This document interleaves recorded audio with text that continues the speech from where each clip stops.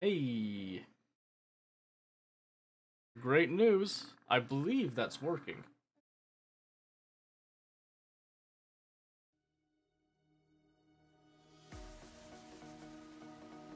It looks like it's working to me, at least. Stream settings. Okay, let's see if we can't.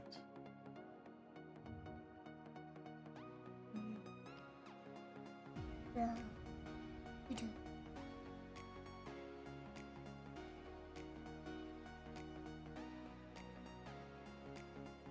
Okay, we're gonna try this. Hopefully this works out better than YouTube, because I have no clue. Not YouTube, but Twitch. We're on YouTube. I have no idea what's going on there.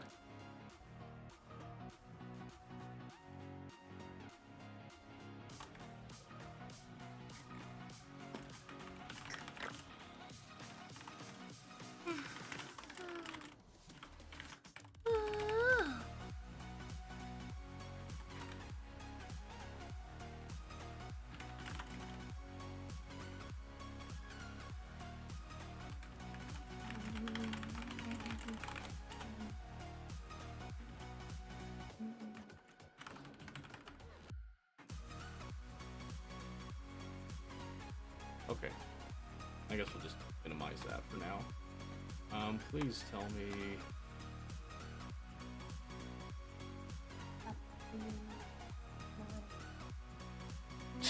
yeah, of course not.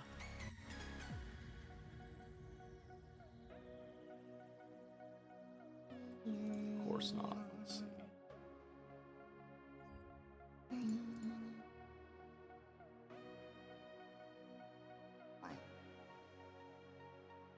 Okay, well hopefully this works. We will see. Yeah.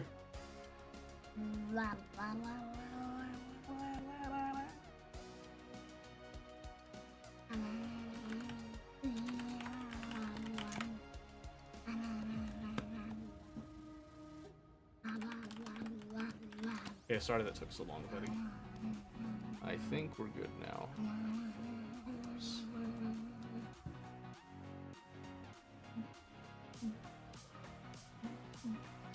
Have to do a whole bunch of two-factor authentication.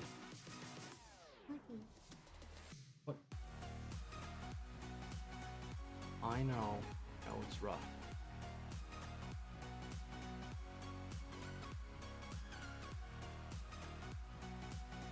What?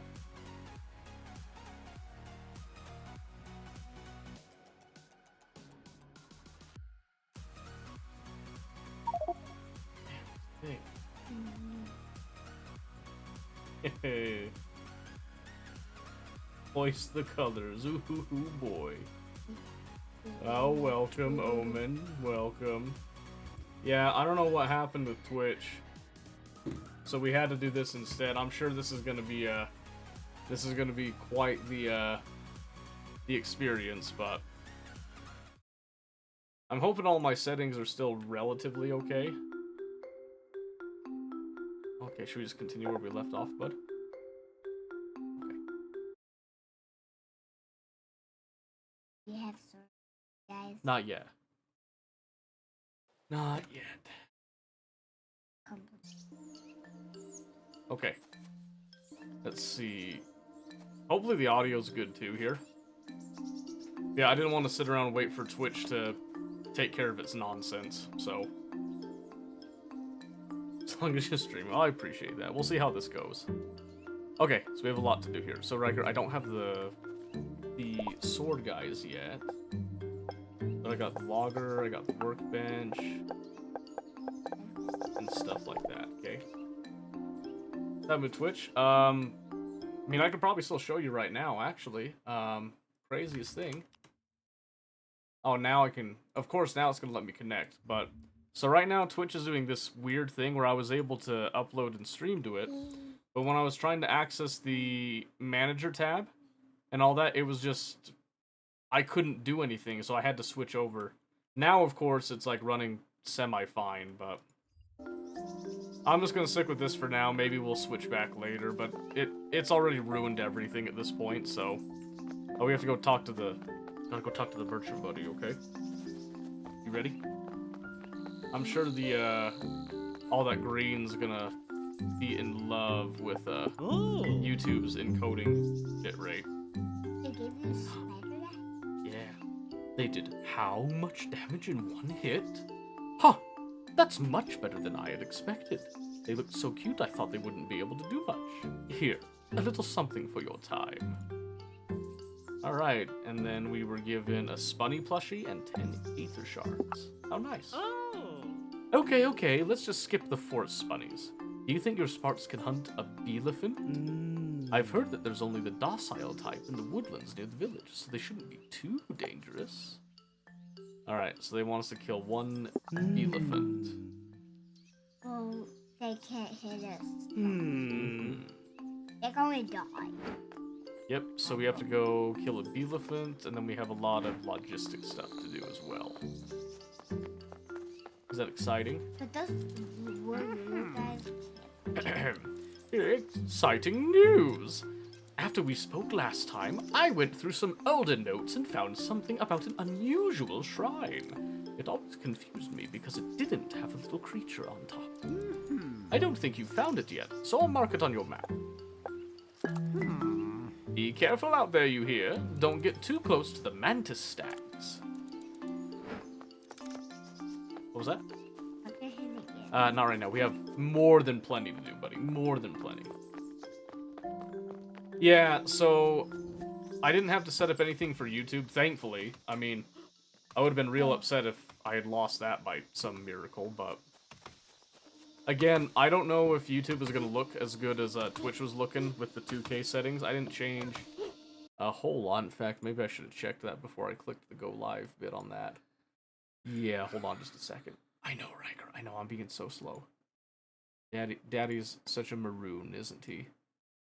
You say, Daddy, you're so dumb. Oh my gosh, wait, that is terrible bitrate. Hold on a second. No wonder it looks terrible.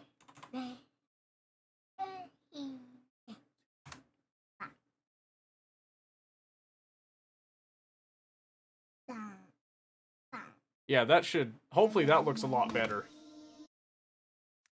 Yeah, oh my gosh. I can't believe that it defaulted like that. You, YouTube? Well, Twitch was being stupid. I don't know what else to do. Yeah, hopefully that looks a lot better now.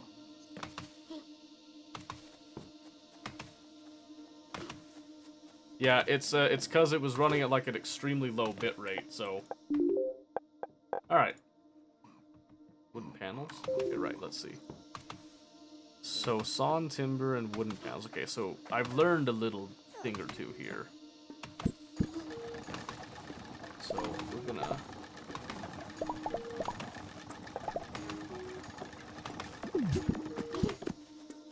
rip those guys up. Because we need to alter a few things. Let's see here.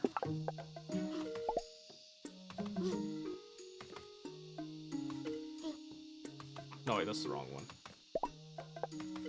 I wanted the saw bench, yes. It would do it when I'm moving. So the reason that it would do it when I'm moving around, quite, like, put simply, is that all this green really messes with YouTube's, like, encoding settings. I do remember that last time I was doing this. YouTube is not a fan of it. Brittany, hello, welcome. Thank you for being here for this extremely impromptu session that I was not planning to do today. Yeah, here, I'll move around a little bit more where there's a lot of the screen. On my end, it's looking way better now that I adjusted that. It's so jarring seeing my government name. I know, right? Yep, that's funny. That is funny. I'm very sorry if I've, you know, ousted you a little bit there. 'Twas not the intention. There we go. So now, what we should do is grab some of these happy little guys, which we have, like, barely any. I've got some here, though.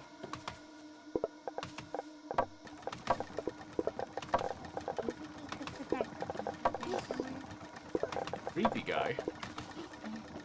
What creepy guy? Spider. What about the spider guy? They killed him.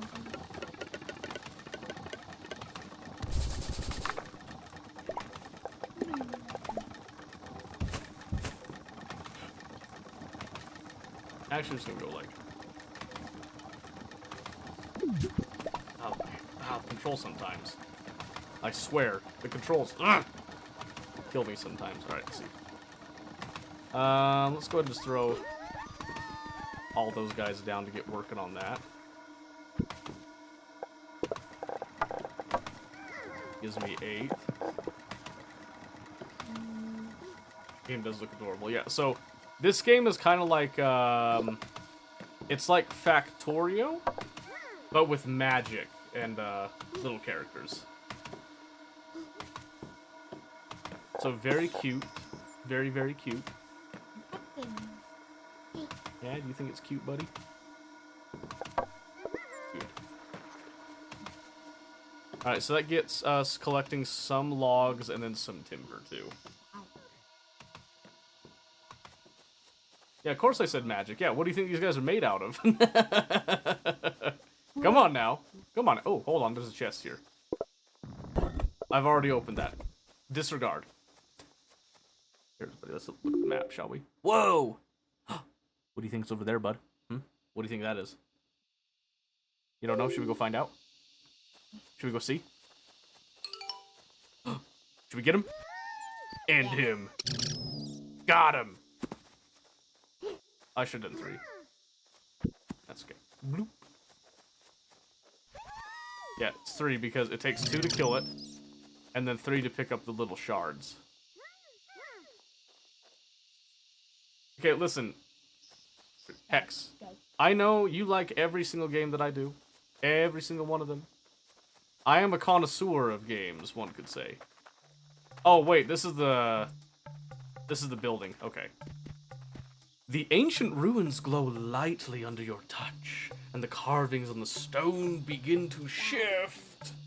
Test start. Attempting to create 1 aether shard. Connection not found. Test failed. To reconnect, unlock function. Machine range 1. Get all that? Okay. Shut up, you're scaring people. Alright, so we looked at it. Complete machine range 1, and then we have to examine it again. Okay, so we can do that when we go back next time. So where is this elephant mark? He said he'd mark it on the map, he didn't mark anything. The merchant lied to me. Background music's pleasing. Oh yeah, all the sound effects are pleasing. I mean, listen to this. If I just have them gather some stuff, watch this. So we do like, have them go attack those guys. Listen to that. And then they'll go pick up stuff that's nearby.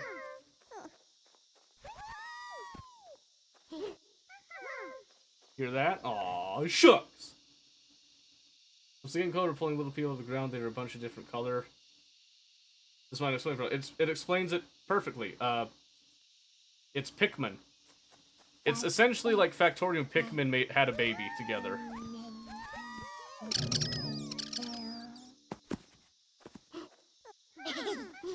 But then you can also, like, automate the Pikmin. What? Is that you?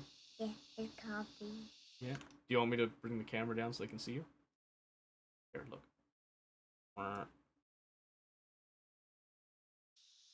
Give it a little bit. It's got a little bit of a delay. Look at that. Ooh. Is that awesome? Loot! And loot!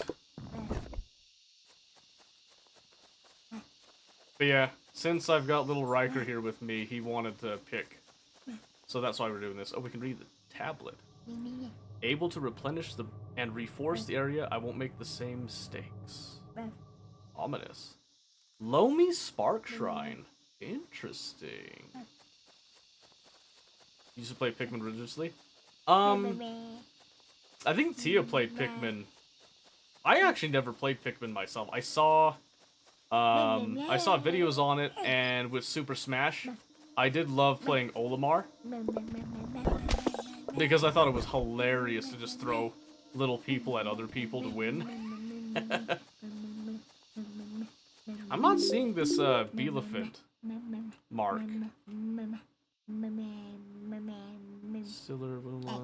Okay. Let's focus on beefing up the production, shall we? Oh, I went the wrong way. What's this?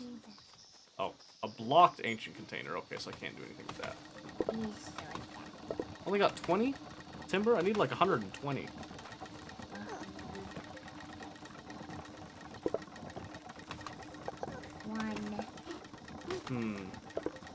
It seems to me that we just quite simply need more. Go, my slaves, go!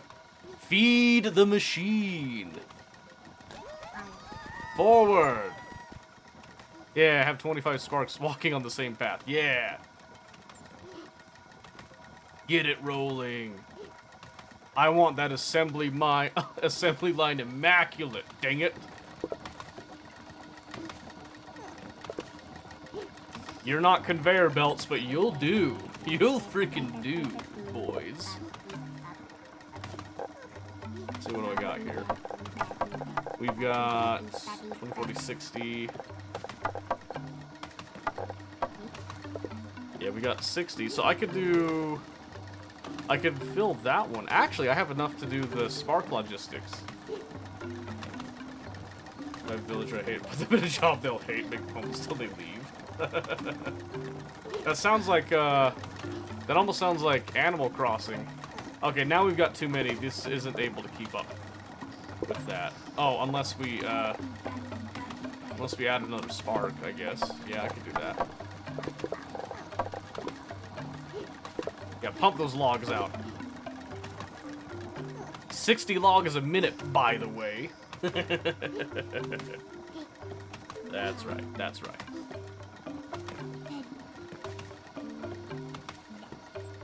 Heavy Village is immaculate on Animal Crossing. Yeah, do you participate in Animal Crossing eugenics as well? Like some people that I know? I'm not gonna name who.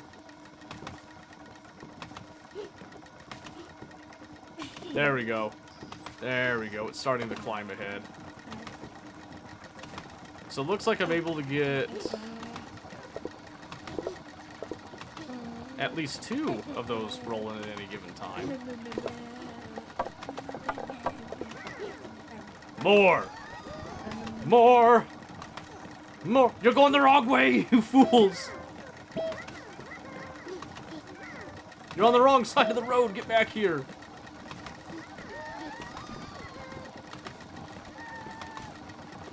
There we go, get in line.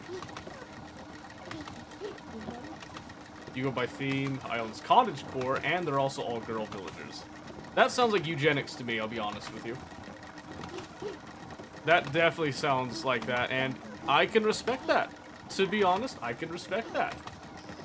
None of them can ever be ugly. That's definitely eugenics. You are a practitioner of eugenics now.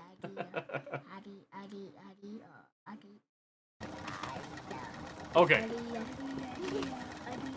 And guys, by the way, thank you for coming over to the YouTube thing, because I know it's out of a lot of people's comfort zone being on Twitch and all that. This was the best solution I could come up with. I hope it's not terrible. Hopefully it's like got the same quality. I'm hoping it's the same quality.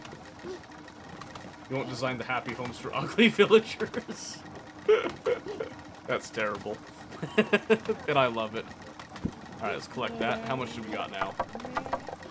So, right there, 60, 120. Yes, perfect. No, wait, no, not perfect. We need more for the, for that, but we can.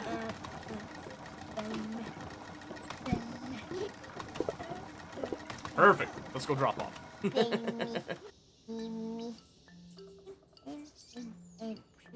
Carrot Peel found my real name. Well, I mean, that's not my fault.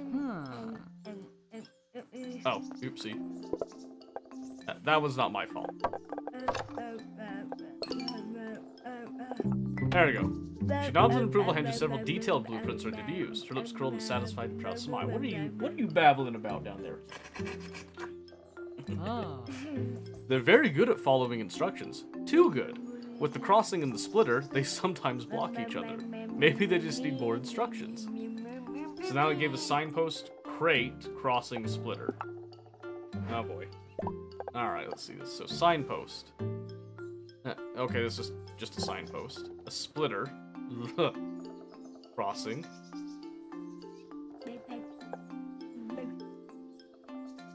And then a crate, which I'm guessing is better than the barrel. Don't know how to change my name on here. Because I think if it's your like normal YouTube account, you can just make a new YouTube account. I think what does mine say? It should just say like my creator name on YouTube here when I type. If I just type in a little testy, does it come up? Yeah, see right there? Testy. Take that as you will. Legally adopted and then got married shortly after. Hell yeah. Yeah, so it's tied to whatever your account name is based on what you have with that, so... Okay. Yeah. You controlling me now? You goofy goop? Let's see. Should we go see if we can do the machine range 1? What does that take? Does it just cost one spark? Yeah. Oh, guess what I don't have? Guess what I can steal? These are mine. Come. The Pied Piper calls, little ones. You. I sacrifice you for the machine range 1. Be sacrificed. Let this be a lesson to you two little snobs. Work, slaves!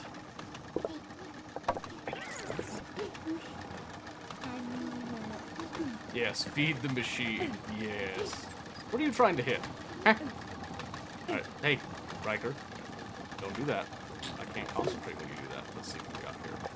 I guess I just went too far. Alright, let's see. That is 100 right there.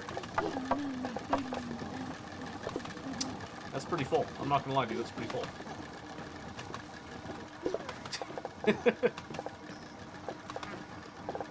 Yeah, the funny thing, we all know that Sims have no rights. Look at this plushie, by the way.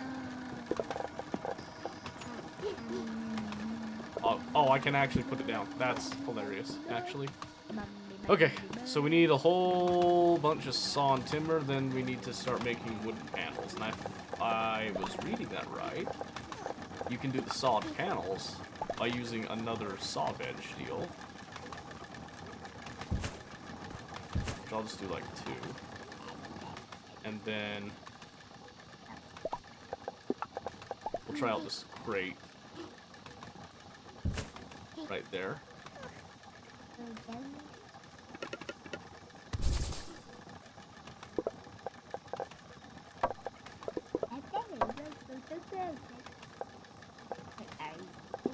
Ah, there's the... Okay. I was gonna say, there's probably like a recipe change thing. It's right there. Okay. And then we can just do, again, we do E. Just like that. That's not what I meant to do. Thank you.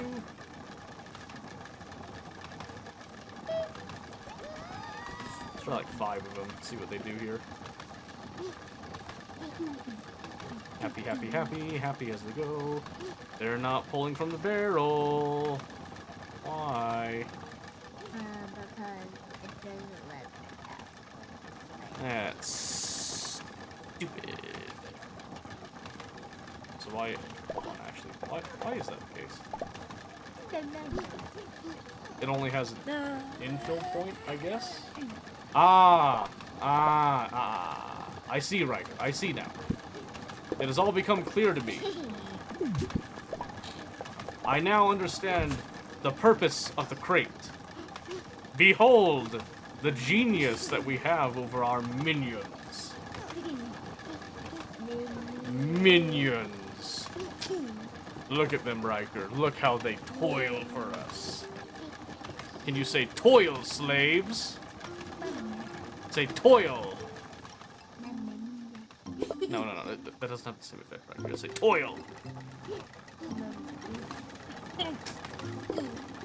Say work. Work for your master. I don't know what I'm gonna do with you, bud. I'm gonna skimp out on work, apparently. My gosh. Alright, we gotta go drop off stuff, bud, alright? Alright. So let's see, so we were delivering this to the mayor. What? Oh, perfect! Oh, that's the wooden panel, right. Yeah, you're right. Alright, fair enough. So now we're just working on the wooden panels. That is on its way, I suppose. Interesting. What, buddy? Look at them. Yep, I see that. Man, look at this dude with his frickin' Oh, I forget the name. The name of the dude that has to push the boulder up the mountain, and then every night it rolls back down. He has to do it again. Oh, I cannot remember the name of that. I had it on the tip of my tongue. It's gone now. Atlas. No, Atlas is the guy that was holding up the world, on his back. Dang it! What was the name? Was it Sisyphus? No, was it? I feel like I'm second guessing myself. Let go of my hands, bud. I have oppression to meet out. I have some ideas. Uh-oh. Is create new path add-ons to insert sparks on the path and expand your logistic capabilities. Now we need to build 2 signs and then provide 80 sawn timber and 40 wooden panels. Give an item filter and a blocker. Sure. And I think I'm finished. Found out how to change things? Oh, nice! I'm glad you figured it out. Okay, stay with me, bud. Spacebar? Look, try it. That's this. Sure. See, and then I use my left click and my right click. So you use your controller to do this bit. I use my mouse for this. Does that make sense? Yeah? Alright. Okay, we have work to do. We have democracy to enact. We have oppression to mete out. Oh, the crates are smaller, too. I am noticing that now. Okay, let's see. So, I want to do like 5 there.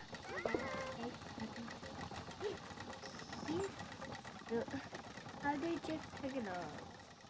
Carefully. Okay, let's see. So, we want to go back to that shrine thingy. Because we don't want to sit there and watch them make all the wooden panels. Heavens no. That would be silly, buddy. Yeah. What does it say? Animating force for the sparks. The etheric distillation process. Whoa! There was their copy. I know it's delayed up there, huh? Are they copying us? Yeah. You touch the shrine and it's you touch the spline, buddy. You touch the shrine and it slowly whirs into life. It seems to be running some kind of test and is checking that everything still works. There is a hiss of steam as the machine finishes a process.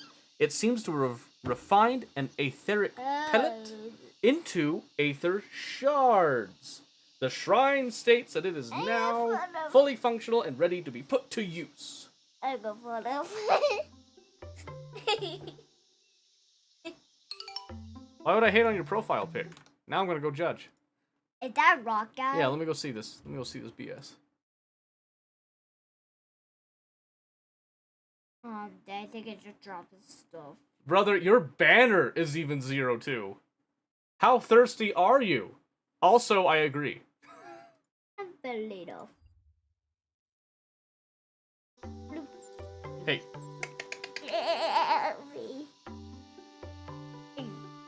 Starting the Franks? No, it's 02 specifically, and you know what you did. You know what you are. So we examined the shrine. So now we can give it these pellets. And then we can also give it sparks, because I'm not doing this. Look at them rolling their face on it. What is it? What's it gonna be? Well, let's find out, shall we? Yeah, I know I got you. I know what you are. No. I'm the same. It takes one to know one. Is that a guy? So for every pellet... Holy, 6 shards? So we have a way to produce shards now. Seemingly automatically. The only thing I don't understand right now, oh, you know what? These probably have the pellets, is my guess, huh? These, like, little workstation things. That's probably what's gonna happen, is my guess here.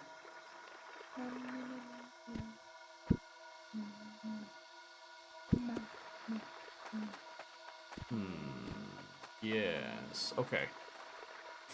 So that's cool. I still don't know where that Beelephant is. Beelephant. And now we just need to build some signs. I think I'm falling off. Falling off? Hey, don't fall off. Goober, hey. You're making this so much harder than it has to be. Come up high and down low. What time is it, buddy? 7:09. Do you want to go try to play the Switch now? It should be charged by now. Yeah. Switch cooked. It was for me at the time I tried it. I went back and looked at it again. It was doing all right, but okay. You want to go try Twitch? Go try the Switch, buddy. Buddy, you want to go try the Switch, or do you want to sit on your chair? Yeah, right there. Okay, sit on your chair then. Sit over here. I'll turn the camera so they can see you. Okay? Is that fair? Okay, let me go back to OBS here so I can actually see in real time. Wrong way. There we go. Hey, the microphone's in the way. It's covering up your pretty little red hair, huh? Goober. How old is he? Riker, how old are you? Say it like a big boy. Hold up your fingers. How many fingers is that?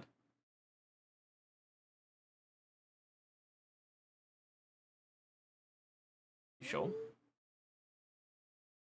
There you go. 6. The first anime I completely fell in love with was SAO. I'm gonna stop you right there. I don't care what you have to say from this point forward. I look down on you. Just as I look down on Mobius. Just as I look down on Mobius, I'm gonna be straight with you. Very unfortunate. Very unfortunate. You made a grave error. A very grave error. That's only 60.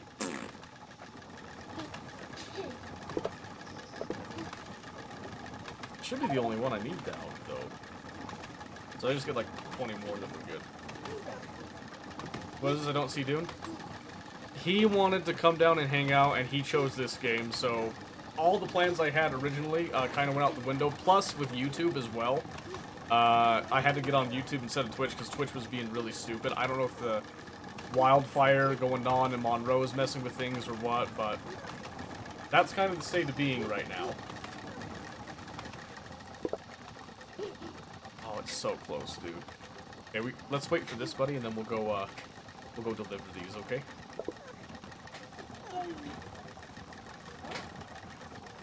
Couldn't find one till dawning with Franks. That's been my hook ever since. I mean, that's a good one. Black Clover is also really good. I do like Black Clover. But yeah, as far as I can tell, like, I don't know if Twitch is cooked for everybody, but it definitely was deep fried on my end. I cannot deny. It might be better now, but now that I've switched, I really don't want to. I really don't want to bother with switching back because that's just more pain than it's worth. Been waiting for more episodes for Black Clover. Someday.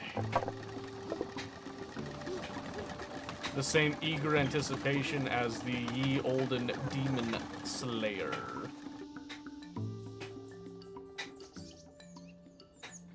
Wasn't cooked, it was overcooked? Yeah, apparently. Yeah, like I said, I don't know if other people were having the same issues as me, but Mosquito was stating that they were having issues. They live in the same general area as me, so. Oh, you're such a hard worker, dearie. Thank you so much. We'll put this to good use and fix up a few things around the village. We'll just need your sparks to add the finishing touch. The construction site is ready for them. What construction site? Where? Oh, it's down here. Thank you, buddy. Ooh, this one. I think I need 10 of them. No! No! Let's go get 10 of them, I guess. No! Have I streamed on Kick before? I have not, actually. Hey, Daddy. What? How about in the cave? In the cave? Yeah. I don't want to get in the cave. Alright, I'm in. Alright, I went back. Here we go. Heard my name? Yeah, I was mentioning, when you sent your message, that's what kind of tuned me in that something was wrong with Twitch on our end. And so that's why I decided to try to do an impromptu YouTube deal, hoping that, like, it's okay. What the? What the? What are you wearing? That would be the tailor. I've just got my hands on something quite exciting. Please, take a look. Oh my gosh. The drip. It's coming. I don't want that. Oh. Mask. Outrageous. Hoop earrings.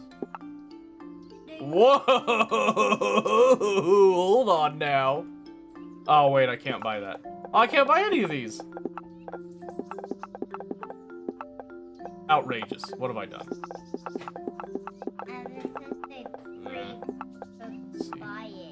Hunter hat. What does that look like? Show me what it looks like. Oh wait, the top hat. Never mind. I don't care anymore. Oh no. Oh my gosh, you Can I? Oh, I wanted them to wear it. I wanted them to wear it so bad. Oh, Daddy, I think that's the next girl. Yeah, okay. Let's see. Let's see. Currently watching Overlord. Overlord's really good. I like Overlord a lot. Kick that where the Lupa went to and died. Yeah, Kick's got a lot of weird stuff that's happened with it, but after beating Blue, it's right back to back. Man, those two together is something else. Oh, we've been crafting up a storm. Take a look at our new decorations. Oh my gosh. What is that? What is that? Oh, for showcasing plushies. Okay.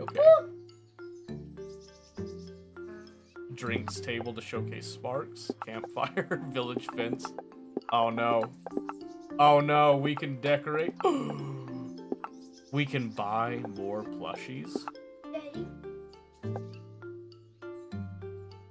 No. Hold on a second, buddy.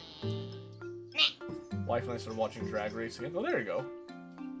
If heart spam shows up at everyone's stream. Wait, heart spam? What heart spam?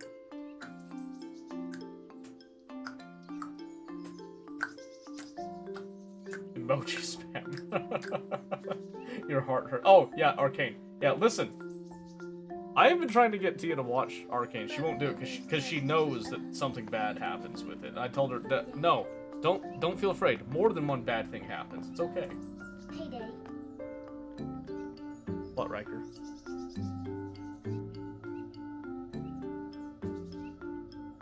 Not right now. Give me just a second, okay?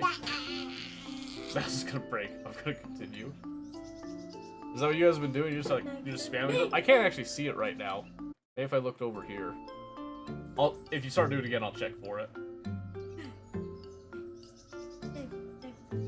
He was in the same area as this? He is, like, recently. Like, for now.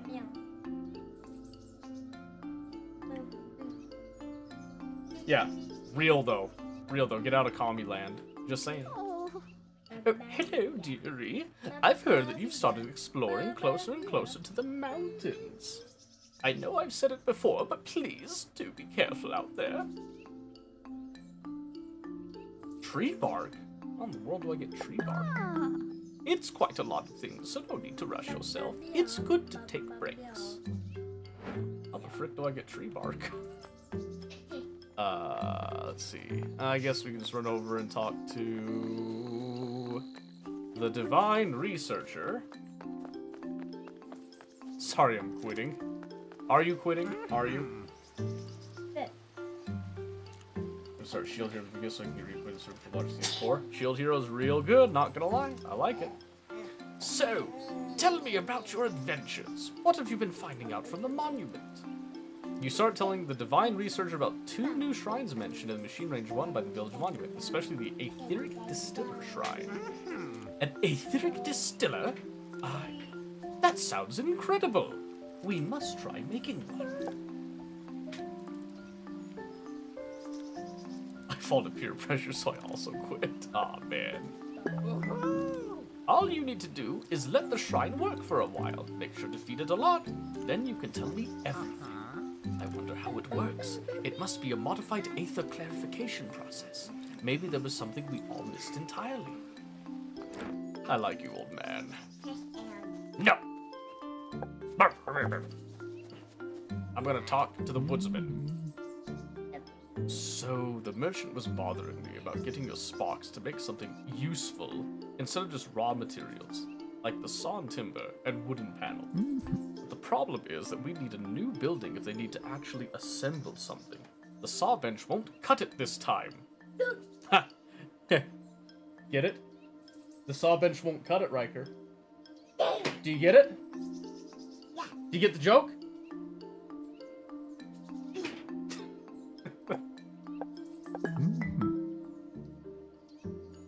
Alright. Feel like you need to do something special for Settle? Like what? What are you gonna do on YouTube? Favorite target again? I've only been playing PvP with Seto, but I'm getting back to playing PvE some more. PvE till you die? Yeah, okay. Yeah, okay. Yeah, alright. PvP is where most of the fun is. Just saying. You're not gonna get the same experience in PvE. My life is enough PvE for me. Ooh, dang. All right, let's see. We have a lot of stuff here. So one thing we need to do is go and get the ether shards first. We'll do that since it's the farthest away. Come, slaves.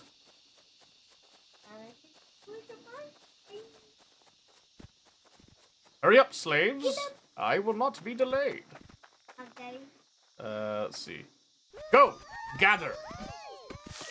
Rip up the land, slaves. Let's see. Where do I get some more of the pellets? What'd you say, bud? I killed those spider castle. Spider castle thing. Which one? Which way? Which way am I going? Like they killed them. Oh yeah, no. So we need these. Not these. These. Yeah, that's what we're looking for. I killed a big. You did kill a big one. That is true.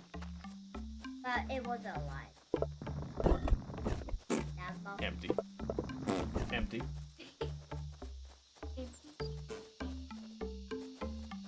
I live PvP at work, trying to live PvP in my entertainment. You're just not living life right. I'm just saying.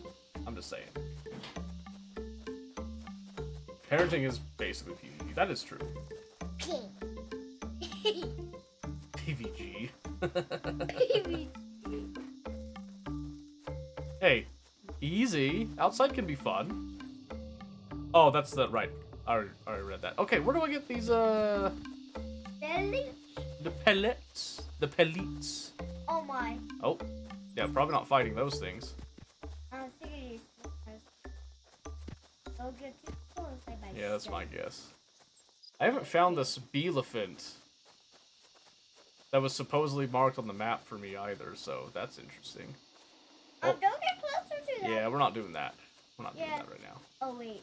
What's this thing? I think it's Splash of the color room. feels nicer. What is There's this? a bucket of it. They grow lightly, colors supposed to be shift. Test start, attempt to create one arty spark. Arty spark, huh? I'm a little disappointed that doesn't sound like it's an artillery spark. It looks like it's a paintbrush and Look, a bucket. an ancient bucket. No. It won't let me touch the bucket. Outrageous. Oh hey, there's like actual water here. Can you go across it? Can you? No, can't swim. Can't do it. Too risky. Oh, mommy. Too risky. Oh, mommy. Finally retired Ash Ketchum. What about Ash? Dad. We know what happened to Ash. Oh.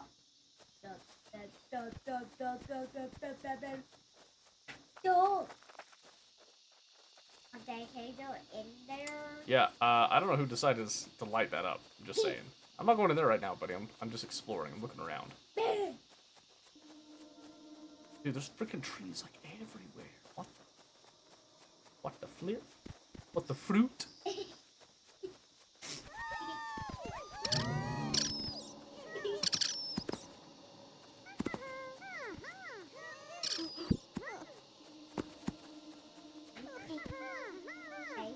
What? You know what those sides up there? Because it got mad at Lee? Relax now. A canon gender reveal, perchance. What are you saying? You little goob? What does this say? There's a carry spark. Hey! Team range 2. It just only just Hey, three. get back here, stupid. Hey,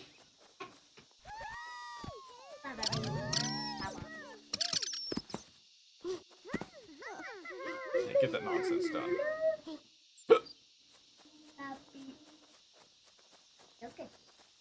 Living in the Mistborn world? Shoot, maybe. Alright, that's 5. 6:30, so that's not enough. We need like 2 more of these pellets. I have no clue where to get them.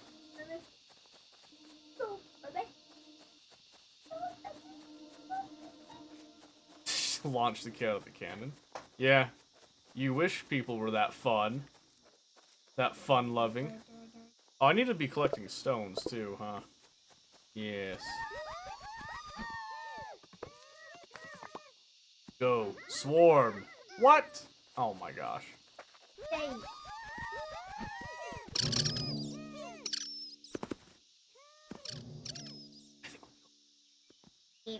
No. No. No. Gimme. No. Gimme. No. Riker. Is that one? The big thing? Yeah, that's a bee-elephant corpse. Not a bee-elephant, but a corpse. You understand, of course. Did they pick up? Oh. Yes, they can pick it all. And I'm not gonna dirty my hands with picking it up. Alright, we'll see you later. Hopefully I get to play something more that I was actually planning on playing in a moment here. Just saying.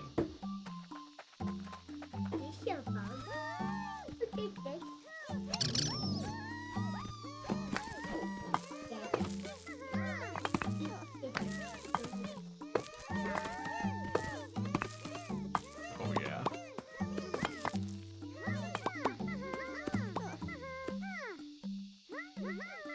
Give me some of these again, 40? Ugh.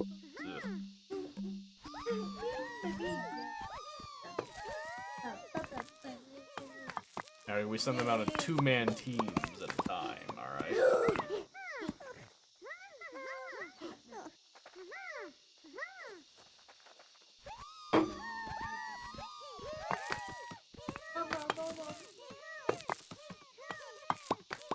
Riker, are you getting tired?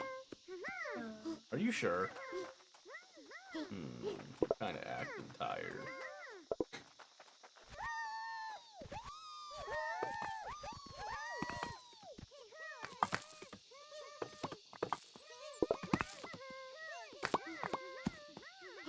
What? Oh, I saw you yawn multiple times before we even opened up the stream. Look. Yeah, I did. Don't you pretend like you didn't. You little goofball.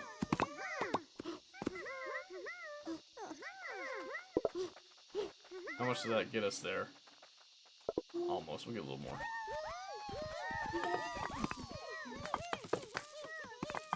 Yawning so much she has me yawn. Yeah, see, you're making other people yawn, goober. What are you smiling about? What, you think you're funny? You won't think you're funny when I tickle that belly. Oh. Alright, okay, let's see. Let's go back, where are we at here? We go this way.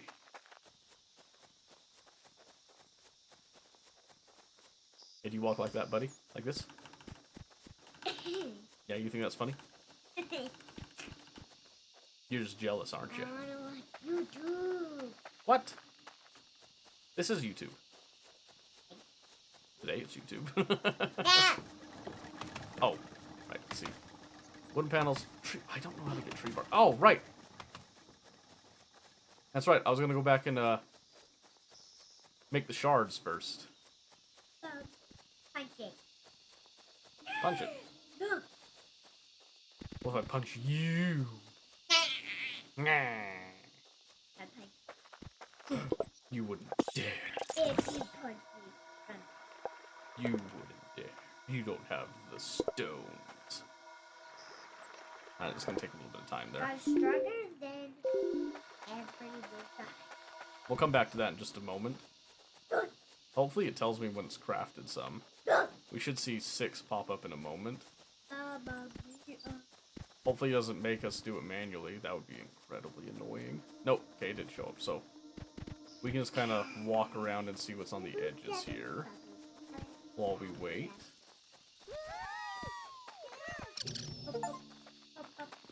Yeah, hunting season 1. We've killed 50 spunnies. That's right, buddy. 50. Like a buck 50, huh? What? Ow. Or was it hard? It was hard enough. I'm scared. I'm fragile. All that karate paying off, huh? Turning you into a straight stone cold killer. What's up, buddy? Okay. The yawns are real this one. I'm telling you. I'm telling you. Yeah. You're so funny. Easy now, bud.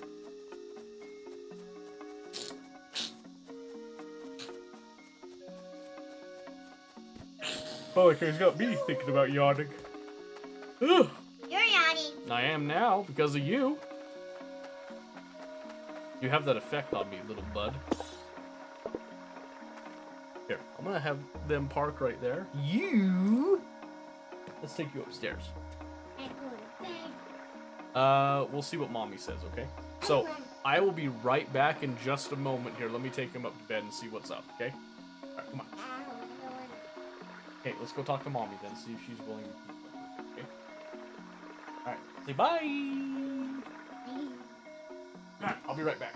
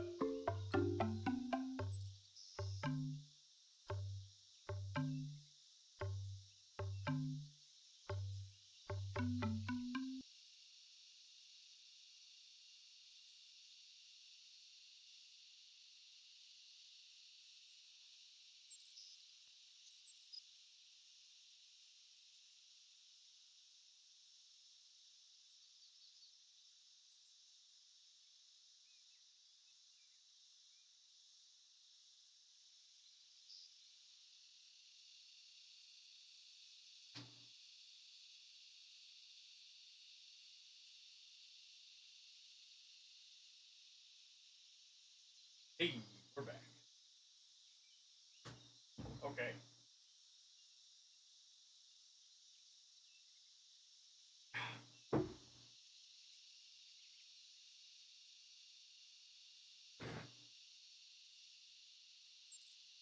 Yeah, I have no idea how YouTube works with this stuff. Because I think in order to do anything, it's kind of like what Twitch used to be.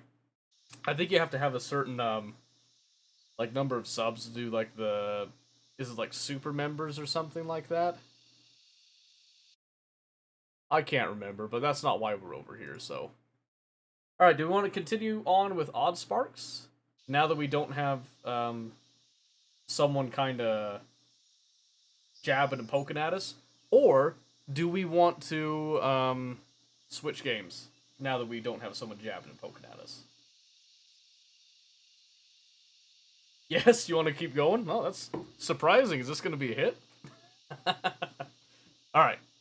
Let's collect these. Okay, so we're going to go talk to the Divine Researcher. We also need to build signs. Which I'm guessing... Oh, whoopsie. Oh, I just need some wood panels, that's all. Alright. Okay, we'll do this for a little bit longer, then we can go on to some of the other stuff we were planning. Inventory's full. Nice. Okay. I think I can still do signs, right? Mark this location on your map. Ta-da!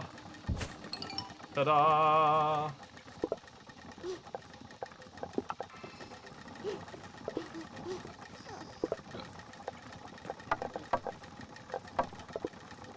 Sure. Intuitive enough. Ta-da! Just throw minions at objects? Kind of. Did any of you guys ever play the game called Overlord? Does that sound familiar to anybody?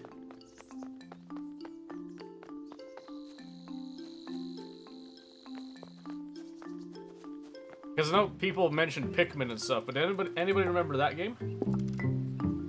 Alright, he writes down what you described as you've let the distiller run. Suddenly, an almost maniacal laugh erupts from him. Aha! It's so simple! It practically defies explanation. We won't even need those ancient bases. You could place this distiller anywhere. Try it out.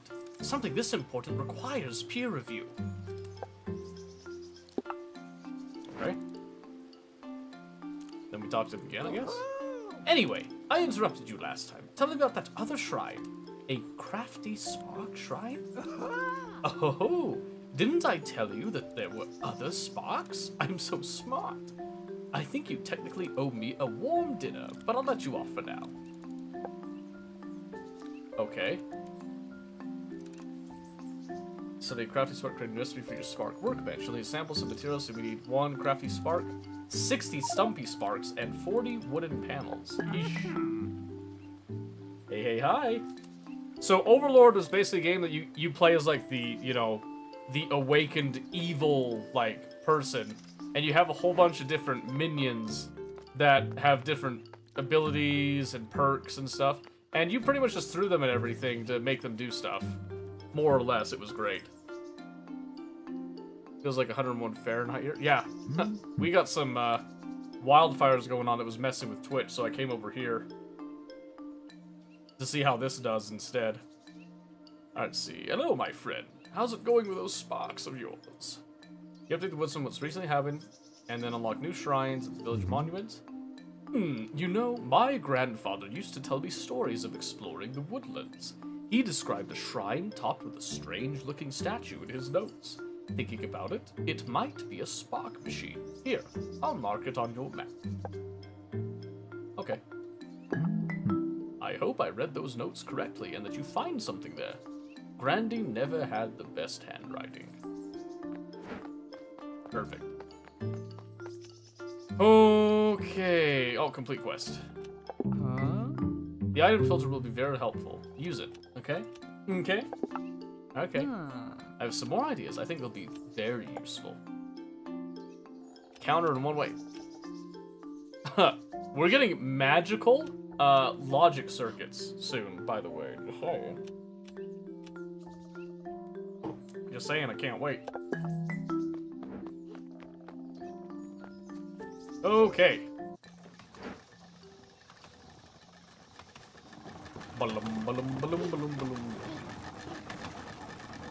Okay, so we've got all of that. I did manage to get another Bielephant carapace thing. I still have no clue where that Bielephant spiel is. That was supposedly marked for me. Because I need to kill one Bielephant. And it's nowhere. Crazy.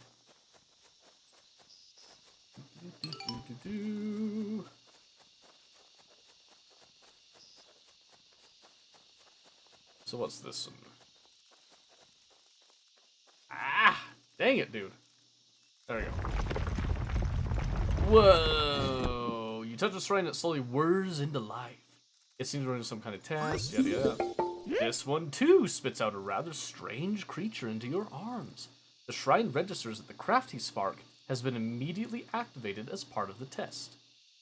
The crafty spark waves at you, ready and eager to receive instructions. However, before anything could be done, with a puff of magic, the spark turns into a wooden disc that fits in your hand. With the deactivation successful, the shrine states that it is now fully operational and is ready to be assigned sparks. Okay, a crafty spark. Worker spark, good at working in buildings. Rather grumpy looking bunch. Seems like they actually enjoy working hard. Okay, so they have better efficiency. And they're made from Stumpy Sparks. My inventory's full. Of course it is. Of course it is. Okay, let's see.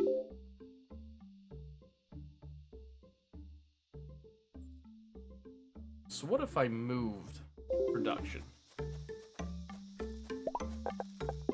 So what if we did a couple of loggers over yonder?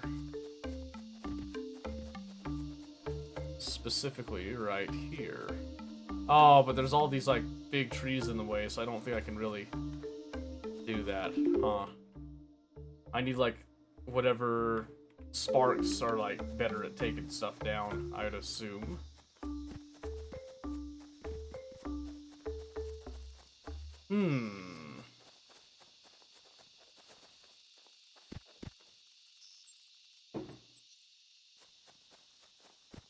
There's a bunch of forest spunnies there.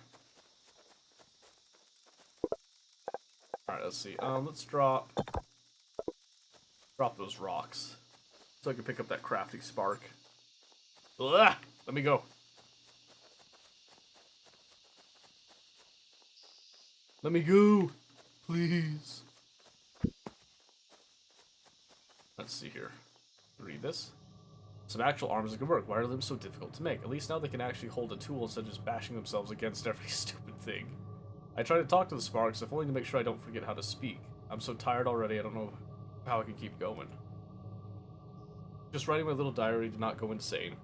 Doing my best to save the world to not die of guilt. Love the animation style. Yep, I like it too. I like it too. Alright, let's see here.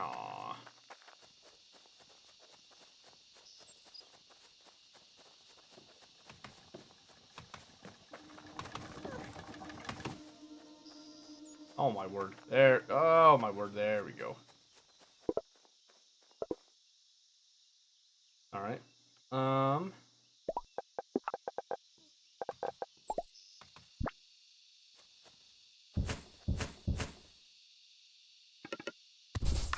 There. I'm just assuming we're gonna need a lot more of those panels.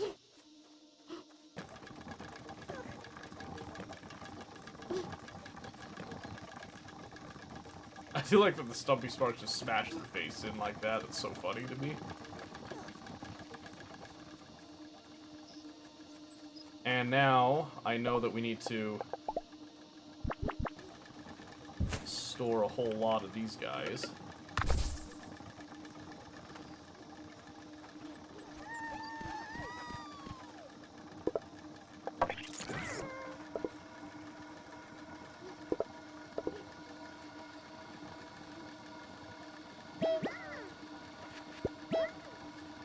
I think I only need one guy just kind of dumping off there, to be honest with you.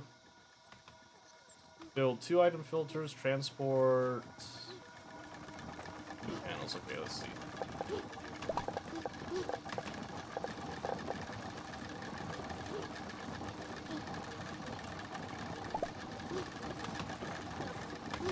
If placed on a path, sparks can only pass the sign if the item they're carrying matches the item on the sign. Okay, so if we do like...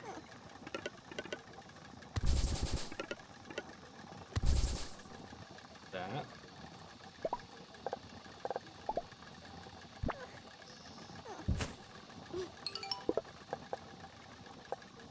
Okay, so let's say that I did that. And we just did... These guys go through, they carry nothing there, and then if I just...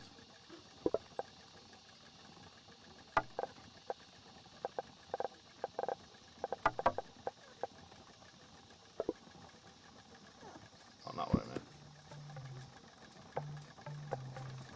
Hold on. I'm trying to do a test here.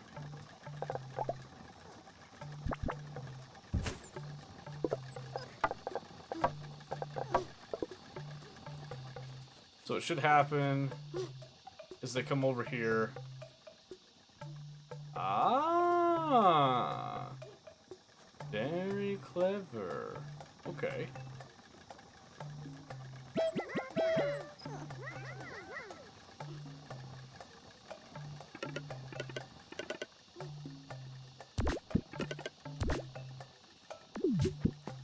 Okay, that makes sense. So there is, like, room to do stuff, it looks like. Okay, so I need 60 of these stumpy sparks. A whole lot of this other stuff, too. Okay.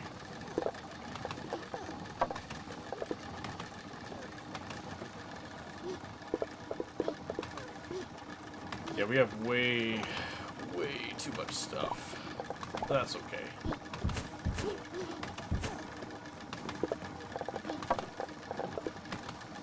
Okay. There, that way we can at least store some more wood. While we're thinking about it.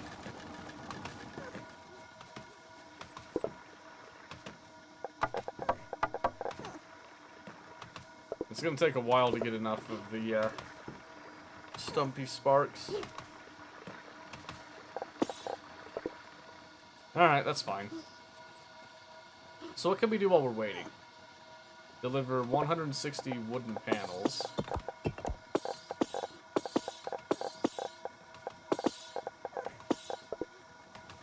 Let's see.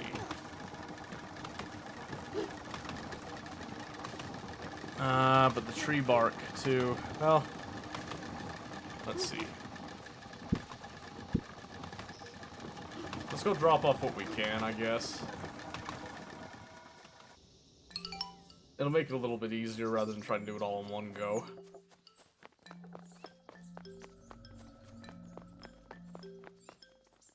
We'll start with the Divine Researcher. So he needs 40. That's easy. And then he wants the 1 Crafty Spark. And then we'll give him the Stumpy Sparks when we get them. You need some wooden panels too. You also needed the stone originally. I have no clue how to get the tree bark right now, but that'll come later. And then you also wanted... Oops. I don't have wooden panels, but I'm going to get you some.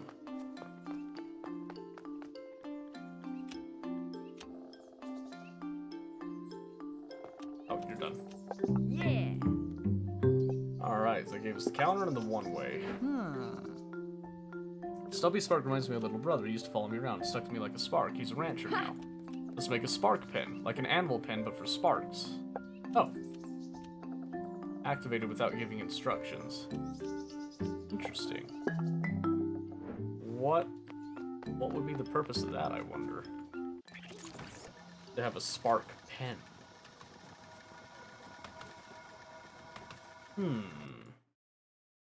That just don't seem...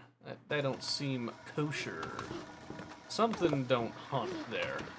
So, 10, 20, 30, 40 is what I got right now. We need 60. I don't think I can create another one of those shrines. We do have the waypoint thing, though, so that's cool. So, Distiller, Crafty Spark Shrine, Ancient Waypoint, Lomi Spark Shrine, whatever that means. Okay. Right.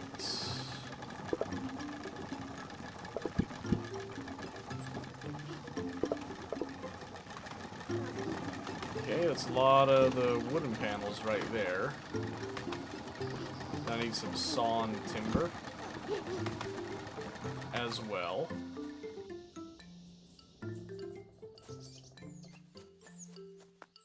Okay, so you need a lot more of the sawn timber, but we'll get there. Woodsman needed some panels as well. Alright, for now, this wood workshop can only make some wooden blade. Not good for much other than training household uses, but it's a start. If the merchant complains about wanting something useful, they can figure that out themselves. Okay, so now we have an actual crafting recipe. If Sparks can assemble items, then we can get them to refine something more challenging. Hopefully I'm not barking up the wrong tree. Loamy sparks and wooden blades. Oh, jeez. Oh, this is how you get the bark. Okay. Not that one on the spot. Probably get an eye roll from the merchant. That's fair. Okay, so I have to activate the Loamy Spark Shrine to get that one. Let's see, so you just need the Stumpy Spark. I think we gave most of the wooden panels that we needed out. Now we just have to come over here. Sure.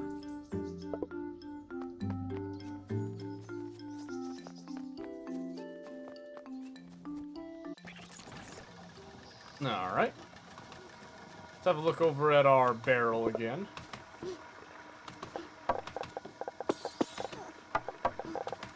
10, 20, 30, 40.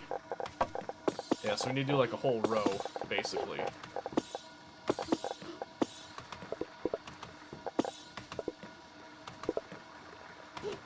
Alright, so we're looking, we need 13. It's gonna take a while. We'll come back to that. We'll come back to that. I guess let's look over at the Loamy Spark Shrine and see what is required for that one while we're here.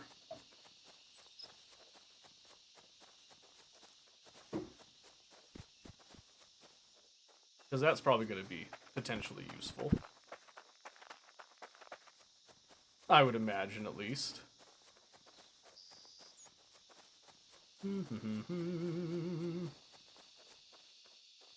And it wants machine range 2. Alright, so am I able to... Can't fast travel that? I don't know how the fast travel thing works. I don't even know if it's really a fast travel or if it's just baiting me. Probably both. Probably both. Alrighty, let's see.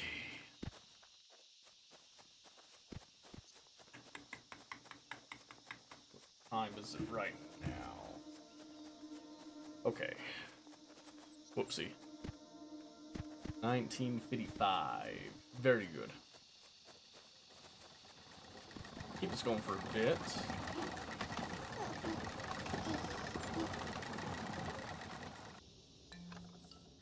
Oh, wait a minute. Wait a minute. Let me grab some of this other stuff real quick.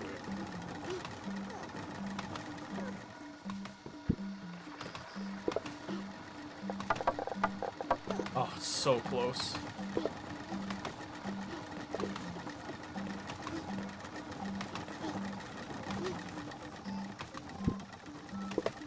There we go. Just want to give myself a variety of materials to see if I can unlock a bunch of stuff all at once here.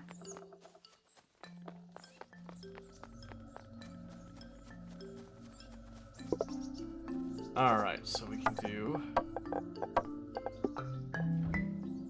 Yay, unlocks fast travel to the monument waypoint. Unlocks quest overview, monument overview to help you track progress and unlocks. Okay. Okay. Fast travel to all ancient waypoints at range 0. Unlocks build presets. Cool. Machine range 2 requires a crafty spark, which then unlocks the carry, loamy, and choppy sparks. Item recycling. The etheric recycler.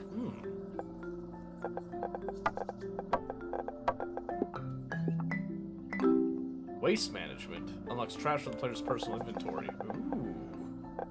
My, you don't say.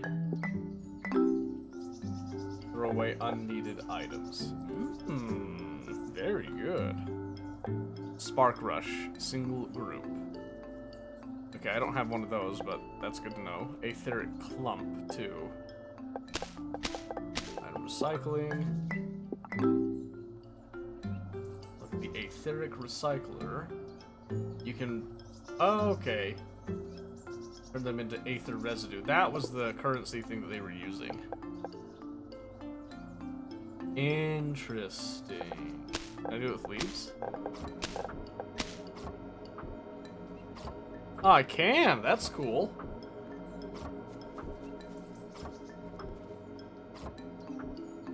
Yeah, that's very cool.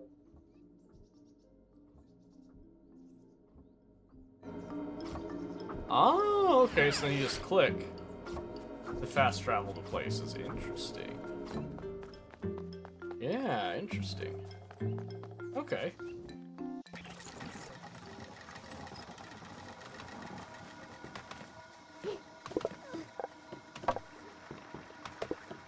Okay, that's what the divine researcher needs. Let's go satisfy him.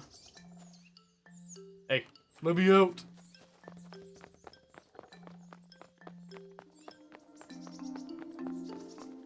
And then we'll see where that takes us next.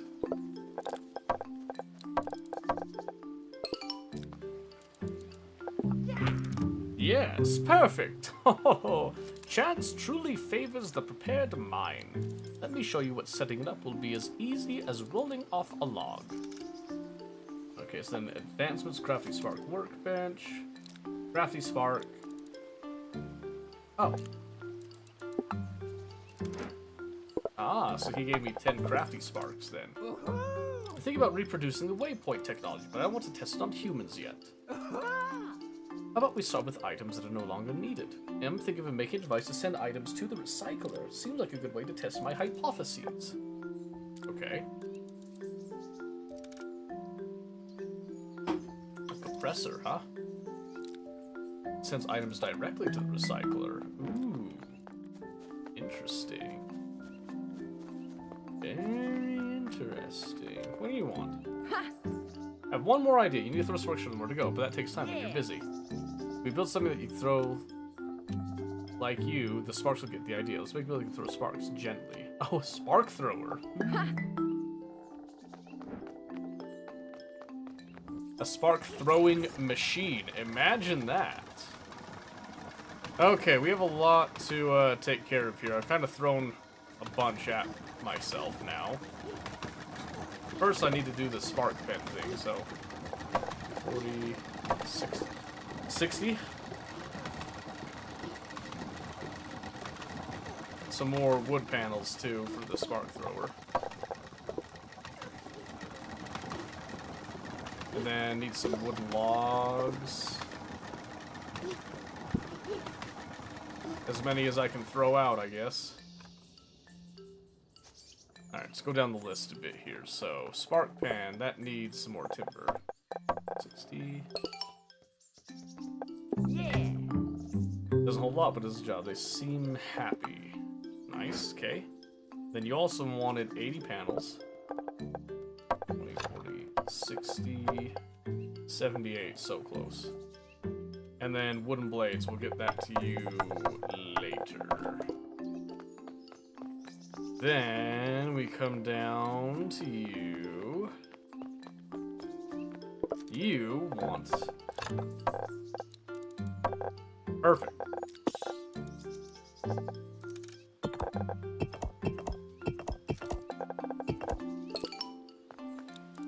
Compressor.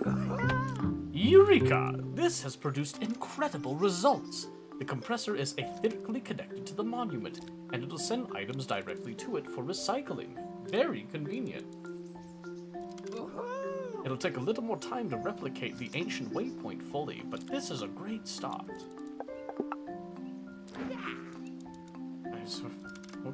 It's not very readable. For some strange reason, there are some footprints on them, but we won't let that stop us. From what I can gather, there are 3 shrines out there left in the woodlands. One with a statue that resembles a bean, a bowl-looking statue, and a statue shaped like a knife. That means 3 new sparks for you to find and for me to replicate. Some of the notes are a little mixed up. I think it's best if you can give me the materials for all 3, and then I'll research them all at once. Holy moly. One of my old inventions was a bean bowl knife. It contained a meal and all the utensils you needed to eat it all in one package. Just too far ahead of its time, I suppose.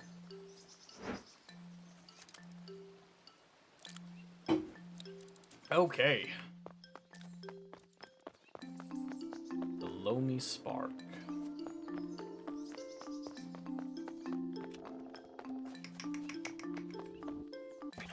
Okay, let's see.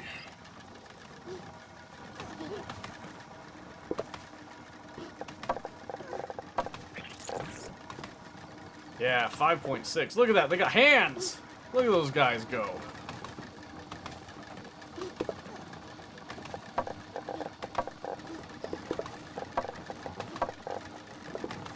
Yes.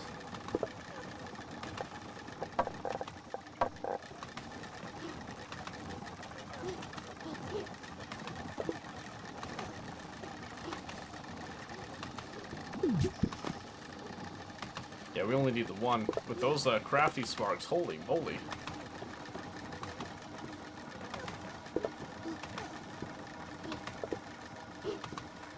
Yeah, beautiful.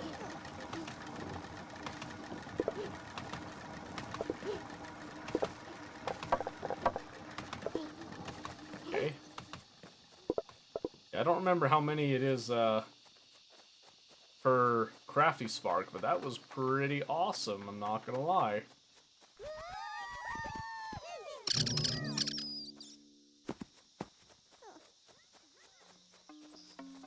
Let's see here.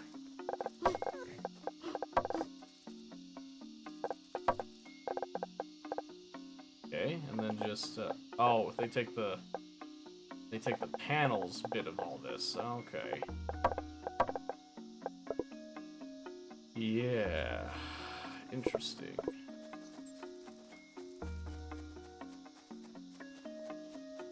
I should have brought some panels with me, but you know.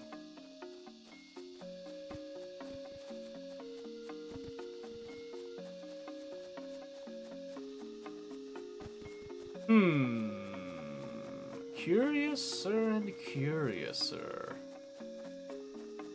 What does one do with this? What am I doing over here? Now it's a distiller shrine.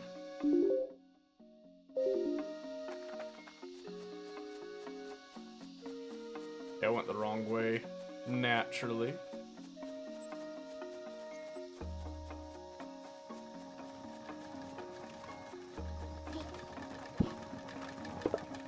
Perfect. Try this again.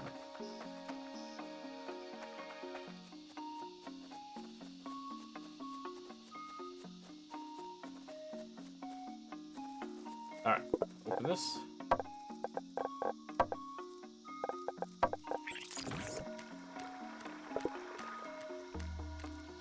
They can churn out 3.8 a minute.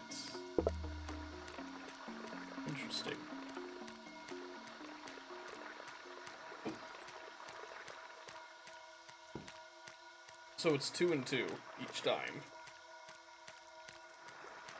Oh, interesting.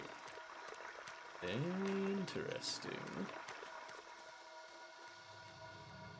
Oh, sorry, I read that one already. Okay. I haven't explored directly up here yet.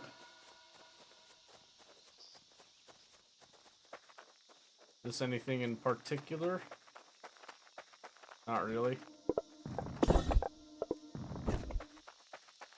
Okay. Let me through. Ooh. Yeah, kind of a fun little deal going on here, though. I like it. 7. Check a couple things here.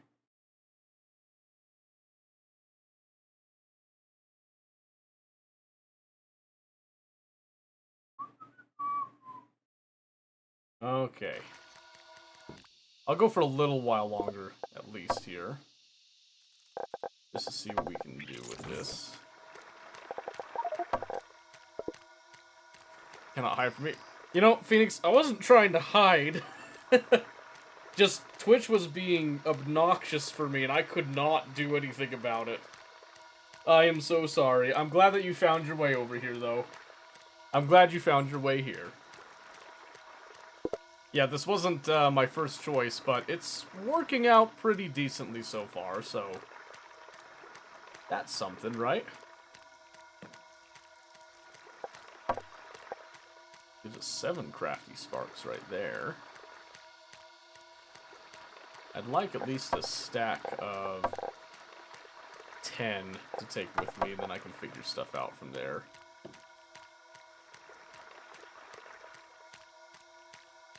I just need 3 more there.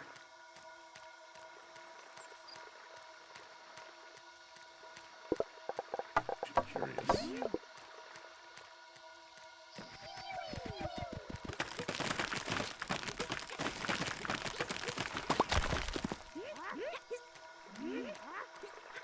No, they seem about the same in their gather rate, at least.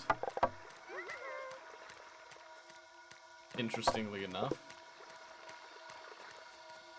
Yeah, they didn't feel too different there. Setting up a proper bus. Ooh, you're going with the bus, huh? That's fair. Nothing wrong with that. Nothing wrong with that at all.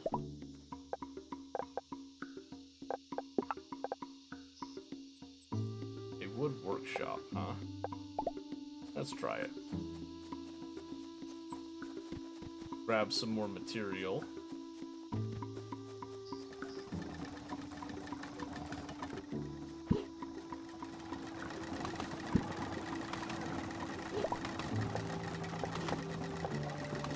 To assemble complex wooden items. Alright, so I'm gonna come down here. So they can do wooden blades. That's it right now.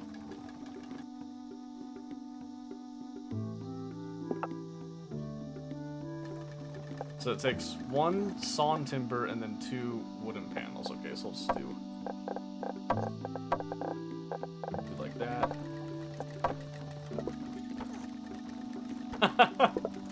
I like the big hammer. That's really funny. That's really funny.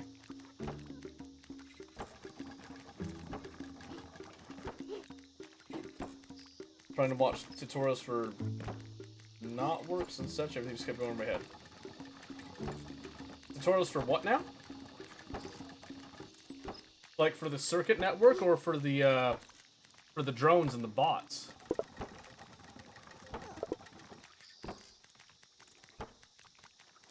Yeah, okay, so that's how that's gonna work. Networks. Gotcha. I gotcha. What was going over your head on it?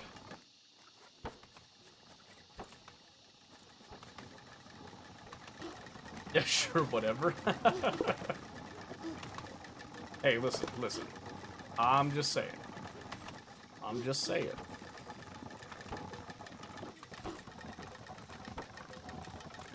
Alright, trying to think here.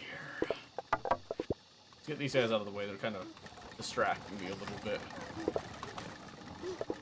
So you got all the sawn timber there. We've been turning it straight into wood panels. Now I want to make a bunch of wooden blades.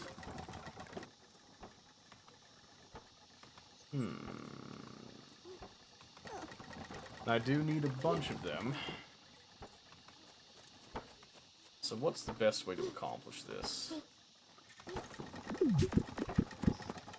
Probably just take those. Keep that as like a buffer, so to speak. Maybe we...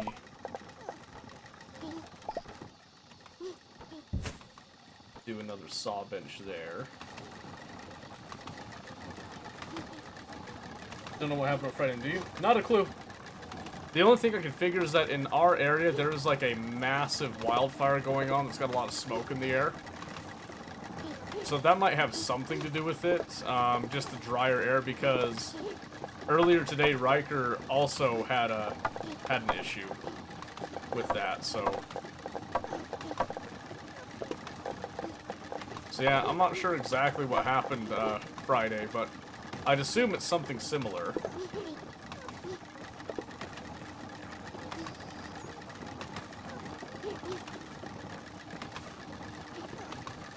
And I am pumping out this timber. I won't deny it.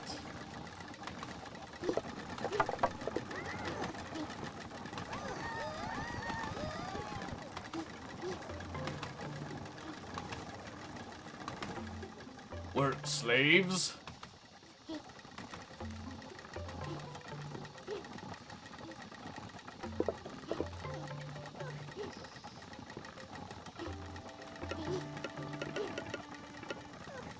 Stand by.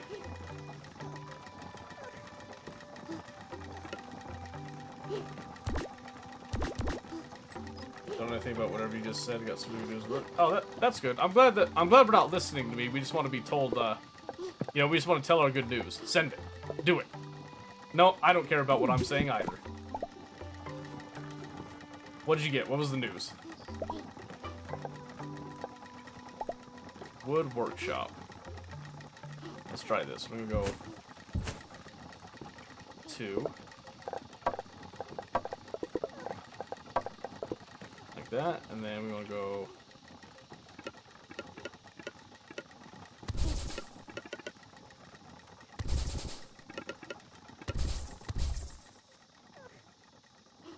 just like that, and then since we're storing in bulk here...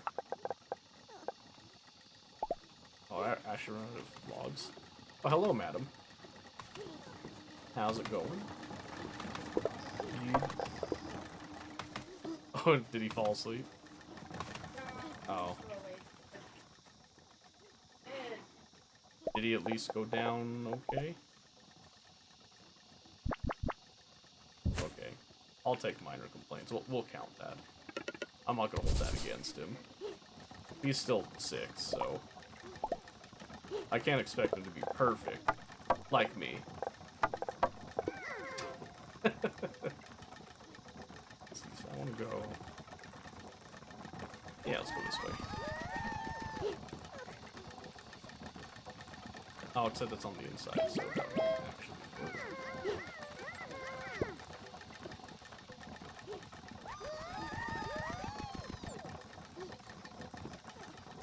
I don't know what you're saying about Riker. Oh, gotcha. They're close to home. Yeah, that's true. That's true. Nah, I was just teasing.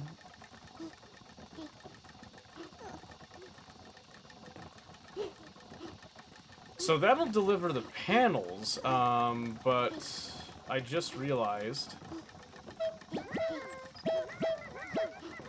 that I'm also going to need... Let's see. I need to also deliver sawn timber. Which means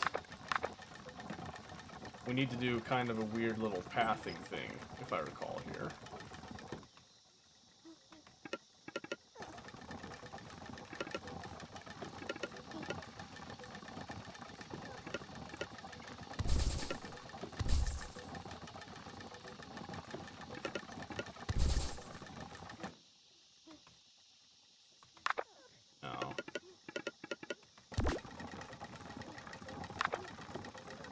let's see.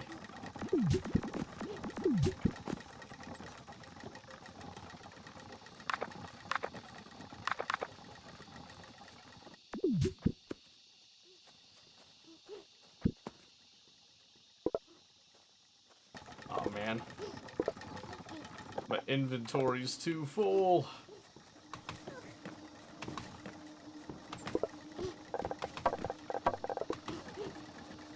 Yeah, I'm incredibly humble. I'm the most humble person ever in life, I dare say. But yes, what was the good news? Send the good news. Bring it forward. Wood workshop, okay. So I'm gonna go all the way down here instead. And then again, we'll supply them with some crafty sparks. Now, I think I need to do...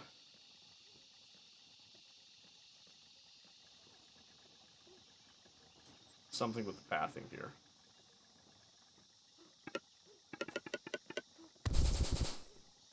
So then what if I did...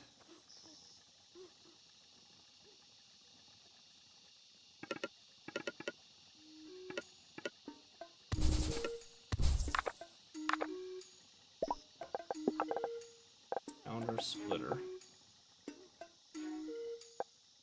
Crossing. Okay, that's what we need, the crossing.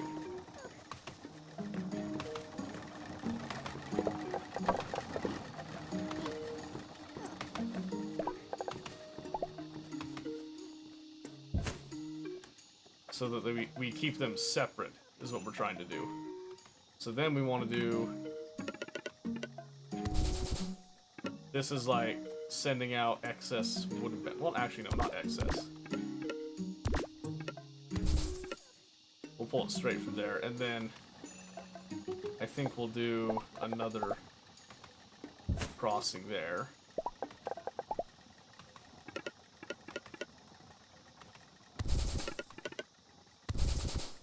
There we go. Now we can just do...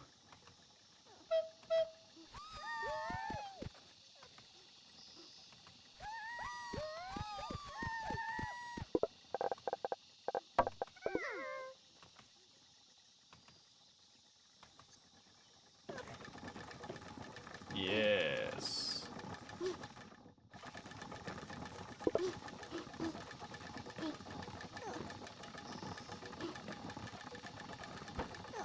Yep, so then we prioritize the nearest shop first. Then we can do a barrel up here. Then we'll just bring all the excess too, and I can just go... I don't think this matters much, but... We'll do 4, just to count for, like, maybe if both of them are up, there's like 2. Not expecting them to really, produce that much presently, but... So yeah, the idea is that we prioritize filling up the one on the right first, and then we can start filling up the one on the left. As it goes.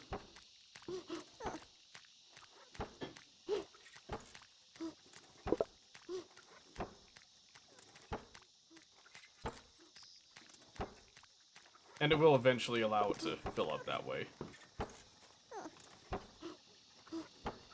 Yes. Perfect. So yeah, that should start to fill out some wooden blades as an order, at least. And then we're both managing all the web team projects. Yep, you mentioned that before. I remember that. Good on you, by the way. Oh, not what I meant. We'll throw out some more of my sparks there. Keep production rolling. Only one? Oh my word. Dang. That has been idle this entire time. That bites. That bites a lot, actually.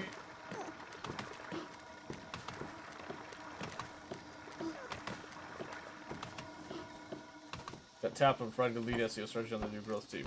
Yeah, didn't you say that you were leaving behind the team that you had made, basically? And you were pretty sad about it because you built that team from the ground up.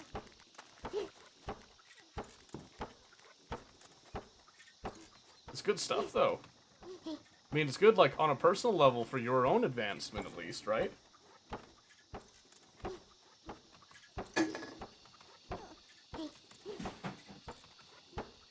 Pop that open there.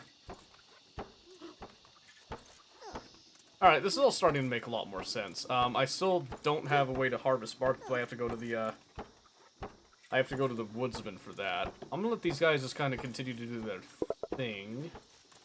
I could use some sparks, though. I don't want to take away from currently producing, though. 7 will do. 7 will do. I haven't talked to you since Friday, I thought so. But you talked to me Friday night! Yeah. Yeah, I remember. I remember. Some may not remember, but I do. So is this... that's the distiller shrine. Not quite what we're looking for there. Looking for that Loamy shrine. Didn't remember. It's okay. I have been told I'm a very forgettable person. And that's okay. Machine range 2. Okay. Fast travel that. Machine range 2.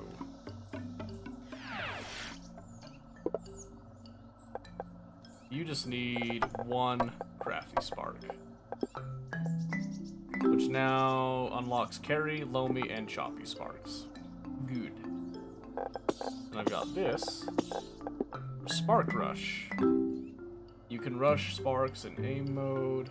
It sends all sparks of the current select type towards the cursor. Double tap or to rush all equipped sparks. Really? Not forgettable to me. Shucks. Thank you. I appreciate that. Alright, let's see. Let's keep going for a little bit longer. I want to see if we can get a couple extra... at least 1 other spark type for now. Then go from there. Let's see. Let's get some more.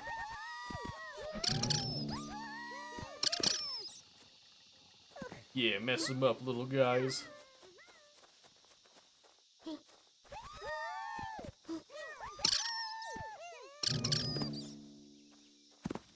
Bring them to me. Bring me their heads.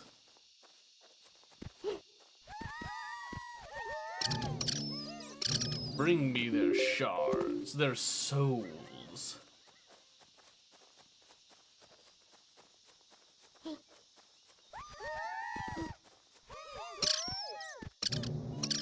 Alright, loamy. Alright, checks everything's still working. And as expected, spits a new strange creature into your arms. The shrine registers that the loamy spark has been immediately activated as part of the test. It wiggles its leaf, ready and eager to receive instructions. Before anything can be done, the spark turns to the familiar wooden disc. Place in your bag with the deactivation successful, yada yada yada, okay. Loamy Spark. A one-use special spark that regrows the local plants when it's thrown. So, it has no offense. Interesting. Okay.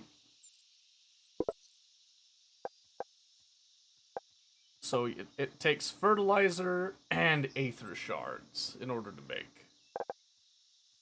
That's very interesting.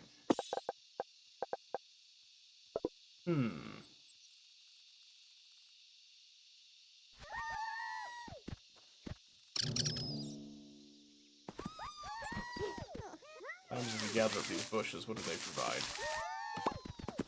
Just leaves?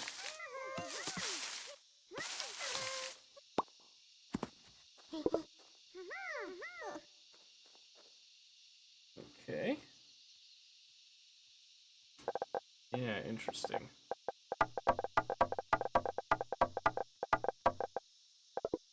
Okay. And that creates 5 of these loamy sparks. And we need the loamy sparks for the bark harvesting. We need 10 of them. Okay, so I'm guessing fertilizer is probably something that I buy. So if I go down to the merchant, maybe.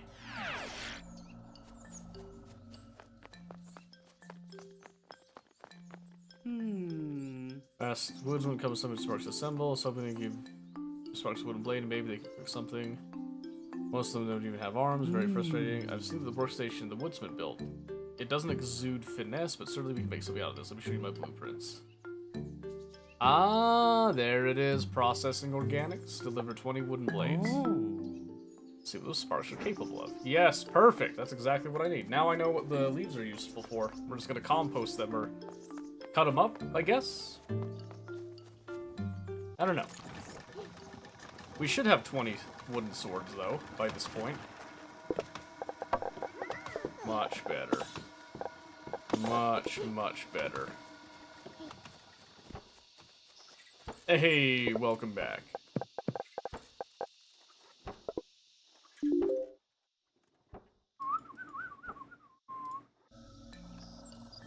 Cat pill time's always fun. Ugh. Boy, oh boy. I bet. 20 swords. Alright, many farmers need fertilizer, and we'll be able to supply them at cost. This will save a lot of time, hopefully allow— oh, whoops, I clicked on an accident. Well, I have no clue what he said, but I'm sure he was, like, very nice. Take the sparks. I do have to know that sometimes you get these etheric clumps that you can't do much with. So we can change that. Do use the cutter we've built. Yeah, I don't know where to get the clumps, though, but at least I have a way to make the fertilizer I need for the loam. So what does that take? Cutter just takes 20 stuff. Very good. Managed to not get scratched. That is an accomplishment. That is an accomplishment. We'll take it. Alright, let's see. So cutter. Put it up here for now.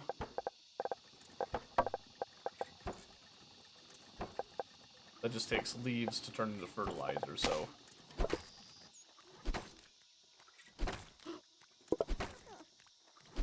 Very good. Took crust for a run, so not easy to figure out. Crust. Oh, the... Yeah, I know the crust you're referring to. Yeah. That one's a fascinating game. I love it. I love it a lot. Okay, so now I need to gather up leaves to get the fertilizer to make the loamy sparks. Which means we need to go through bushes. Wherever we can find them. In fact, if I go over where the loamy sparks are, I know there was some happy leaves there. Let's start with this.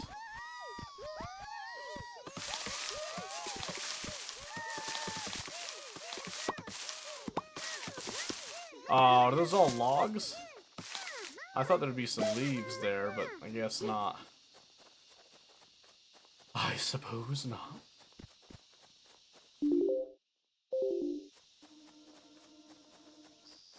Guess you just gotta do like all the bushes and stuff. You get the right bushes.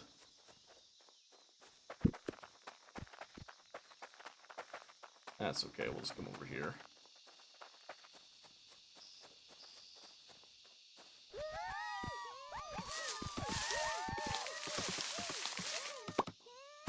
What? What? Those gave like no leaves. Are you kidding me? Abysmal. Atrocious. Where are the leaves? Is it gonna be these guys? Yeah, that was much more promising. Tear it apart. Tear it apart.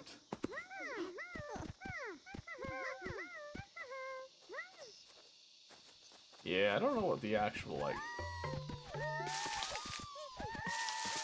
potential return is on these bushes leaves ratio type of thing, but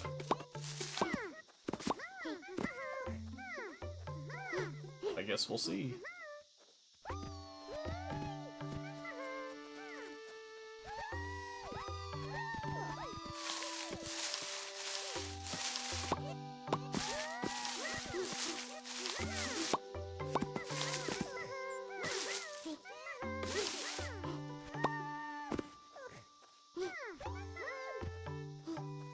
Okay.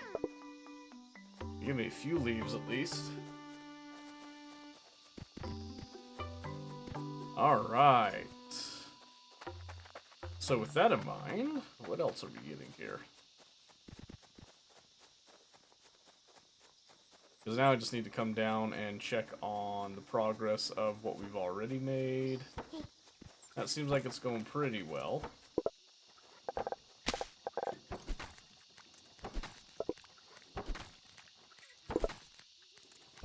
Okay.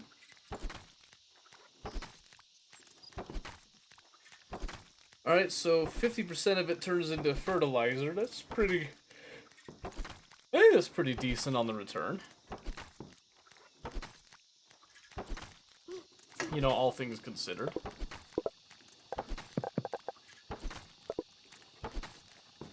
Our inventory is full now, so let's come back and calm down a bit.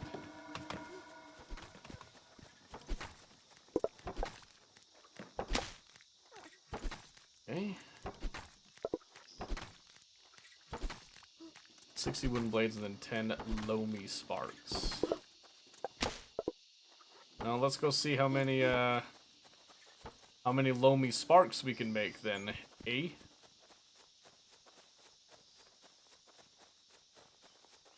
Oh man, itchy. Yeah, I'm kind of curious how this YouTube thing works now. Because before I was doing like the multi-streaming and that, now that I do the singular again, being over here is kind of a strange feeling. Okay, let's see. I don't have another crafty spark, so this is what we got, I suppose.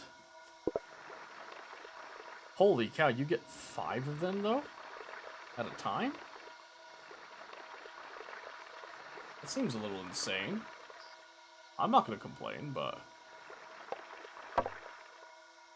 Huh.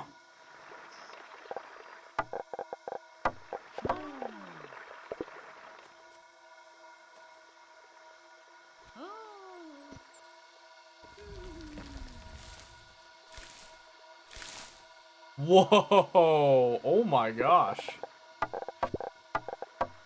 Wait a minute.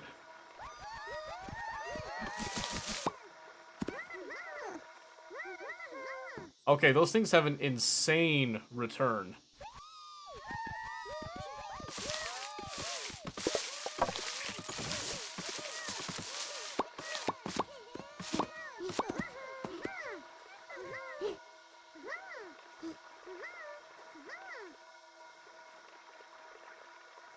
Yeah, that was crazy how much that just did. Wow, okay. Need them for the task stuff first though, but oh my. Yeah, they grew a lot. I think I can understand now how they work in terms of automatically growing some areas. So in order to make fertilizer automatically, fully automatically, you need the spark thrower. And you need those loamy sparks to throw into an area to then grow out the area. Then you throw some sparks in there to then harvest the area. If they'll automatically drop it somewhere at least.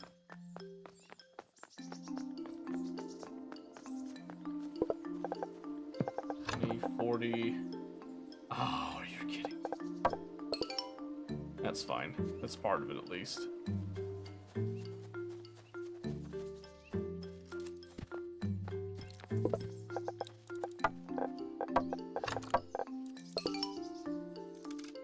Okay, need the fertilizer as well, the wooden panels, and more wooden blades.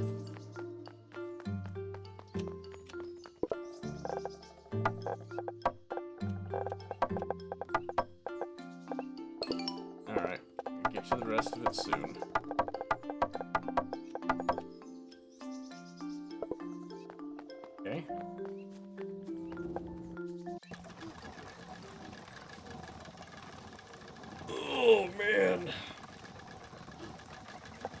Okay.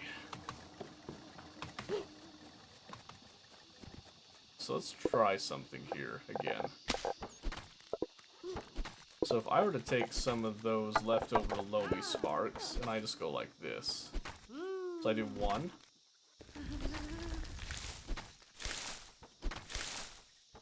Okay, what if I do?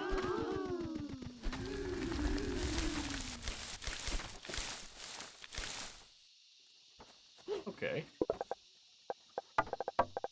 Not sure if that translated exactly. So it's probably not the best way to do that, but... So what was the...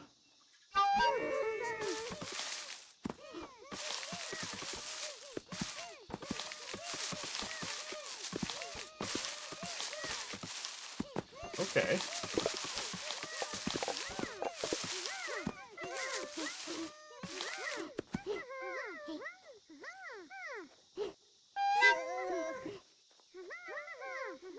Ah. Now that's interesting. Oh, that's so much better. That is so much better to do it that way.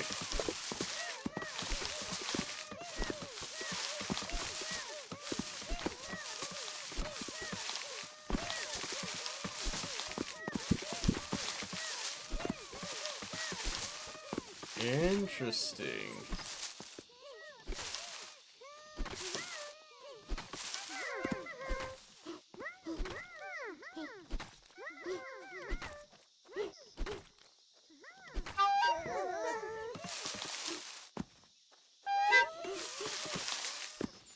Okay.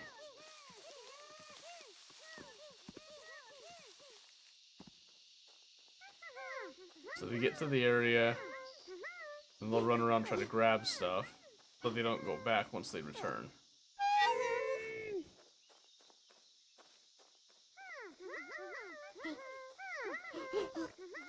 Interesting.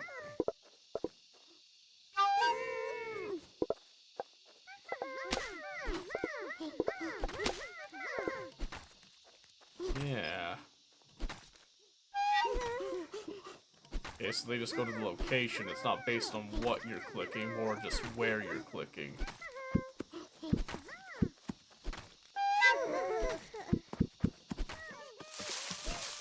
That's fair. Interesting, too.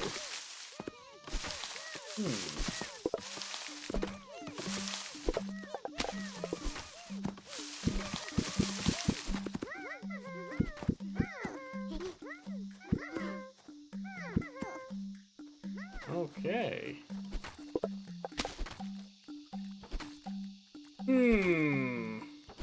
What do we think? Oh, do we want to move on now, or do we want to try to progress a little bit further? Because I know I'm going to be spending a lot of time on this game with my boy, because he definitely loves this game to death, almost to a fault.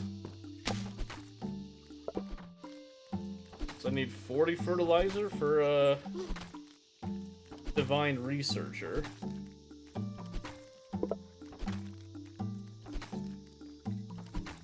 I don't know, that... I don't know if that's intentional, but that, that balance on the Loamy sparks doesn't seem quite right. It seems a bit overtuned. You'll watch anything? You saying you're easy? Is that what it is? Easy to please? I need to at least gather up a little more fertilizer, so I need enough to make 16, so I need 12 leaves at least. Let's try that.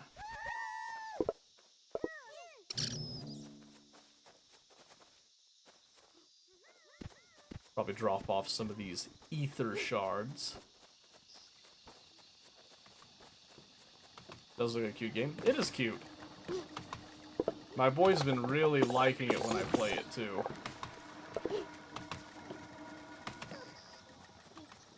But I had other plans tonight. He just kind of like he kind of railroaded me off of him.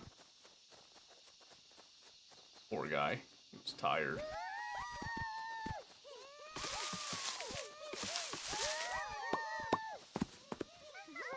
There's some happy little leaves.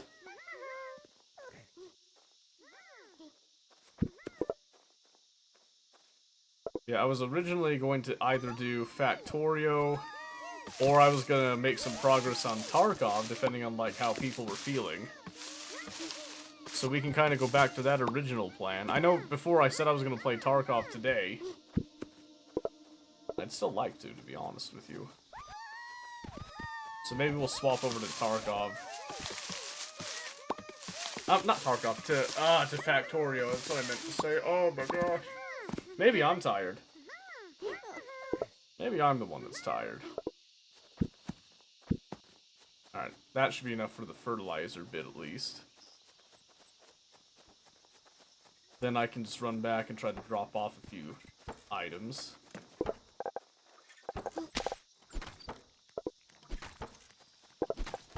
Along for the ride. Perfect.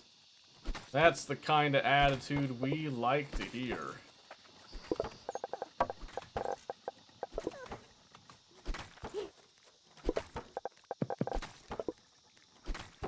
I need like an even 40 on that, so I need one more blade.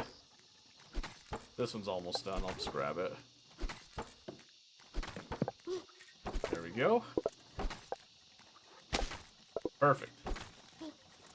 That'll at least satisfy some requirements.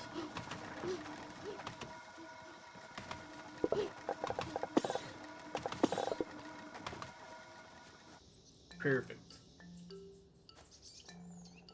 Alright. Is Chris still here? I know Chris was the one that was like really hoping for Factorio, I guarantee it. Alright, that gives us the bark harvesting.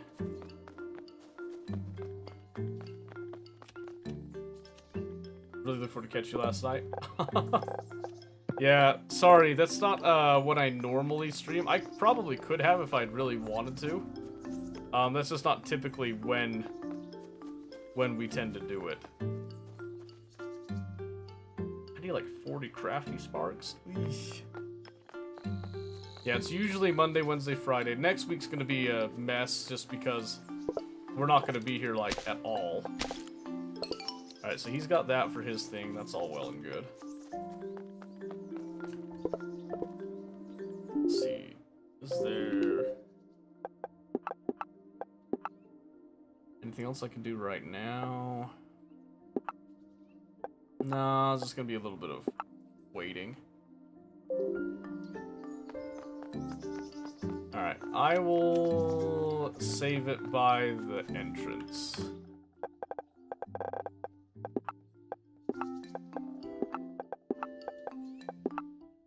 Yeah, save and quit, yeah. We're gonna double save because I like to be safe.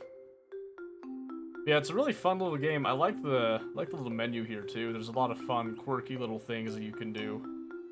I can't wait for the trains. I think the trains are gonna be super interesting. There's a cat that's like meowing up a storm out there. It's pissing me off, actually.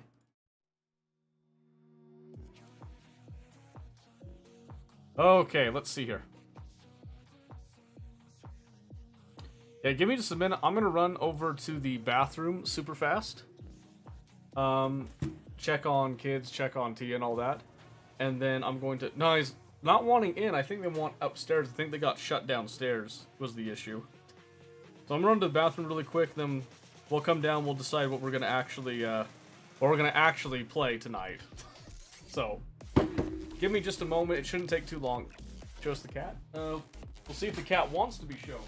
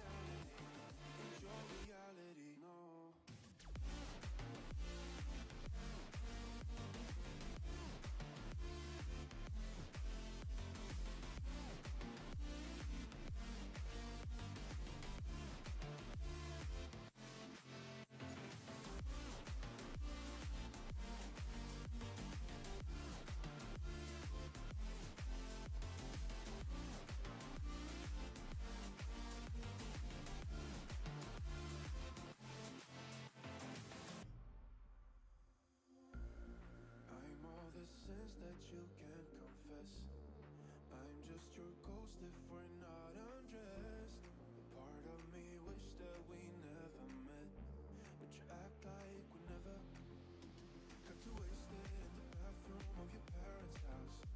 Now you kissed me in the backseat of a taxi ride. And we said things that were cheesy, but we meant them, there were feelings, and now you deny it. You're in love with the idea of me, but you're not in my reality. Find it hard to even picture it, 'cause my reality ain't your reality, no.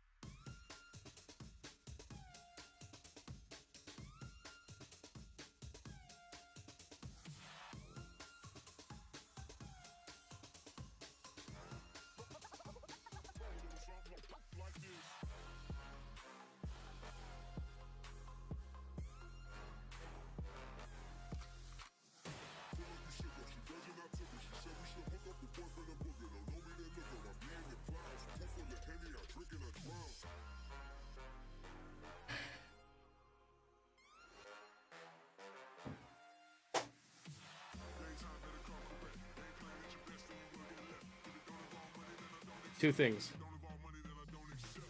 The cat ran away from me, which is very uncharacteristic of her.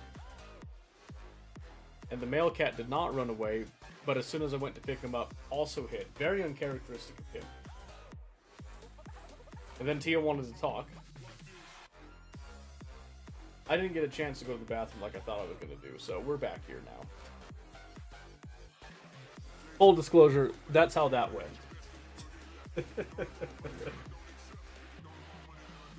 So, there you go. Alright, let's see. I don't even know how like this YouTube spiel works on this end here. Is there edit that I do for, let's see, edit video. Does this do the game name? Yes, it does. Perfect. Fire probably upsetting them. Yeah. Tia was informing me, she went outside to get the mail. And it's raining ash a little bit out there. So yeah, air quality's, you know, leaving something to be desired right now. That's for sure. Alright, so the question is Mini Chris here? Is he even online? I will do Factorio anyway. I got stuff I need to do regardless in that, so...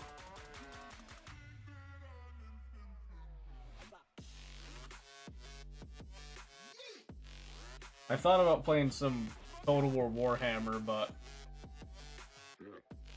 that's always hit or miss, and it's already kind of a weird day with stuff, so... Excuse me. Save the changes there, hopefully. One can hope, one can pray.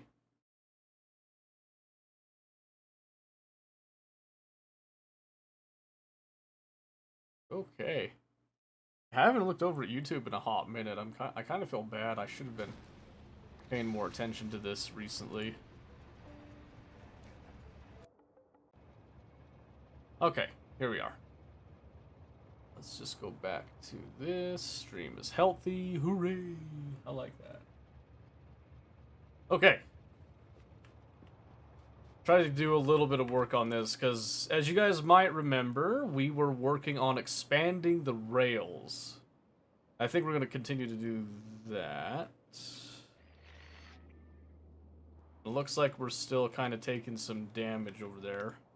Yeah, our factory's been a little bit more active, so pollution definitely has caused us a little bit of grief.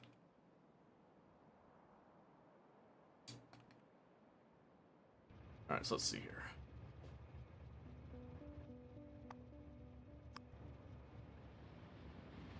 Oh. I actually wanted to go... Oopsie. That's why I don't drive.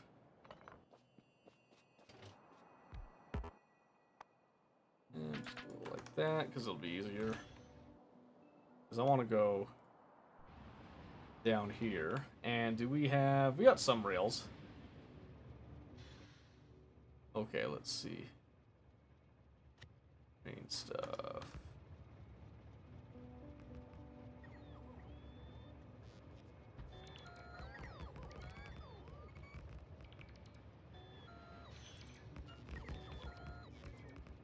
Yes, perfect.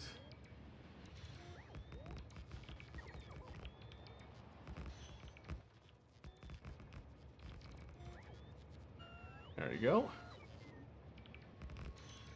Okay, we'll have to go get some more rails, but that's good.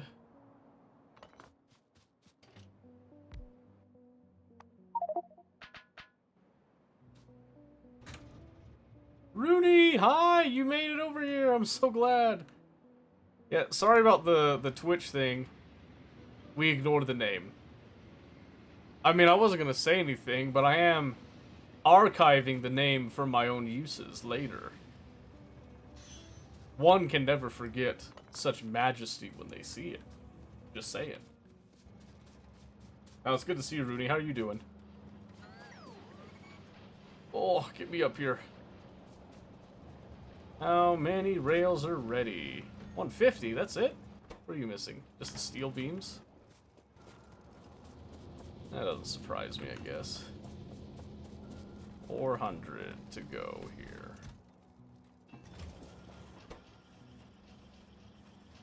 Which means that'll churn out about 800. That's pretty nice. Doing great yourself? Doing, you know, as good as one can be under the circumstances, because, frick, I don't know what happened to Twitch earlier. I know the YouTube spiel's unusual. It was really easy to set up, though. I'm kind of surprised. It felt really nice to set it up.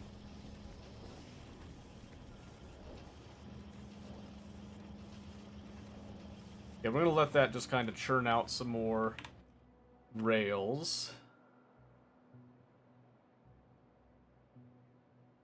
Trying to decide how to go about this. If I want to go straight and then just kind of hook over that, or if I want to go...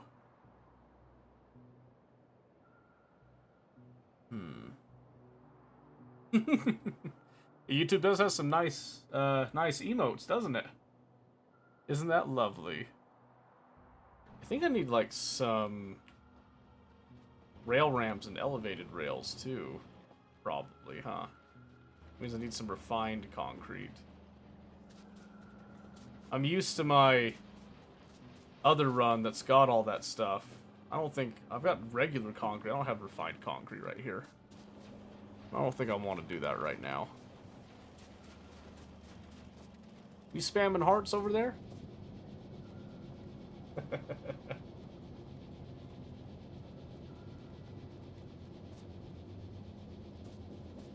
Let's see here. Okay. How about we grab what we've got right now? That's about half. That's just a little under half of what's going on right there. So let's just bail. Dip on out of here. Oh, get past the belts. Oh, get past the belts. Okay.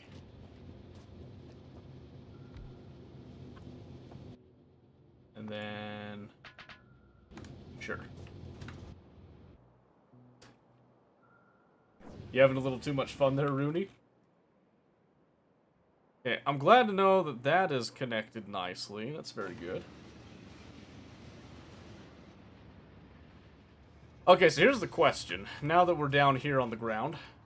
So we know, for sure that we can go about like that, right? That's all well and good.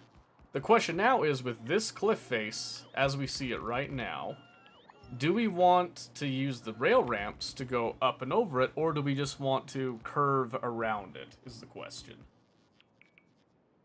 Now I'm thinking, cost-effective-wise, we probably want to just curve around it. So what I want to do is I want to come out fairly normal. Like right there. And then I just want to...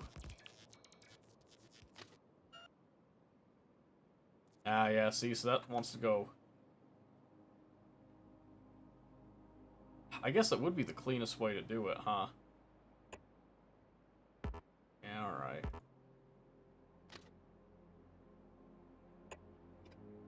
Ah! Not what I meant. You kind of like the way that looks, actually. This is not bad. Keeps it nice and straight, gives a little bit of space there if we want to do stuff. Yeah, you know what? I think I like that. The only thing that we need to do is just add a little power pole right there. The light should be just fine. I don't imagine there being a lot of issues there.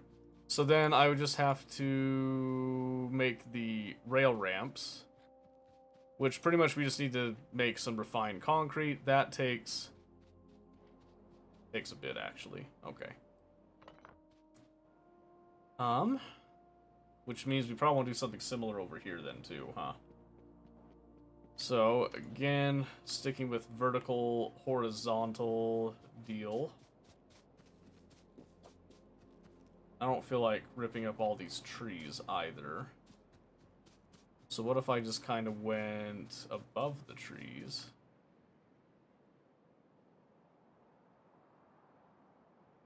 Down like that, right? And then we do...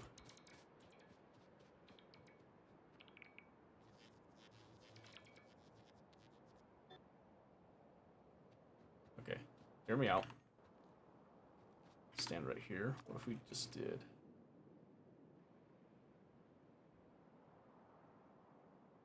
Why don't you like that? Oh, because it's just a tree. That's fine. So if we did that...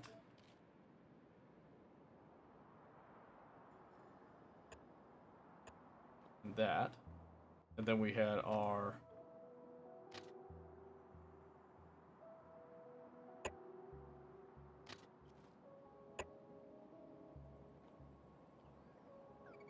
So that would give us another line up above the trees. And then we could do something as silly, perchance, as...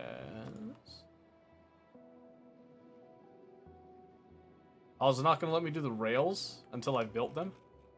Kind of silly. Not the rails, the chain.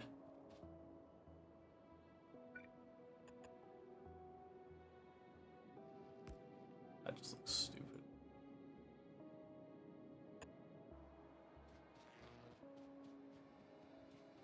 Okay, so let's just take what we can here.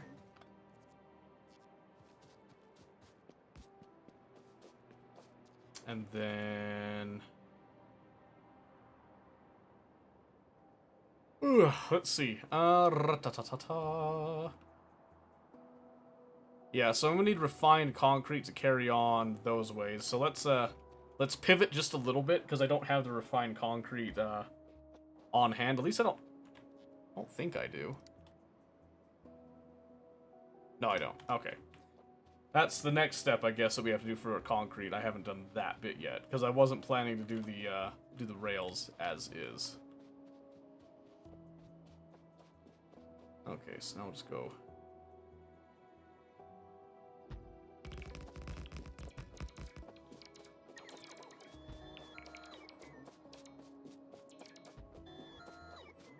Yeah, go down at least that far. I'm not exactly trying to do grids, but we might have a couple areas that are like sort of grids, like pseudo grids type of thing. Is this a new one? No? No, it's the same one we've been doing.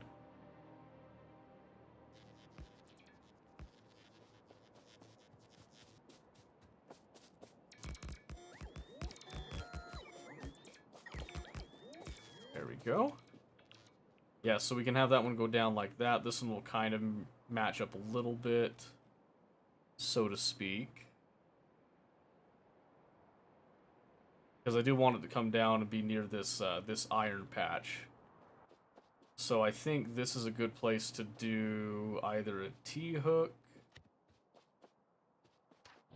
which would look something like that, and then would probably involve elevated rails again at some point.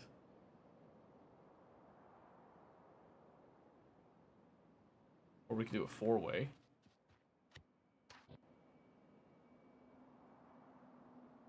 Probably do a four-way. Yeah, I think a four-way here is the way to go.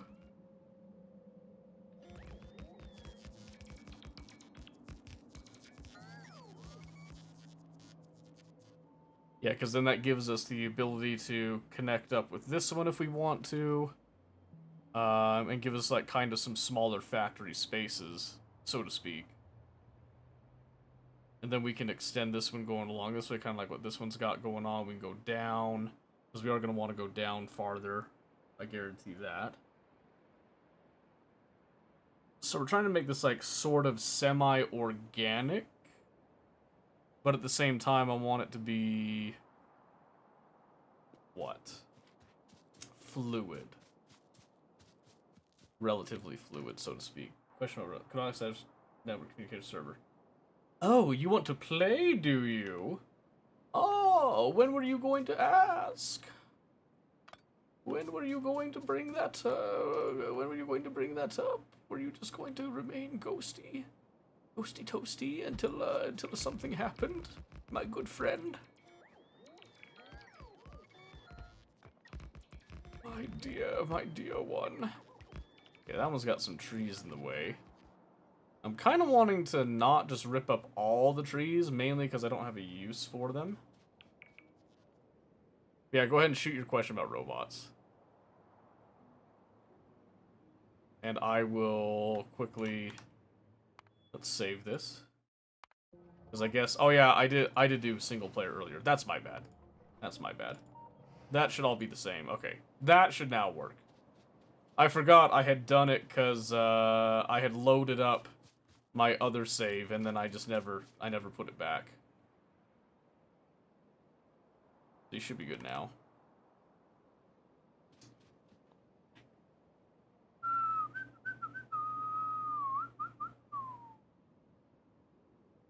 Yeah.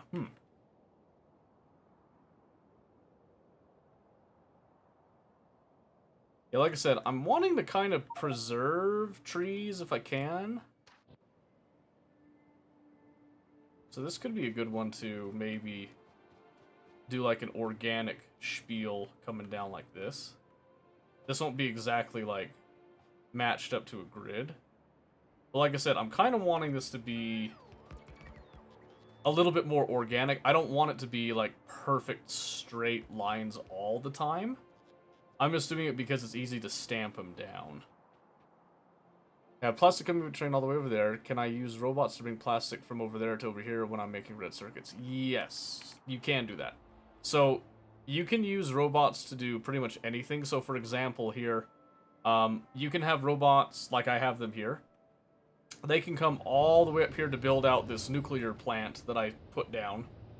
And I can have them kind of transport the different little pieces here. So, for example, these are all bot controlled in order to add in fuel and then to take out expended fuel. So, like this one, you'll see there's a drone that just came over to take that. It's going to take it over to a temporary storage area where we will then recycle them later. But for now, we're just going to kind of sort them all in that one area. But originally, those drones came from down here, so it is easy to do that. The issue that you're going to run into if you do rely on bots a lot for that, though, is mostly, honestly, that you're going to run into the issue of speed. It's just not very fast to do it that way. Ooh, yeah, I kind of like that. I don't like that, though, so I want this to be kinda parallel-ish. Yeah, that looks a little better, I think, right? Yeah, I think it looks pretty good. So then it kind of goes over the trees. So the idea is that I want to keep the trees around because I like having trees for the look. I don't always like ripping trees out and making like a hellscape type of thing. So, work within a grid light like the range is limited. Yes. So, what you'll see over here is anytime that you hover over a Roboport, they're going to have a logistic network connection. So, as long as this orange square overlaps, they're connected. So, this network right here actually goes all the way up. Even though there's just the tiniest little connection right there, it still connects and can reach to repair, to handle logistic requests over here as well. And they did add this in 2.0. You can look at your... Let's see, is it under Logistic Network? Yes. So you can look over here to see this is Logistic Network 3, and then this is number 97. It just kind of assigns random numbers here and there with it. And then you can see what's kind of available within that network. So this one is very limited, only has a few repair packs, which I need to go and replace the repair packs. It's been long enough. This should be train fed in order to keep this maintained, because I noticed this is the weak point that's been getting hit a lot. But this one will show you how many members are in it, which is all your entities that can store, distribute, handle the logistics and all that. So it includes your rocket silos, your chests that go into it, the robots themselves, how many you've got there, everything that's connected. Then you can see all the items that are in it. So you can say, hey, so for example, I have a lot of wood. Okay, I don't want to store that much wood. I need to get rid of the wood somehow. So I need to find a use for it, right? And typically wood, I use it as like bonus fuel or just like fuel I just need to burn really quickly. To get out of here, there's some spoilage that I accidentally got. That's my bad. I don't know where that blueprint came from. I think that's kind of a... Yeah, I'm actually not sure where that blueprint came from. Kind of interesting. There's some random sciences that got put in here as well. Those are things I need to kind of take care of as well. But for the most part, all this stuff is stuff that I actually want, that I ratioed on site for each one. But I can come over here and look and see, oh yeah, I'm getting a buildup of stone. I shouldn't have a buildup of stone. That should be going somewhere else. I would normally have a buildup of ores, but I've already, when I went and ripped up all the old smelting, I then put in a overflow protection, basically, right here, where basically anytime that any ore gets thrown out of my inventory, I kind of showcase this a little bit, it will just automatically throw it back into the system, and then it'll eat that up first before it accepts anything from the trains. So, you know, fairly straightforward, simple with that. I just realized, too, that we're not researching anything. And I think I've actually got a buildup of science for once. Because we just had constant production with all these things. I think even the... Yeah, military science is up. Where was the... Right here. Yeah, even my production science packs are up. Perfect. I think it's time to do some research. Okay, so let's see. So what do we want right now? We could do worker robot speed. I'm not using them intensely right now. I am planning to use a lot more trains, so braking force might be good, but I'm not using them heavily right now. I can't do anything with the metallurgy science until Pistachio starts to actually bring us some metallurgic science, because we need that to come here in order to do the science. So we got to wait a little bit on that. Same thing with the lightning collector stuff. I have the capacity to make these right now, but I have to go back to Fulgora to actually make them. But then I could do like scrap recycling, blue chip processing, all that stuff. We could do mining and steel productivity. Honestly, those are like way expensive though. So what do we want to do instead? Well, I think we do inserter capacity bonus, because I think that would be really good. We will go ahead and just do the brake force. Same with that one. So basically, increasing their brake force allows them to run at faster speeds for longer and have to spend less time actually decelerating. Is why we want that. And then we'll get that maxed out. That'll be good. We'll go to queue up the power armor Mark II. That'll be good. It gives our factory something to do for a bit as well. I'm not using flamethrowers a lot right now, but I will later. And I think I'm going to start using explosives for a few things. I would love to get back into the mech armor. What does that require again? Blue chips, holmium plates, superconductors, supercapacitors, and then just power armor Mark II. So that's actually pretty simple. It's pretty simple to make. But I'll need to bring down 5,000 electromagnetic science packs, which means I'd have to go back to Fulgora before I can actually do that. That's okay. There's nothing actually wrong with that. I'll probably start getting uranium ammo next as well. So that should be enough research for all that. Okay.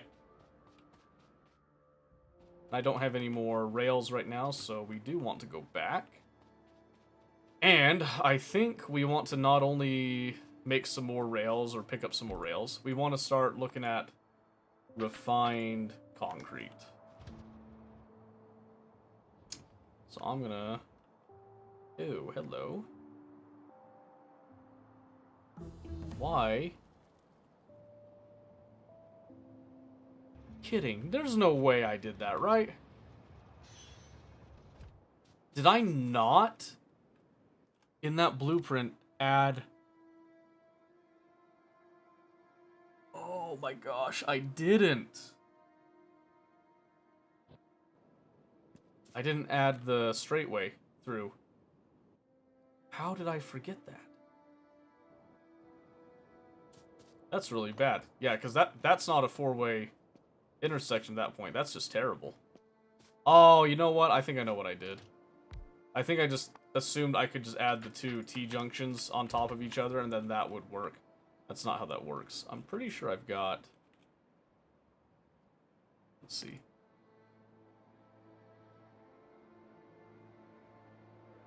That one works right there. So I'll just use that one as the blueprint because that one works just fine. And I'll just have to replace that a little bit. So we made some mistakes. We made some mistakes. That's okay. We'll figure it out. Eventually. Maybe. Alright. So give me that back.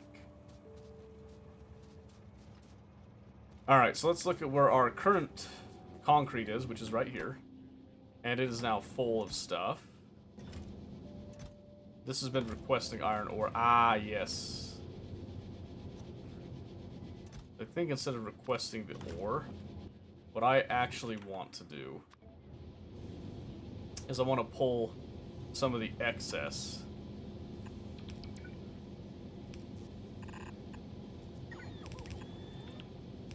From one of these, just like that. And that's how we'll actually feed the iron ore in from now on. Okay. So in order to make a refined concrete, it's honestly pretty simple. It's just going to require some steel plates and some iron sticks. Which, if I recall, I don't think I'm making iron sticks for this place. I've got a couple places that are making iron sticks. But they're all being purpose-built and purpose-made for specific things, which is how it should be, in my opinion. Okay, I'm actually going to be changing this to a requester chest. So I've got steel that's available to the system, and I've got iron plate that's available to the system. So I am going to do a little bit of a cobble together type of thing. And the way that I'm going to do that is actually pretty simple. I'm going to take this, I'm going to rip that up first. I'm going to take you, knowing that I need the concrete from this directly, and I want to get this water, so I need to be able to do the following. It's going to underground this. And then I'm just gonna, again, just rip these out of my inventory. Those will get taken care of. You'll now go there. Okay, so now the idea is that we want to pull the concrete directly in, basically, because this has a little bit of a buffer. It'll make up some. That'll all be good. And then we want to have a requester chest that's going to request the steel that's needed. So basically what I'm going to do is I'm going to do this. Oh, I haven't actually done it yet. So I'm going to do this, and then request the steel, but now I'm going to rip those off. Because I don't want to rely on drones for this particular bit of it. In terms of getting that rolling through. Oh, that's really annoying.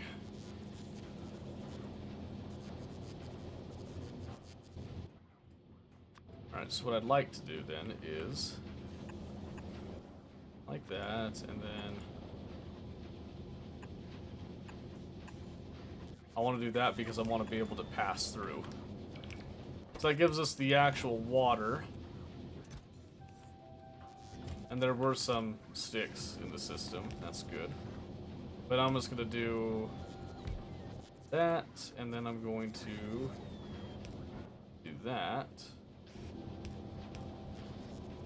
Am I limiting this? I'm not. And that's totally fine. So then I want another requester chest for the making of these sticks. Because that's the only thing that's missing now. And then I'm gonna just bump this up to like 50. Just to make sure that it has enough on it. And then we know that this thing eats 1.66 concrete a minute, or a second, excuse me. This creates 1.25 a second, so this won't catch up with it completely 1-to-1, but it does have a little bit of a buffer. And we can't do productivity modules, unfortunately. That would be really nice, but can't do it. I think what we'll do is do that. 1.5. 1.6. Yeah, let's get another speed module guy in there, shall we? There should be another one in the system somewhere. Basically, I want this to be able to feed this in a 1-to-1 ratio instead of pulling from what we have in reserve here. Because I consider that to be just fine.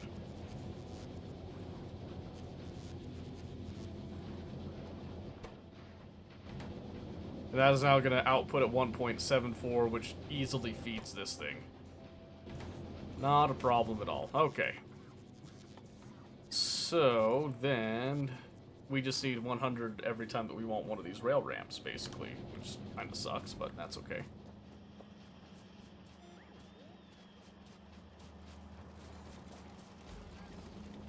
Okay, and then here, I'm just going to take steel. We'll just say 100 just because it's easy. It's simpler that way. In fact, let's do that.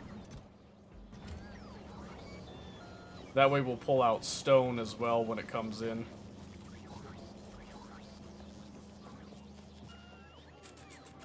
Okay.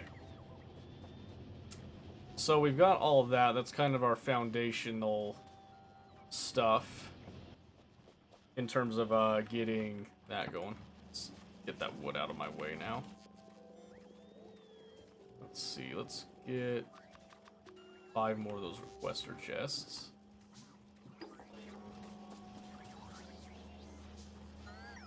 We started off strong, but that definitely petered off really quickly, so we got a bottleneck somewhere. My guess is production science. Oh, utility science, actually. That's honestly not that surprising. Now that I think about it, it's not that surprising. Okay, that's fine.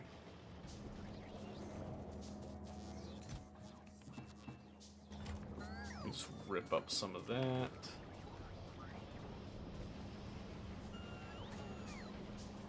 Okay, so we got the rails now. In fact, I'll probably just go ahead and make these right here. We're just going to do a rail ramp and then our rail supports that we'll need.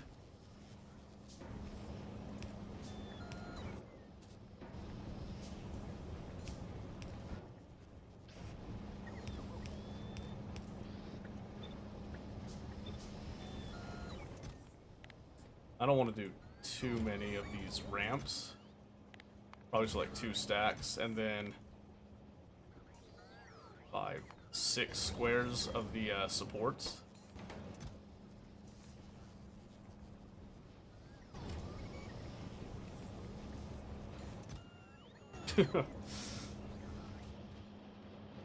Yeah, we definitely don't produce that much refined concrete, I'll tell you that right now. Yeah, we're not making it that fast. I think if I recall, refined concrete you can do in foundries. Nope, you can't. You use them to make the foundries, but you can't use foundries to make them. That's a little unfortunate. I kind of thought you could. That would have made things intensely more like speedy. That's okay though. What I could do, I could slap a beacon down. Let's see. Just need some circuits, that's all. Maybe give us some green circuits real quick. I'm thinking just 1 beacon. I'm not trying to, like, go too crazy with this. I want the beacon to hit both of these buildings, though, if it's going to be that way.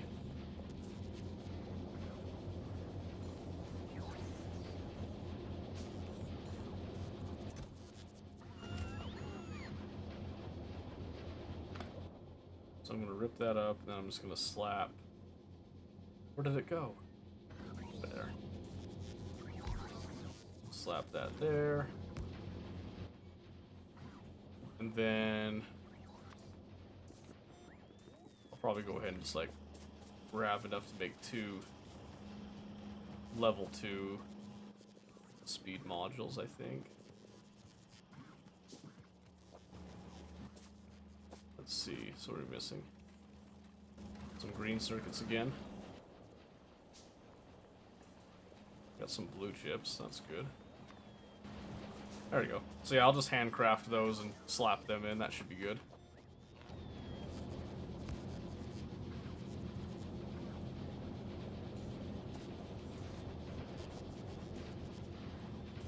Just because I want them to equally increase in speed, because then they'll increase in supplying each other too. And since I can afford the power on it, that is totally fine by me. There's no reason not to eat the power cost on it, basically. So we want to just kind of maintain that for the most part, and then go from there. All right, let's see. Alright, so that gives us a little bit of access down there. Okay, yeah, while that's all making, let's run down super duper fast, and let's grab that 4-way blueprint, because I messed up somewhere along the way.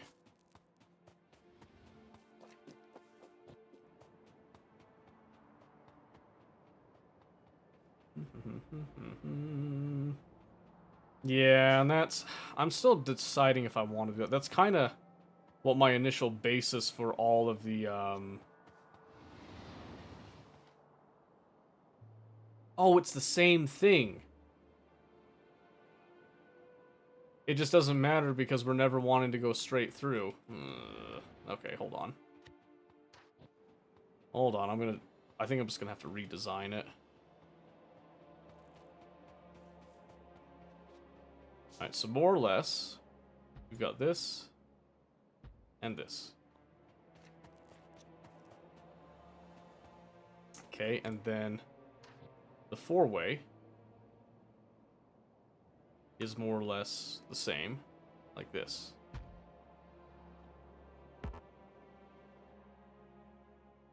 Right? So now I just need to trim out some signals. Really? Have any? Is there a rock somewhere that I can just like rip up? Somewhere? Anywhere? Just to give me some rails on hand, because apparently I don't have any.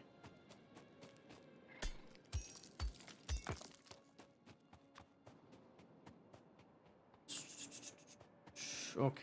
Well, so basically, we're just missing the verticality bit here. So this just needs to go straight, like that, and then these go out. These aren't the important bits, so I don't care if they're not, like, perfectly aligned.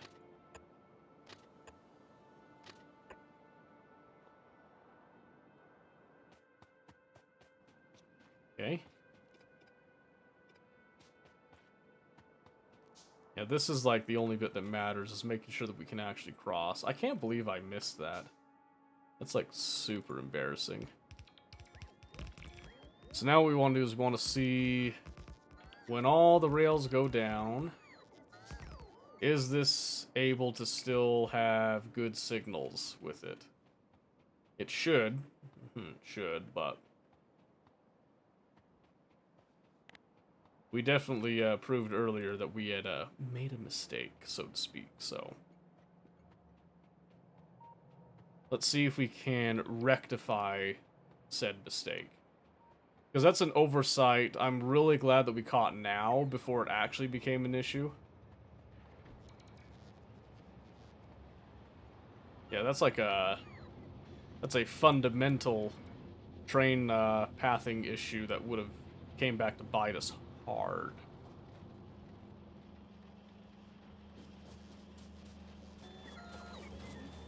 Alright, let's see here. Whole lot of rails. Can never have enough rails. Oh, I do need some more rail signals, though. Yeah, still have a lot of, like, pseudo hand-fed stuff that we're gonna have to address at some point. And we need to provide a little tiny bit of stone.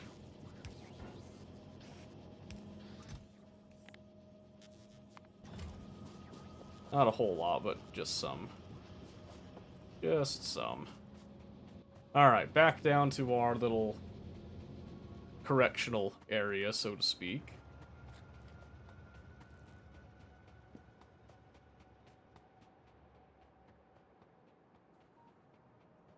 Oh boy, oh boy. Oh, wait, what's this? OBS has a control panel?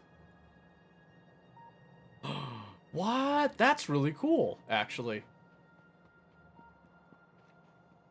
What? Yeah, YouTube is sick. That's really cool. Alright, here we go. So what we're looking at right now, we want to see if the signals are still going to work as is, or if we need to adjust them. My guess is, yep, there's going to be some we have to adjust here.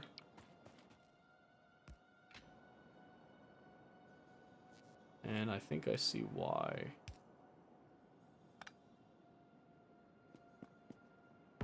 Okay, let's just remove the ones that are blinking.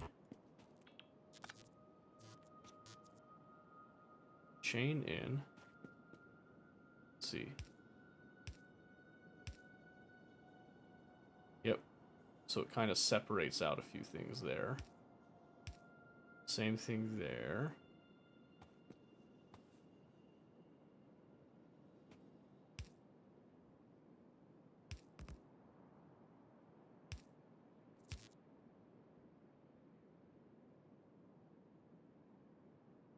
One down.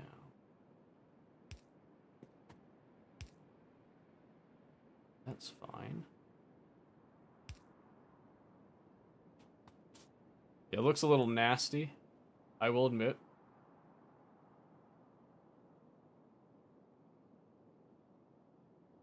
I actually want this. Whoa! Not what I meant.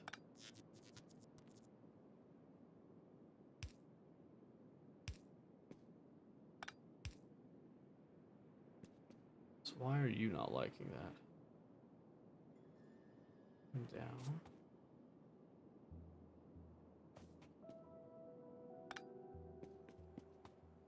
Yeah, it's not super perfect. There's a huge, like, gap right here that this is accounting for, like, a lot. I'm not sure if it's a huge deal, though. I'm wondering if it's this. Yeah, it was that. Okay, yes. Yes, that is a lot better. That should be good. Okay, so now what I want to do is I want to blueprint this. Should go somewhat...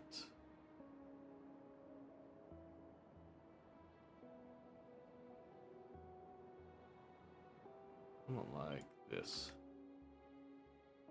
I don't know why I'm getting double feeds on that. That still doesn't look good, though.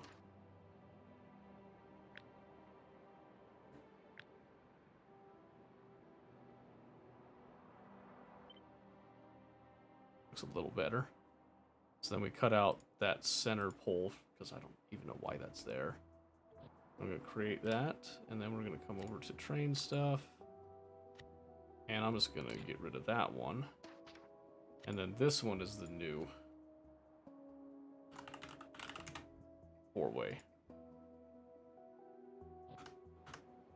Why is my train not running? The cargo's full and the fuel's full. Okay. Does it have a message popping up with it? So for example, if I've got this train right here, and we'll just kind of simulate a bit. And then I want it to, let's say that I give it a station. And all these are going to be bad, but I'm going to say I want to go to the coal pickup. Does it have like a symbol like this? which will then say, like, no path? Or does it have another symbol associated with it? Oh, I forgot. Let's, because these ones are not grid. Okay, that's fine. Okay, so what I'm gonna do, I'm gonna rip this up, not the trees. There was no error, just wasn't running. Okay. Was it set to manual or was it set to automatic?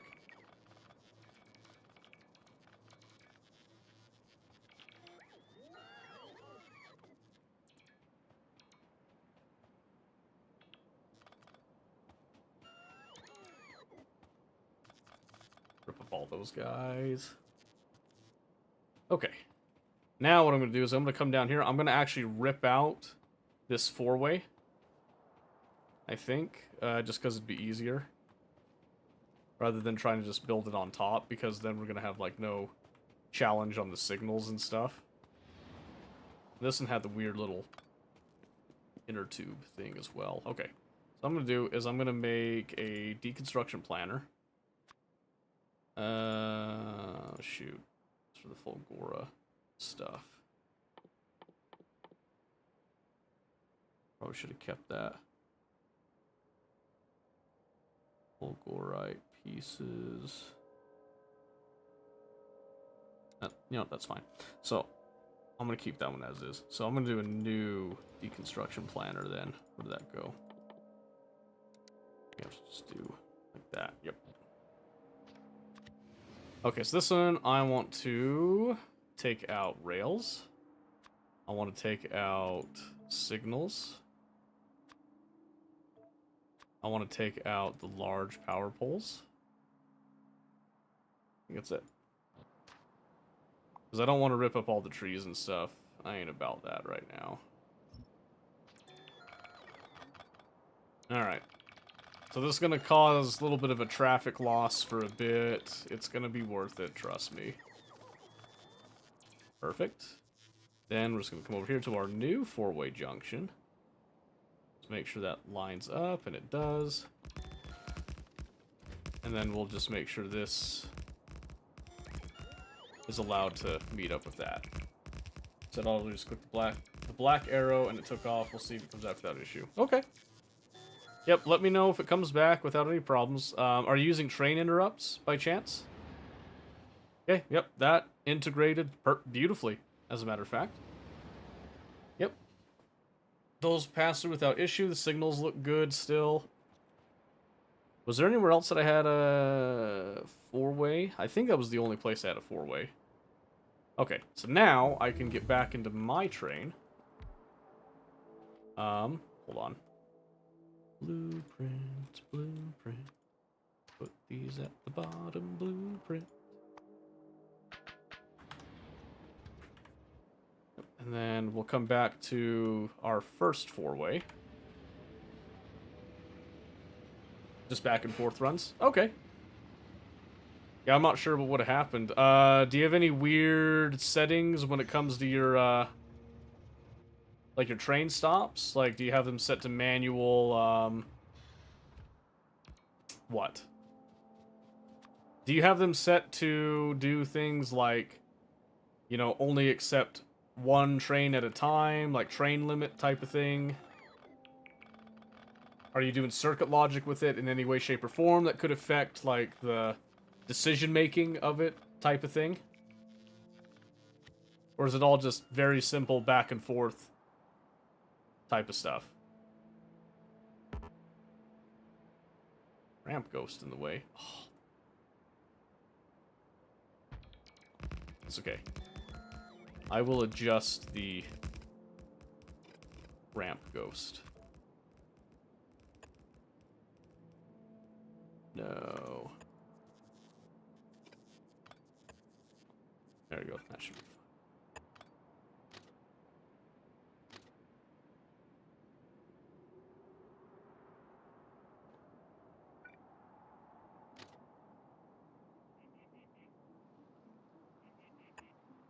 There we go. Yeah, it's ugly, but it'll work. Very simple pack order. One train, one line. Two trains running the whole map right now. Ooh, okay. One train, one line. Two trains running. Are they on the same line by chance? Do you have them operating on the same rail network, or do they have their own isolated rail?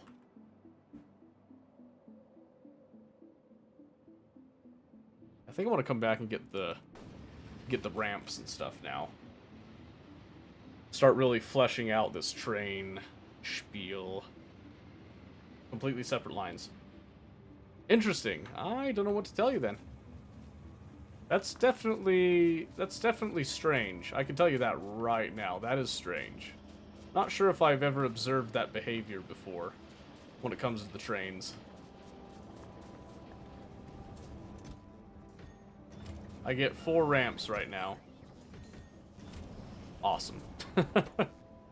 And it's because we're lacking the refined concrete. It's still, it's slow. I'm not producing in mass right now, so... That's okay. That is okay. It's not a huge deal. Oh. Always gotta be polite, you know. Even to your trains that are operated by, you know, straight-up machines. Alright, this should at least let us do... Oh, wait a minute.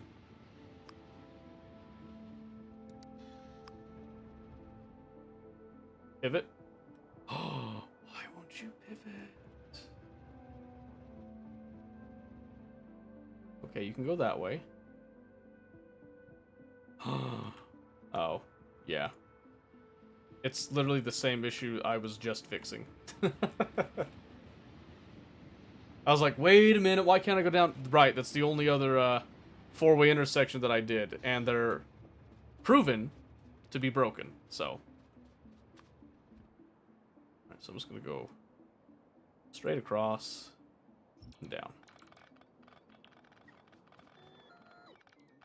And then I am going to, again, place the new and improved 4-way.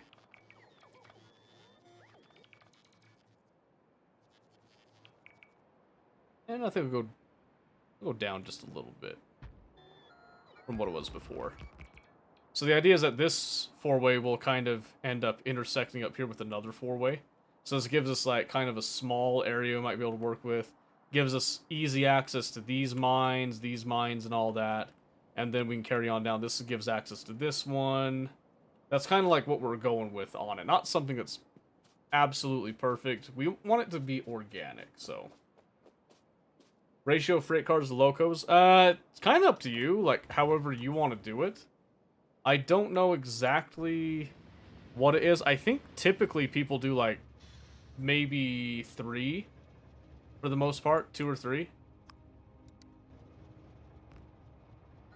Can kind of, like, get you on your way without suffering too much. Man, I love the elevated rails. I was looking for an excuse to put these here.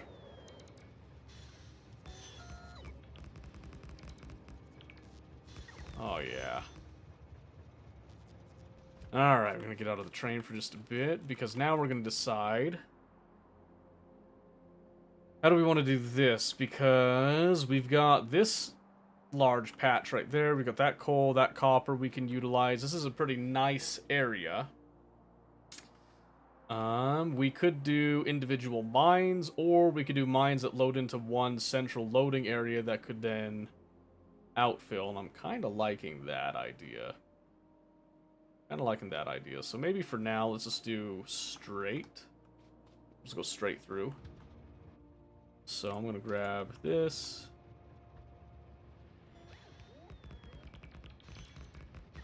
And in this case, I am going to just cut through the trees. Rather than doing an elevated rail. Mostly just for the sake of expense. Because the elevated rails do tend to get expensive. Yeah, typically I'll do like, the maximum I'll do for one locomotive is 4 cargo freights. That I rarely have to go above and beyond that. If I want to have kind of like a more realistic train feel in terms of like the speed of them, then I'll go higher. But usually once I go beyond 4, I'll add one more locomotive, at least. Usually, that's like the maximum that I go. Forgot I was barreling the sulfuric acid. Want to change that to storage tanks. So now considering one train with food wagons, one train with cargo wagons with uranium. That's a good idea to go with. Yeah, I would definitely do the fluid wagons, because if you actually look at you look at this tooltip for one. This is actually really useful. You look at this, you can see that a cargo wagon has a storage size of 40, and a fluid wagon has 50,000 units, right? So if you're to look at your barrels, I forget how much is in a barrel. Are they like 50 a piece? So do a little quick math on that. Oopsie, 2,000, which is pretty much the same as like the raw ore. And then you've got the 50,000 on the tanks. They used to be 25,000, now they're 50,000. Taking the liquid in the liquid tanks is like just so much better. So much better. Say it quickly. Yeah. Yeah. I'm just saying, like, you know, that's... You can get away with, like, single liquid wagons, honestly, for a lot of stuff. Okay, so I'm trying to think now...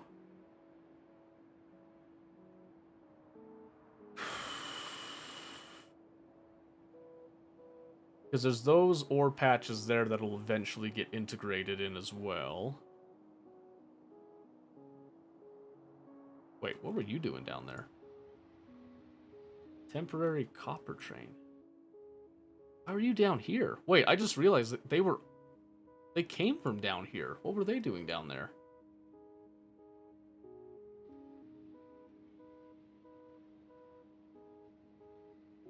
Weird. I don't know what that train was doing down there. It shouldn't have been down there. Had no reason to go there.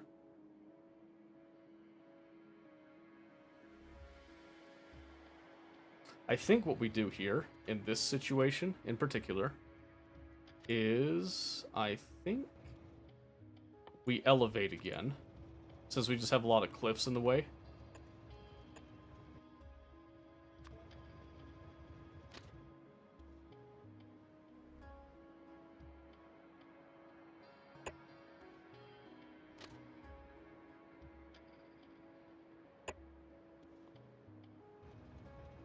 Something like that, yeah. I don't have any more ramps, but... Here. Let's get out for just a moment. So, if I were to take this particular bit here, right? This spacing, if you will. I didn't mean to create a blueprint, but sure. Does that work? Does it carry the supports out enough?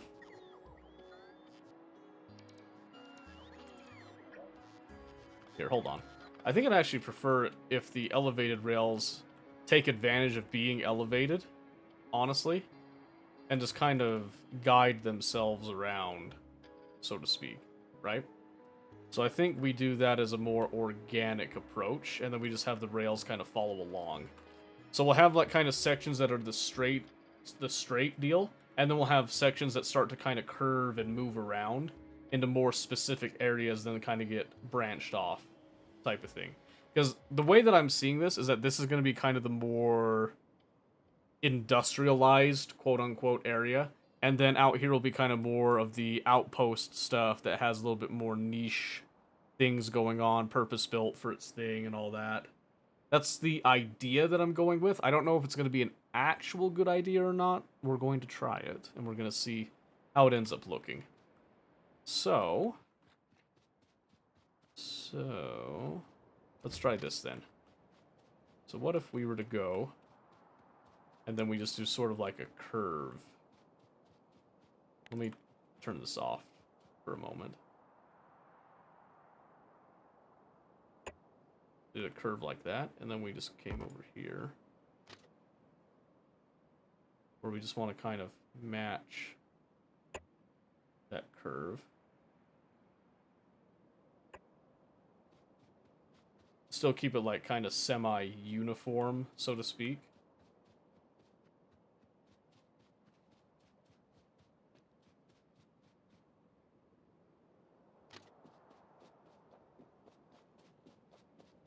Yeah, because there, like I said, there's just kind of a lot of cliffs just all over here, right?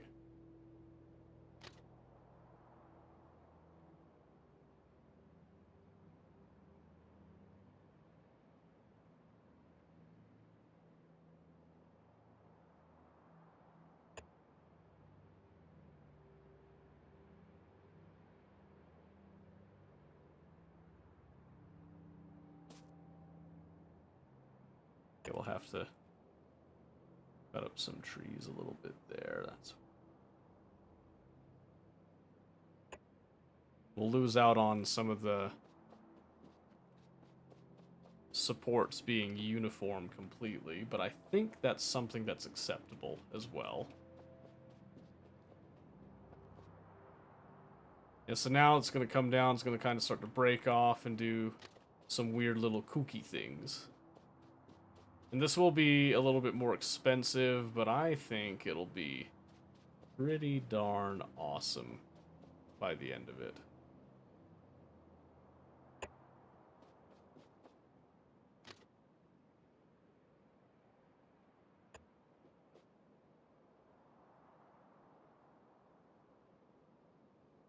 Why are we bending and wiggling right there?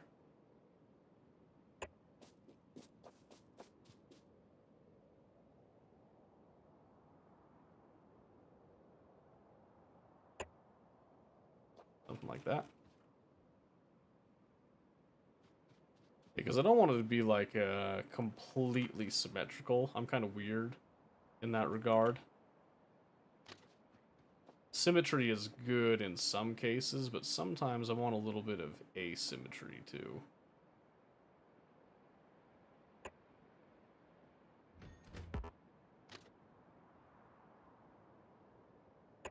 Yeah, I'm liking that. Again, it kind of helps to preserve the trees a little bit. I like having trees. I think trees are pretty awesome.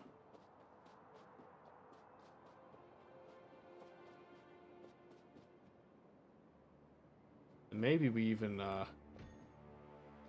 let's see, we can't do... We can't do rail ramps at an angle, unfortunately. What we can do, though, is we can do this for the spacing.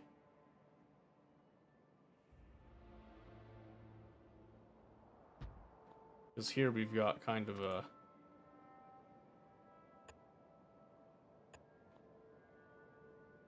rather nice...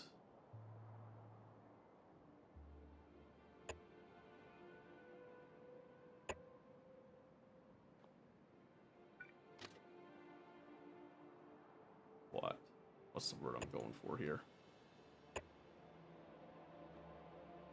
Kind of like a nice flat area that now we can take advantage of that.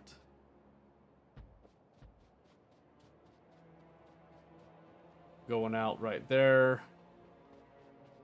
Because there's no point in being elevated in a flat space, so to speak. But then, again, we then transition once more to elevated. Because now we're back into nasty cliff zones and all that.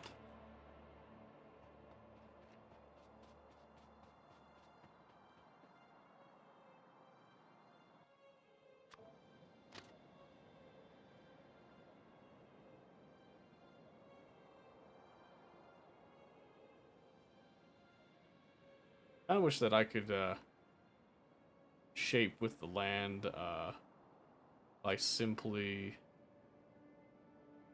doing 2 rails and have them have an even spacing. That would be kind of nice rather than this.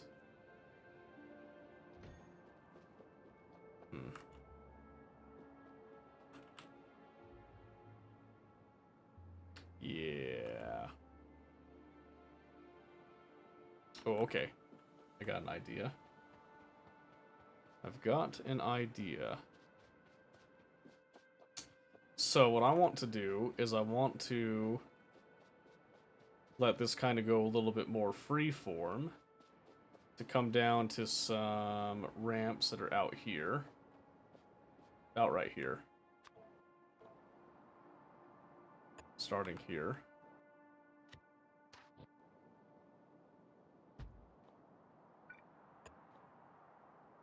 Okay. What I want to do, they go like kind of at the edge of this. Can I reach both? I don't know if I can. Here, maybe if I just have a radar with like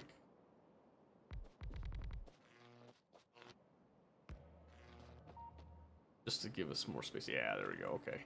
So then, what if I were to take you and have you just kind of auto bend?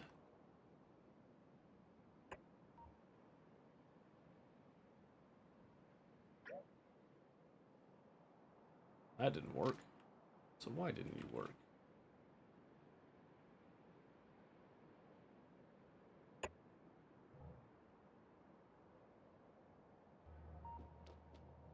Ooh, that is a little bit ugly. Oh, you know what? The solar panels probably got in the way a bit of that, to be honest.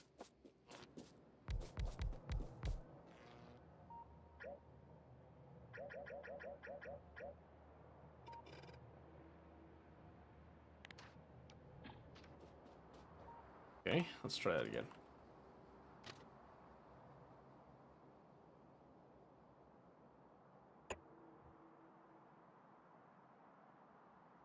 A little bit.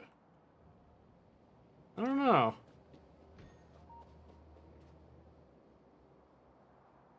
I don't know, that's kind of interesting looking, but I'm not sure if I like it that much. Okay. So, I still want to attempt something here. I'm gonna say right there.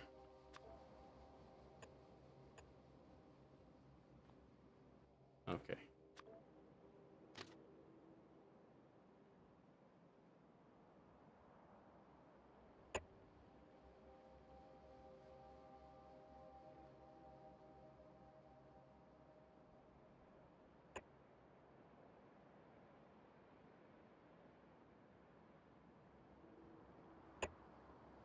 I like that. Let's go with that one. Okay. So then we just want to...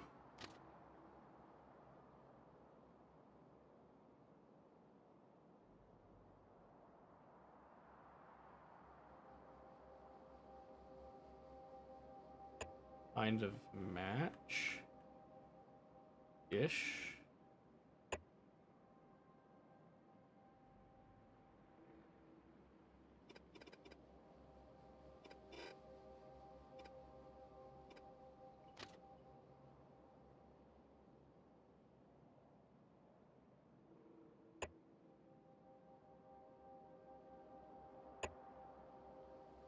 Kinda. Yeah. Yeah, I'll accept that. That still fits my criteria, basically. We'll have to do the rail signals and all that later, but that's okay. Sure, yeah, go and throw it down. Ideally, we'll get more of all that later, too. And since I happen to be down here anyway, we can fill in some of these batteries and accumulator stuff.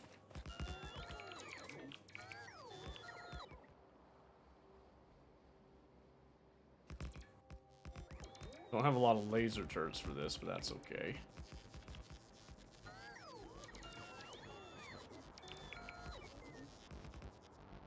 At least it's filled out some, so I can be happy about that. Okay, and then once again, it's just kinda going along here where there's no cliffs and there's only a few trees that we're going through. So it's not like it's a huge deal with that.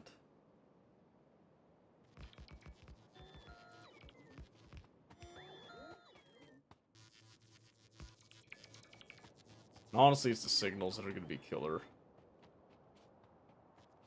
We'll have to go through and make sure all that's filled in eventually.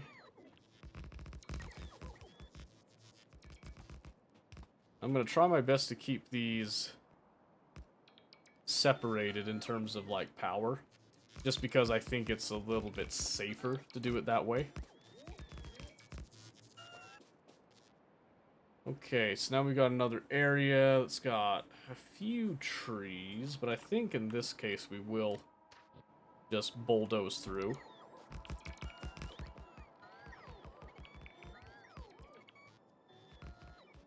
Because it's not that intense here.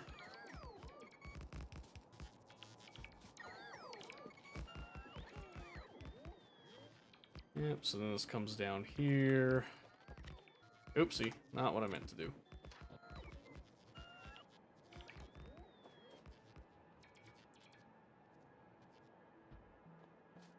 Yep, now we're just going to do a curve. Get that radar out of here. We're no longer needing it. Beautiful. Alright, so then when that's all actually filled in, that will give us, like, access to down here as well. That'll be nice. So now, this is where we would then do some elevated rails again. Because again, we've got some cliffs in the way to what we would hope to be a much happier place.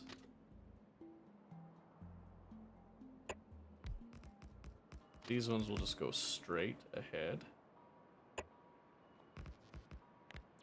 I'm gonna cut these for a bit.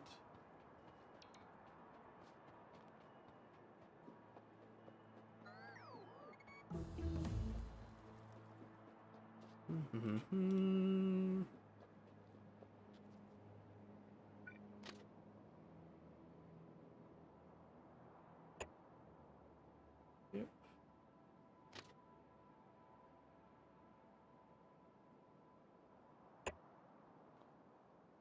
Yep, again, this is mostly kind of intent to preserve trees along the way for the most part.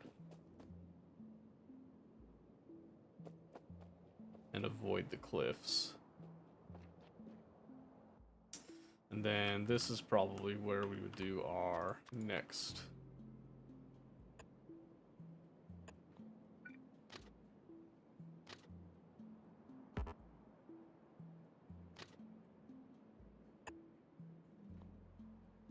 drop-off point.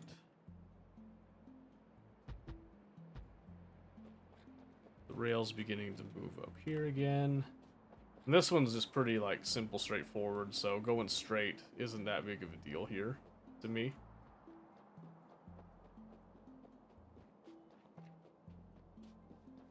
Then we come back to another cliff edge here. Yep, so I think this one would be another area we potentially do some more to that. Actually, let's make this one curve and meet. I'm gonna try to get this as straight as I can. Coming up here. Going like that. So now what I'm going to do is I'm going to take this.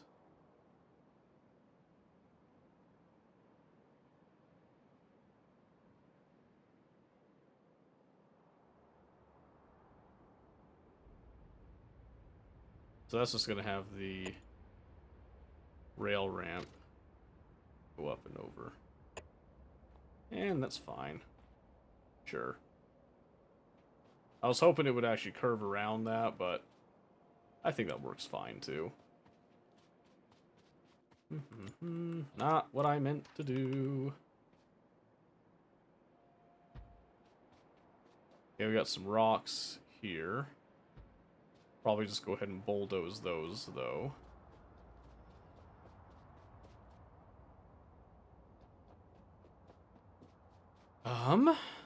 Let's see. Now we have a really interesting dilemma here. So this will basically bring a rail down that gives us access to all this space down here we can attach to the rail network. Now the question is, do we want to come up and hook, or do we want to... I think we just go straight through. So what I'm going to do is I'm going to do another little trick here again.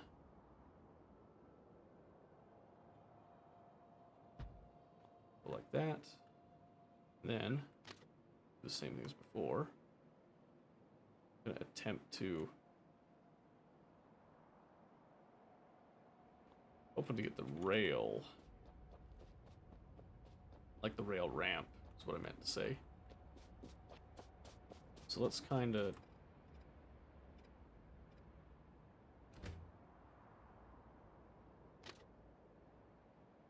Yes, that's what I was looking for.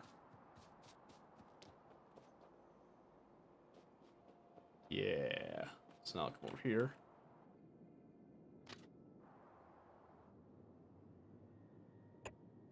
Yeah. Again, I just want to kind of break it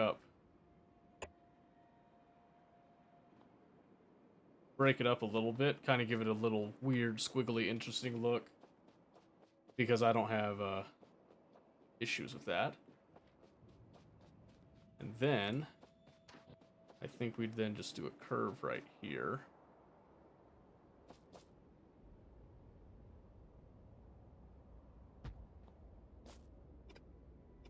Yeah, that needs some work. That's okay. Then we've got some open space again with a couple of rocks that I might leave just for the looks. And then a little forest bit right here, but I think we're okay to just go straight and then curve around that.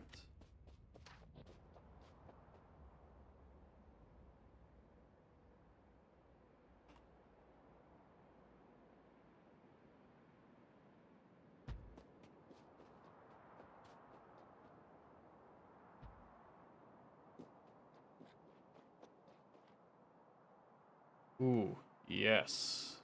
This is another opportunity right here. Okay. Now what I can do is come up.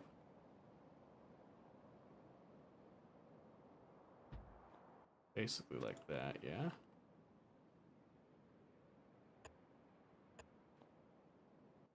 Uh-huh. Then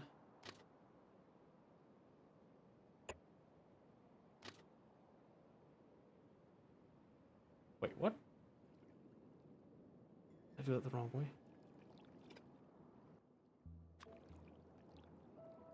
I did, huh?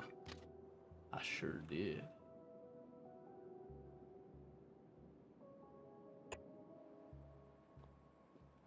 Okay, then we just have a look at that. And we'll have to fill in some power lines and all that, of course. But the idea here is that we give ourselves like some straight areas, some kind of kooky looking areas.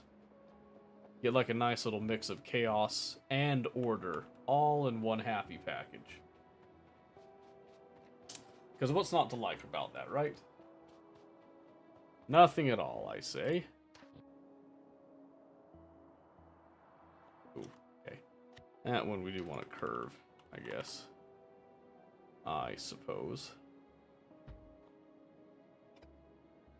Oh, that ain't what I meant to do.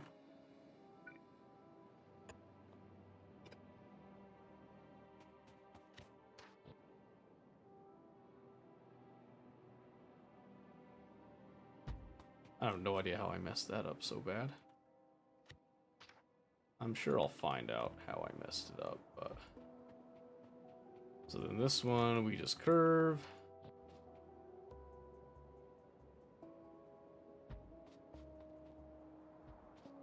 And just carry on up.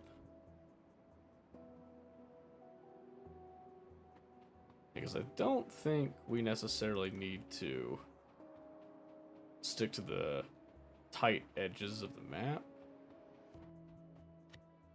Or our boundary line, I should say.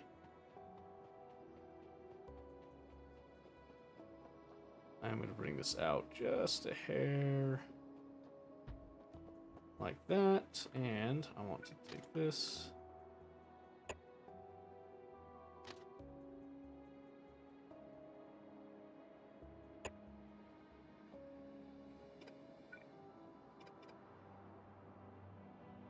I don't want that to match. Ish, you know what I mean? Okay, then we're gonna keep on. Keep on rolling it up. So then this will bring us to slightly new areas. We've been kind of walking around. This is just kind of the planning phase. And again, this is considered the skeleton of the system that we're going to be doing. Not necessarily a great skeleton either.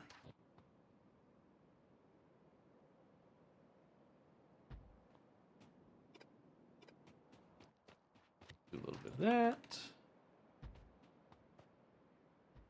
But it's our skeleton, and that's what counts, right? Right. Yes, I think we can go ahead and continue out this way. Then this is definitely another instance of giving ourselves the benefit of the elevated rail. I'm just gonna... Oop, not what I meant to do.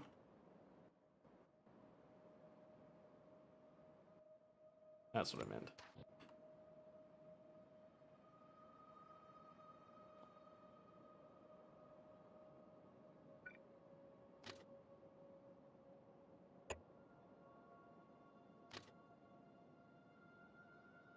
Wait, what? Huh? Wait, why would you do that? Oh. It's weird. Don't know why I was doing it that way. Yep, just like that.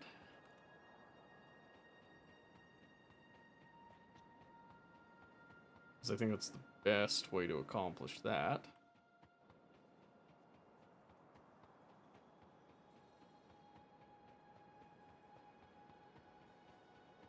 I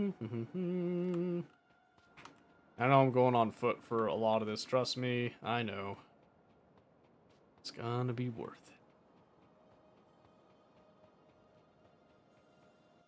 Alright, so now what I want to do is I want to do a T-junction. Probably actually more like...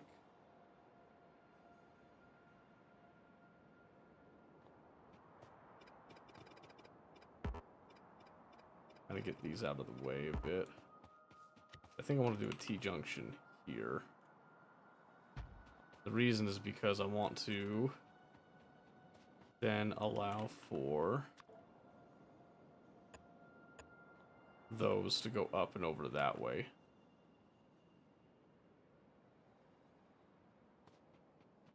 Yep, and then just to signify where this is going,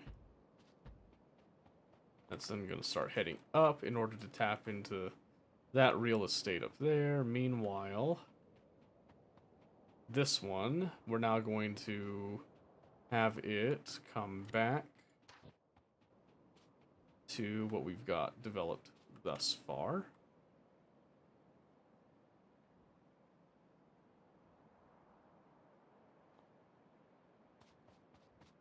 Okay, and I think that's going to be as simple as that.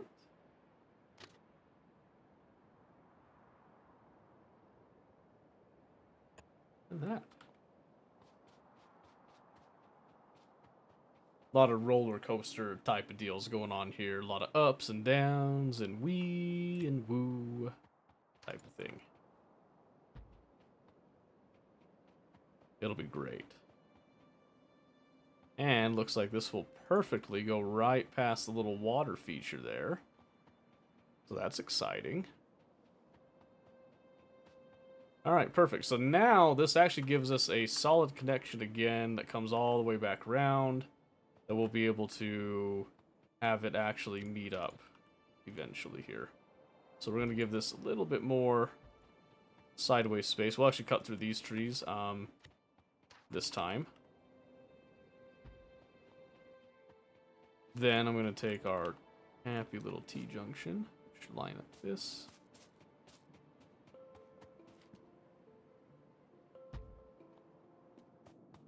I'm just going to take out the existing rail.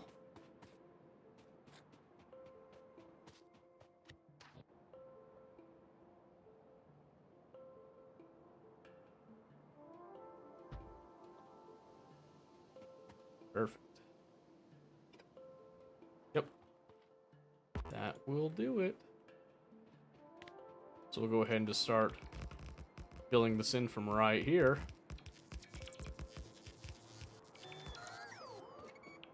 Yep, so that should no longer interfere with anything there, at least.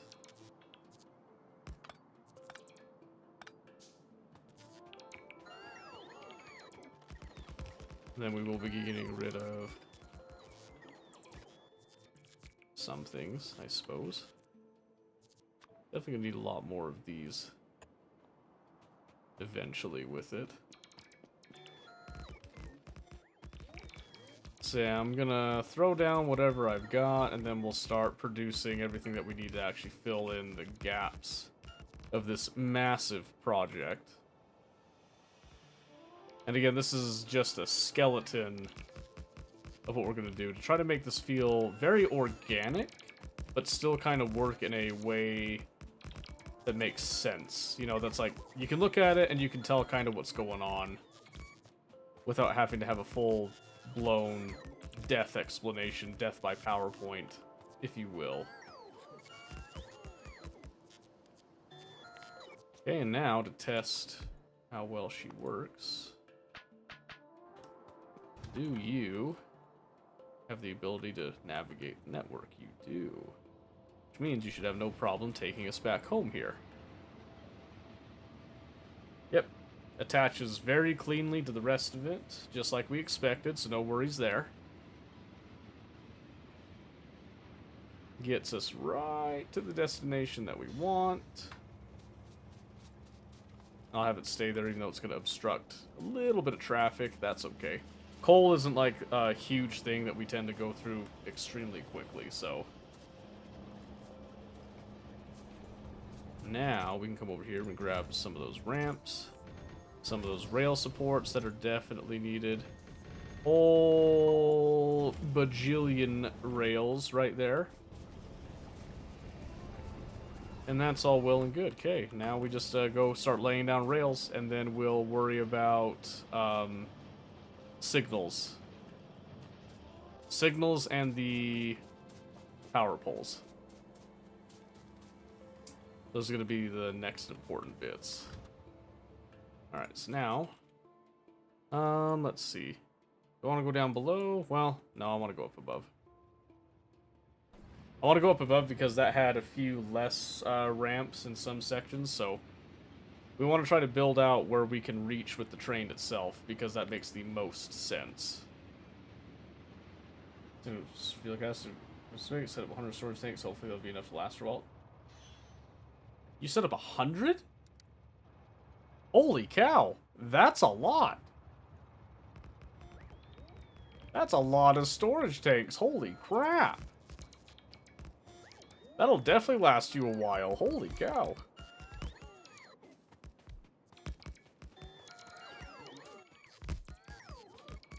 A little paranoid, are we?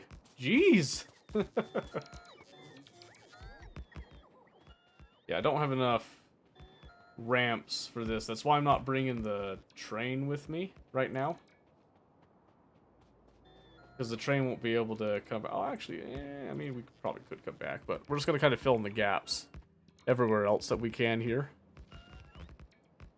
It doesn't matter in what order we fill these in, or if everything's, like, neatly filled in right now, because these aren't rails that are going to be in use for a little bit longer still.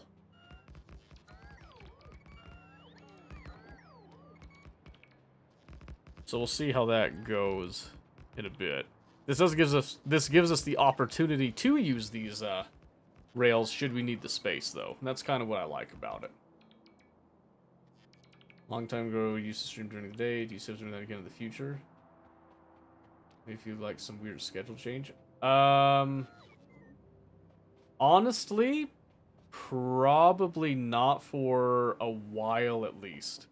The main reason is because right now, the whole reason that I have the schedule that I do now is because I am the stay-at-home parent. So because of that, during the day, I do have to deal with kids a lot. You guys you remember you saw Riker here, chilling with me and all that, and good kid, really good kid, but requires a lot of attention. You know what I mean? Like, I can't just sit here and focus on stream while also dealing with children like that. So I have to stream at times that I can actually afford to pay attention, so to speak. So not until, like, you know, maybe kids are in school type of thing, and then I might be able to do a schedule change to that effect. And I would like to do that, I really would. Because I know the daytime is a better time for most people to actually see streamers and all that stuff. But again, the issue is that on my end, it's not super ideal. So I have to go off of my end first before I can try to accommodate other people's end, even if I really want to accommodate that end. If that makes any sense whatsoever. So as much as I would like to, and I legitimately would like to, I just can't right now.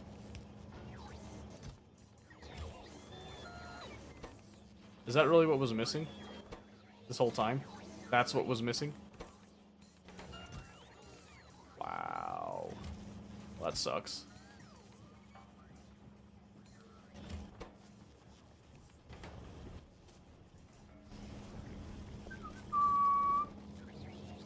Yeah, it's a lot of the same reasons that I have to, like, pick it. I have to be very picky about which games I actually focus on at a time, because I don't have enough time to do every single game that I want to do, which is a lot. So I have to be very, very choosy for the most part. Let's see, what do these take again? Steel plate, iron stick, copper cable. Right. Oh, I got a whole bunch right here. What am I doing? What am I doing? Yeah, give me those. I'm gonna need some more of these guys as well.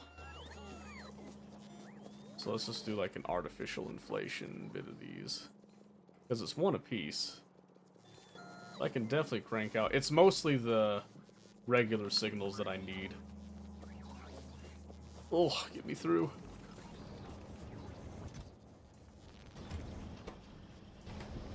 There we go, we'll just pump out some of those right there. But yeah, like I said, I'd like to... I really want to take this more seriously. Same thing with YouTube. I've been kind of neglecting YouTube. I'd like to take YouTube more seriously as well. But the issue right now is just there's a lot of stuff going on that doesn't make it super ideal to do that stuff. Which really sucks, because I have the desire, I have the motivation. It's just, it's mostly a matter of lacking the time type of thing. I don't have time to do everything, so I have to prioritize other things as well. And sometimes those things that I prioritize are not digitally related type of thing. Alright, well, I got a couple more of the rail ramps now. Right? Did I not pick them up? I don't think I picked them up.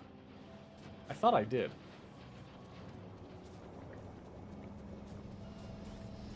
There goes like 8 of them right there. Okay. We'll take that. We'll take that. That's good.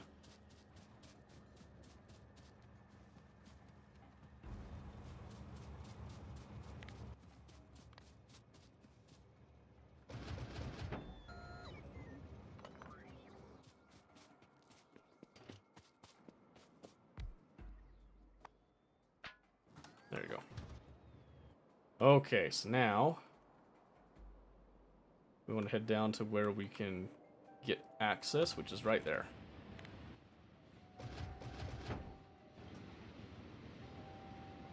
But yeah, during the day would be ideal because I would personally be much more awake during then as well, which would be very helpful when playing like the competitive games and stuff too. Because again, it's just kind of a matter of lacking the time.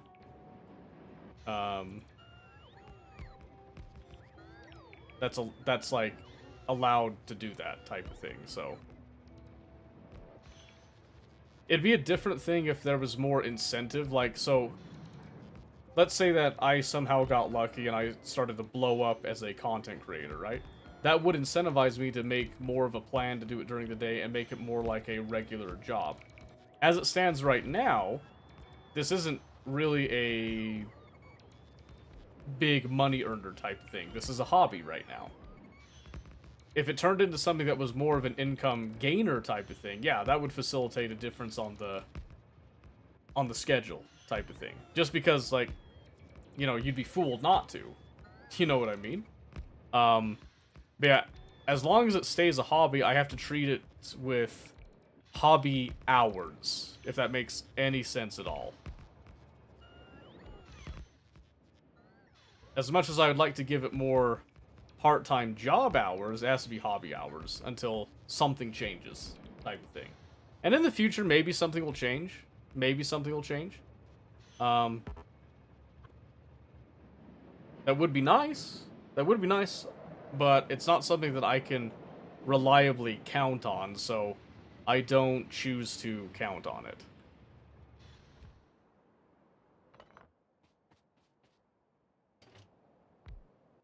Someday.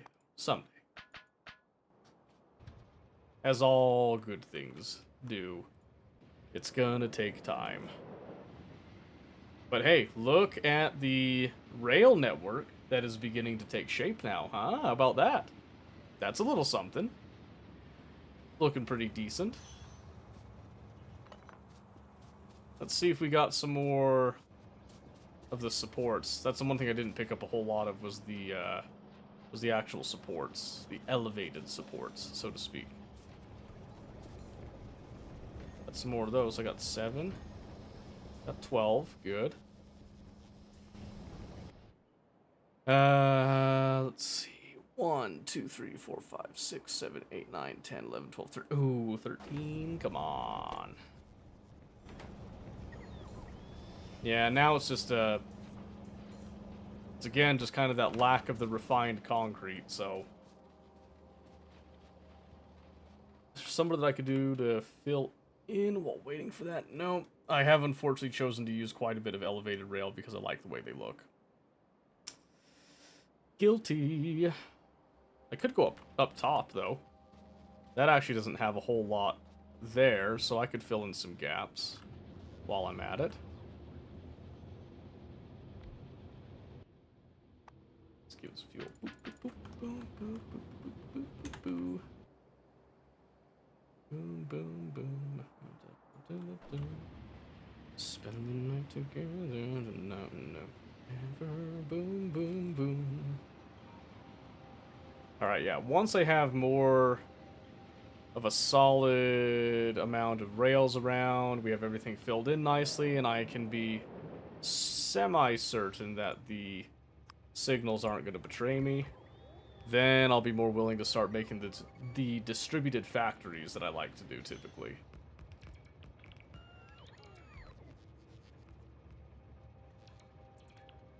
How did I know that was the song you sang? Because it's a pretty... anyone that knows music should know that one. I'm just saying, like, if you like music, you like the classics. Or you better like the classics. No hate on the classics, alright? That's the way that it should be. Yeah, I'm gonna have to fill in some power line gaps eventually, but this will at least take care of most of this here. As far as I can tell, at least. And I'm not gonna lie, this feels so weird being on YouTube. I kind of like it at the same time, though. Very lax. Very not stressful. Probably because I don't have any, like, rewards set up and stuff, so there's just nothing going on with that. It's very nice. Very calm.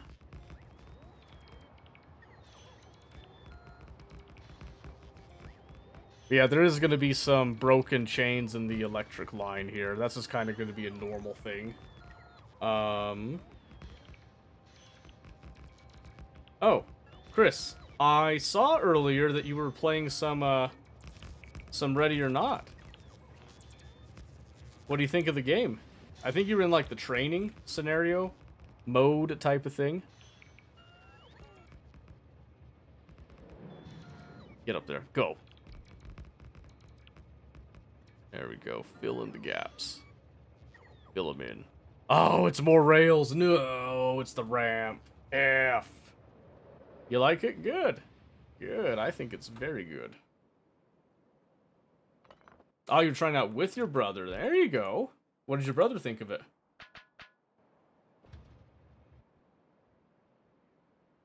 Ugh, gosh, dude. Pain and suffering.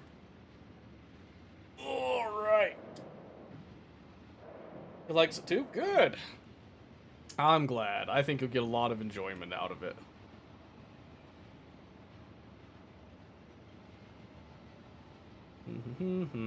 Okay, because once this is now expanded out, we're also going to be expanding our refueling stations as well, because kind of be remiss not to.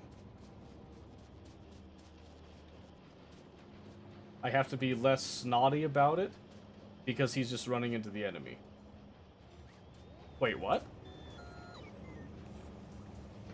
Wait, what? Less snotty about it.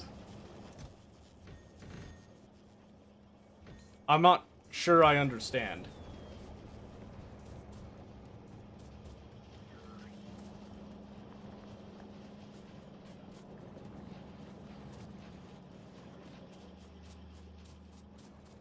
Yeah, see, I only got the one ramp, though. I don't think that's enough.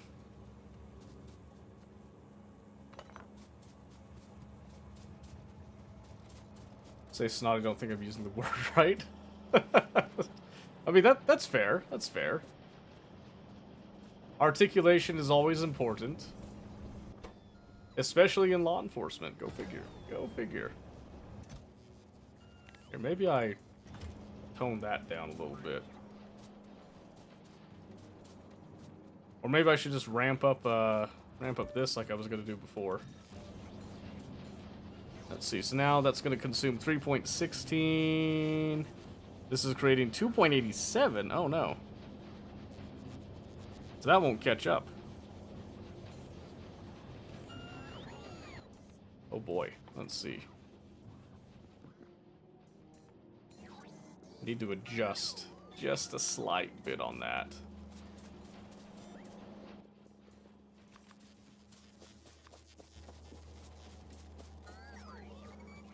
So I am telling him, why isn't he clearing the rooms?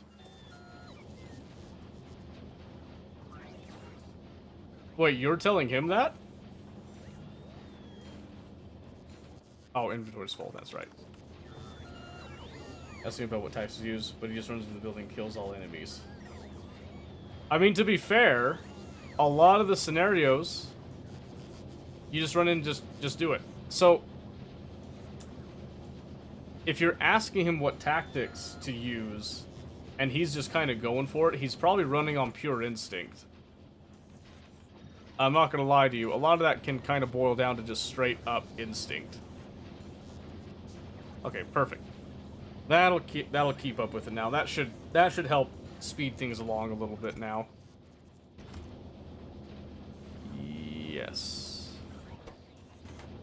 This consumes 1.26. And, oh yeah, that's gonna keep up. That's gonna keep up for sure. All right, perfect. Yeah, that should help with the refined concrete bit of it now. That should pick up the pace quite a bit.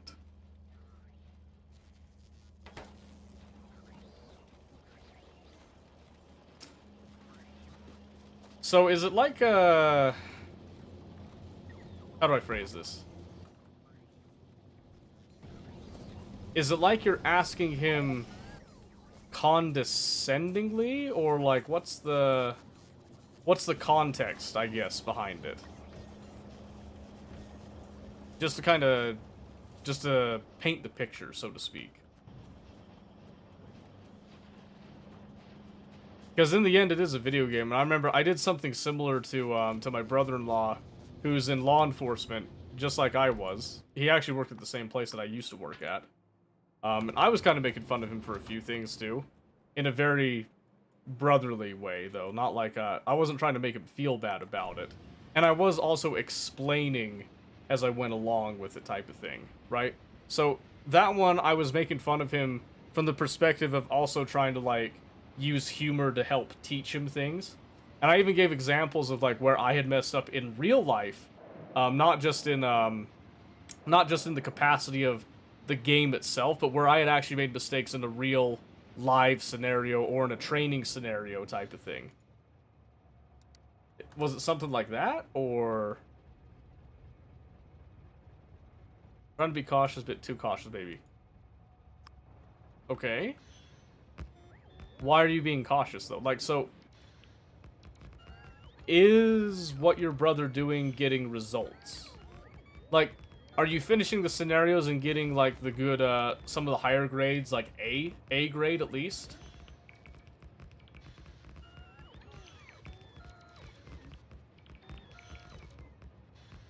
It is, we are. Okay. Then, yeah, you're probably being too cautious. So, in a tactical scenario, such as Ready or Not presents you with, a lot of the times, being too slow can be detrimental. But being too fast can also be detrimental. It's kind of it's a balance that you have to strike with it. So, for example, you don't want to just go willy-nilly clearing out a room that you have no information of what's on the other side. However, you can make some basic assumptions on what is on the other side of a room, and violence of action is usually way better than slowly gaining information. It just depends on the situation. Now, if you're hearing on the radio that there's a little call out that they've taken a hostage, it's time to slow down. Because now that they have a hostage, now you're risking the life of a civilian, and you have to take it slow. General rule of thumb is that you don't try to get the hostage taker to release the hostage. You get eyes on the hostage taker, and then you try to shoot the hostage taker immediately as soon as possible. That's kind of a general practice for a lot of law enforcement agencies, is that when someone has become a hostage taker, it's very unlikely that they're going to actually be in a state to reasonably make demands, that they're just desperate at that point. So it's better to eliminate the threat than it is to try to negotiate with the threat. You didn't know that? Yeah. A lot of people kind of look at movies and films, and all that, and they think that, you know, they have this whole hyper-tense situation where they got the negotiator talking, you know, trying to reason with them, you know, ask them what sort of demands do they have and all that.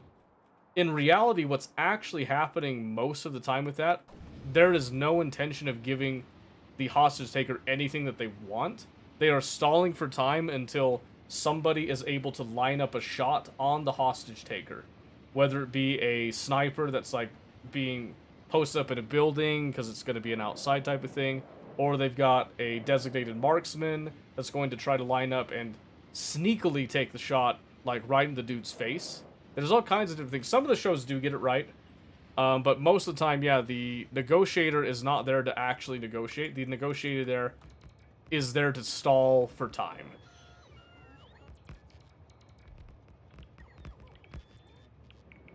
There's very rarely ever is there ever going to be a situation that you would actually give a hostage taker what they're asking for.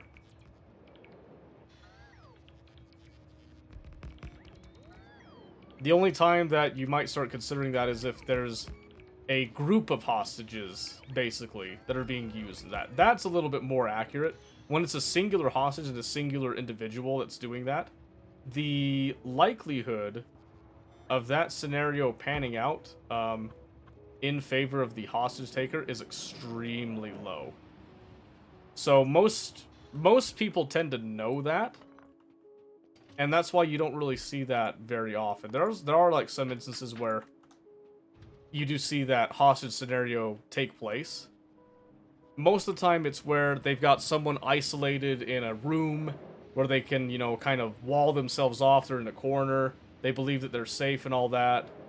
Most of the time what will happen is that a flashbang gets deployed, and you would think that the hostage taker is going to instantly shoot their hostage because they're like, well, you know, if I'm going down, you're going with me. Most of the time, they're just going to drop the hostage, mainly because they know that if they kill their hostage, they've lost all bargaining power type of thing. And if you kill a hostage, you are basically considered a high threat, and you will be pretty much shot on the spot. Because you're considered too dangerous, basically. You might live through it because most of the time it's shots to neutralize, not exactly shoot to kill, which might sound weird to some people, but that is a reality of it. But yeah, a lot of the time it's hostage takers and hostage situations. Your whole goal is to eliminate the hostage taker and preserve the life of the hostage. That's why there's multiple drills out there, like shooting drills that involve having a bad guy behind a good guy. Because a lot of the time you'll have just this small area to hit, and you won't have a lot of time to react and take the shot. And you have to just kind of go with it, so... You'll notice, I'm pretty sure the firing range in Ready or Not has exactly that type of a shooting target that you can practice with. It is pretty useful, not gonna lie to you, it is pretty useful. They have a couple different shooting targets that you would use in real life that have that exact same kind of target acquisition, especially the steel plates that rotate. I remember shooting those quite a bit. At least during the academy. Training kind of falls off a little bit with your firearms and all that after the academy. You just kind of, everybody just goes for their qualifications. That you can go to CERT and SWAT and all that, go to sniper school, but you kind of have to be selected for that, and you can kind of apply, but there's no guarantee that you're going to be picked for that type of thing, so it is what it is. There's no sense in not allowing yourself to learn some of those things as well, though. Doesn't hurt to know that stuff.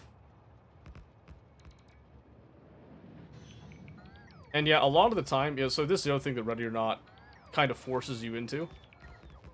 Most of the time, if you were to actually want to clear a room, you would just grenade it. The whole concept of, like, room clearing and doing, like, the special tactics, you know, like, pieing the corner and all that, they're all well and good, but those are kind of your, like, if you have no other options, that is what you're going to be kind of leaning towards. Because clearing rooms is intensely dangerous. I can't remember what the statistic is, but I know that a lot of the time your point man, if you're out on deployment, is the most likely person to probably die early. It's a very dangerous position to be on the point man. Always respect your point man, just saying. Because they are willingly taking some crazy risks to do that. In terms of like a law enforcement thing, yeah, like that's why you would also use a flashbang, because flashbangs are extremely effective indoors. Like, extremely effective. You ever been around a flashbang that's gone off at, like, in your general vicinity? And you'll know. You'll know, like, exactly how disorienting those things can be. I'm gonna kind of slowly walk back here and try to get some of the power lines up. Because I've been neglecting that.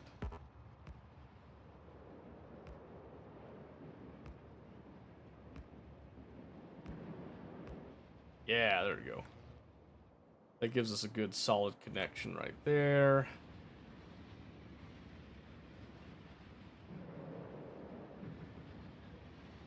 But yeah, so when it comes to Ready or Not, you've got kind of two ways to approach it. You can take it slow and methodical, which is usually what I tend to do, especially when I'm using the AI teammates, because I don't always trust the AI teammates. I'll be completely straight with you on that one. They're not always the greatest teammates, so to speak. Or you can go hard and fast with it. There's advantages and disadvantages to both, just like there is with, you know, any other trade-offs that you do. But I think the main thing to keep in mind is just, if something is working for you in a game that's, like, simulated like Ready or Not is with that, it's probably not a bad idea then. Obviously, there's some, like, game cheese mechanics that you can get away with that you wouldn't be able to get away with in real life. But it's a game. You can be John Wick. Like, there's also scenarios that you would be using a handgun versus your main weapon, even if your main weapon is not currently down or dry or anything. There are actual reasons to use some of that stuff.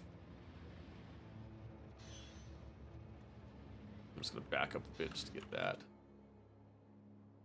Because that should... Oh, I seem to have missed one. Hold on.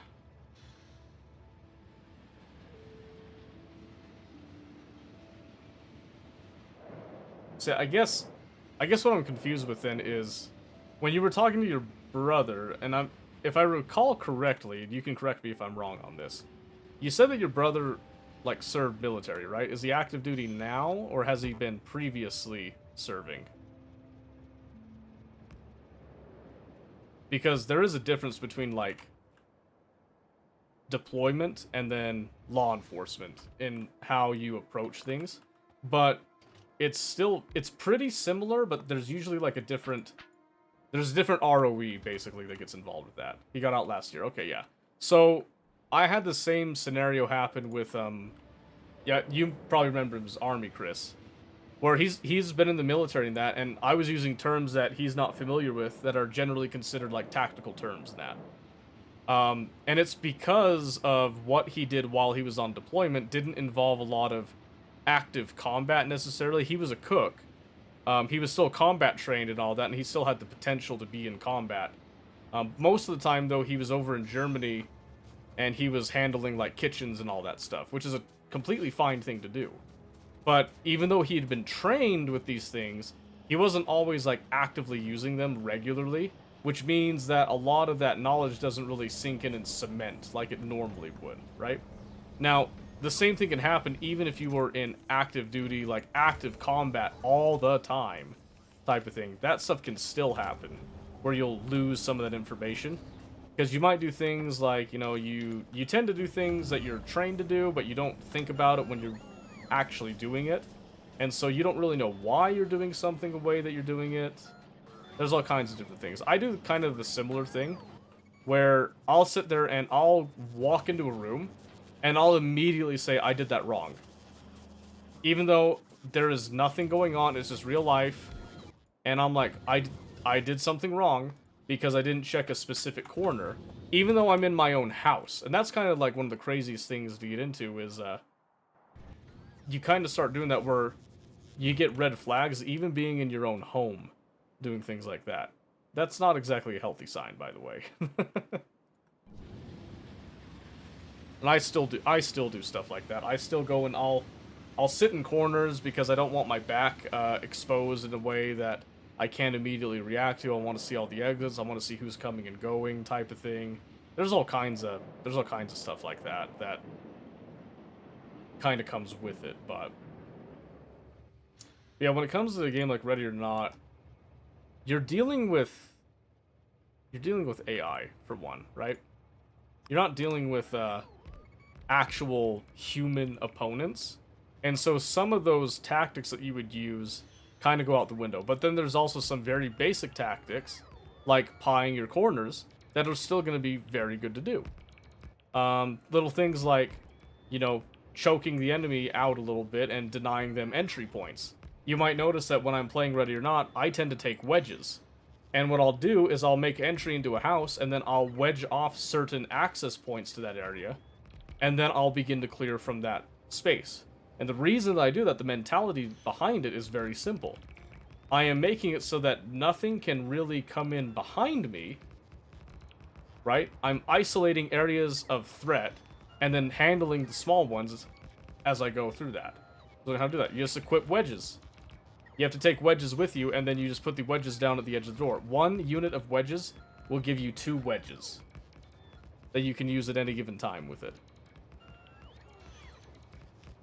And that's the other thing, is that that's something that I just normally do. I normally sit there when I get a game, and I look at what tools are actually available to me. And then I critically think about how would I use the tools for my specific situation, right? I used to hate on sting balls, for one. In real life, too. After using them in Ready or Not, I got a lot more respect for sting balls in real life. Can you retrieve them back? Yes. Safe get behind and freak me out. Yeah, exactly. It's rear security. There's multiple different scenarios that I could show you that making sure that your rear security is wedged off, even though it doesn't necessarily completely stop things, because someone might still be able to break a door down, but it slows them down and gives you time to react. Because the greatest enemy that you can face in Ready or Not is not a dude with a gun, it's a dude with a knife. Every single time. Every single time. It's always going to be a guy with a knife, because they'll get up on you, they'll push your gun into your body to take it away from you, basically, and then they'll just start stabbing the snot out of you. Just like real life. You should respect anyone that has a bladed weapon. Never underestimate a bladed weapon. That is the worst thing that you could do in a situation, is if someone's got a knife and you walk up on them thinking, oh, they just have a knife, you know, like what's, you know, I have a gun, what's the worst they can do? A lot. They could do a lot to you. Yeah, knives are incredibly dangerous to a gun wielder, basically. You would be shocked at how much of an advantage a knife has on someone with a gun. Just saying. I was wrong about the number of storage. That was 100. It's actually 130. Hey, whatever works for you. Whatever works for you. If you want that much storage right there, that's fine. I used to say that you might not want to do that because it would tank UPS and all that. Yeah, don't even worry about UPS these days. Don't even worry about it.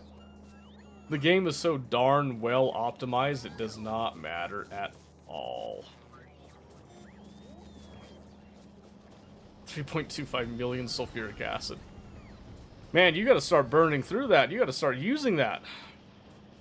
I expect a horde of drones within a matter of days at this point. Just start flooding your entire map with them. Alright, I got another set of ramps so we can carry on here. Okay, we've got some good progress right now. Let's see.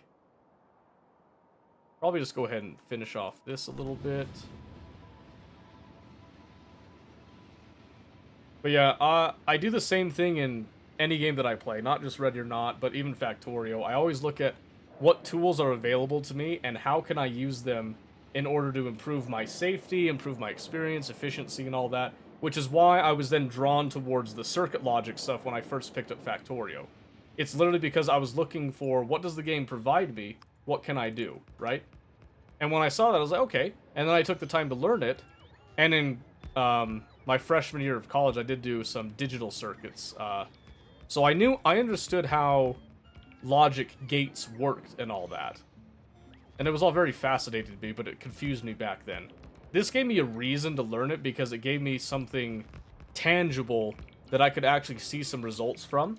And I actually learned analog circuit logic along with digital circuit logic. They're similar, but not. And Factorio tends to operate more on how analog circuits tend to work out. Not exactly, because it's still a digital game, so they still have some digital tendencies. But it simulates like an analog, like hardware programming, basically. Everything is zeros and ones, binary, you know, what have you type of thing. And that's beautiful. Just saying, it's beautiful.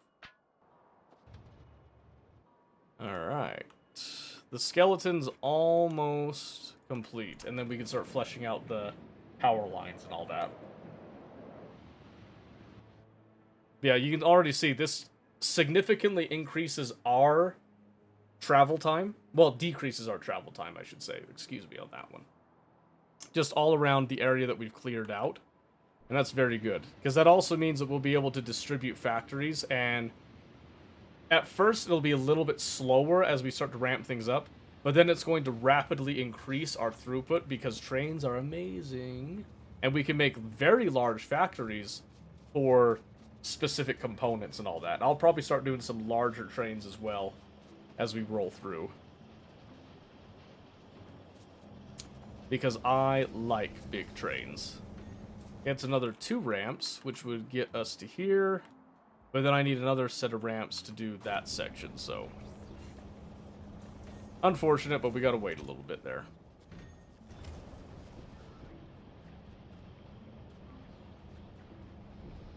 Yeah, I don't know. I've just kind of always been that way, when it comes to how I as a person think and feel. It usually errs on the logical, but when I do get emotional, the emotions get pretty, skyrocket high. It's really not fun when I get emotional, I'll be honest with you. I don't like the feeling of being emotional. Not a good feeling. Give me 1 second.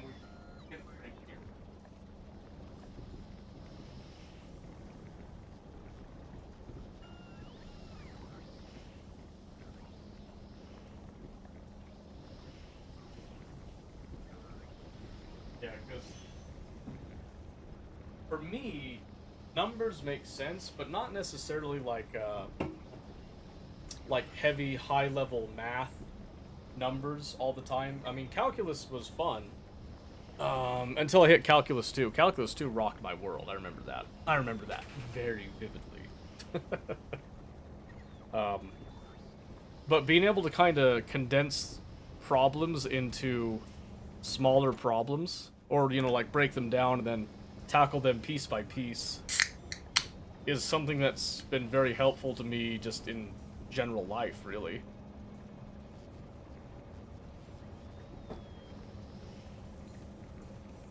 And you can do that in so many scenarios. So many scenarios. I can think of not very many times that there is not a problem that has a bunch of subsets of smaller problems that you can't break down and, like, work at. But that's just me. It's why games like Factorio, and I tried Shapes 1 and liked it, but I went to Shapes 2, and Shapes 2 has so many quality of life features that I really like it. But I've been playing that a lot more and really enjoying it. Then I saw that Shapes 2 also had a wire logic gate system and all that, circuit network type of thing. And need I say more? Need I say more? I'm just saying, like, I'm hopelessly lost now to that. I almost played it tonight, but I abstained, and you're welcome. Let's see, I need to dump off a few things here. Just make a little bit of space. I got a lot of unnecessary stuff on me. There we go, got 4 ramps. That's all I needed.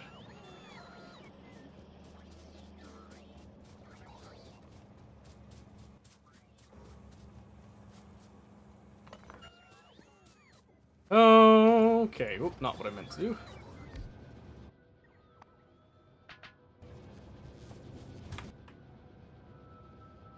Did they add multiplayer to Shapes too? I did not even look. Let me see. I don't think they did.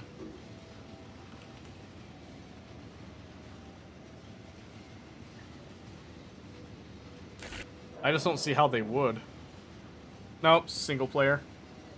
But I mean, you can always do like, I don't know if it has seeds in the same sense. But you could always do like the oxygen not included route where you just have the same seed. going through and all that. I used to do that with some people I knew, where we would just, we'd generate the same seed for a map, and then we would each play the same seed. See who could either survive the longest, or who could tackle some certain problems the fastest. You know, or, oh, wow, I had this really awesome volcano right here, but I didn't know how to deal with it. How did you deal with it? You know, like, kind of comparing side by side type of thing. I think there's a lot of enjoyment to be had in playing like that, because even a single-player game, you can still play semi-multiplayer in that sense. But yeah, natively speaking, Shapes 2 does not support multiplayer.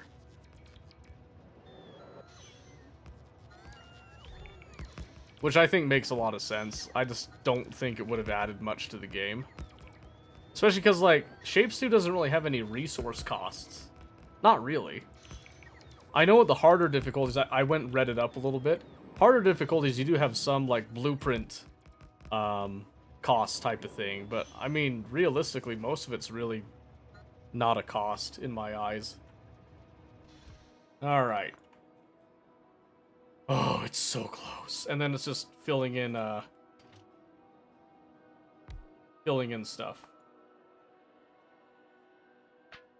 Which doesn't necessarily need to be done, like, right now.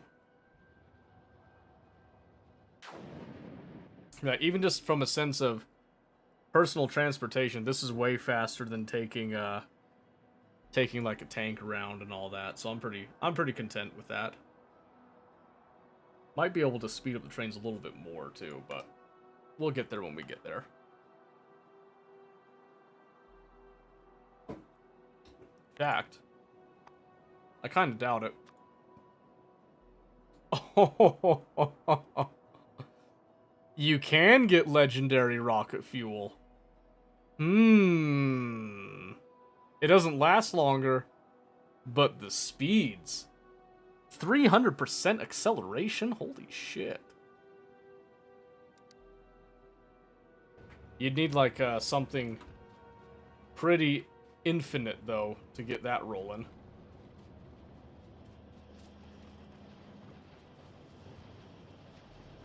Let me through. Okay, let's see. So what all are we needing again here? We need some ramps for that bit. Some ramps there. Okay, so we need 2, 4, 6, 8, 10. 10 ramps total. That's probably not happening anytime soon, but we need those rail supports, especially. So we'll wait here long enough to get, hopefully, one more. Oh, there we go. Boom. As long as I can get sets of 2, I can progress to the next section of rail. And really, that's all we need.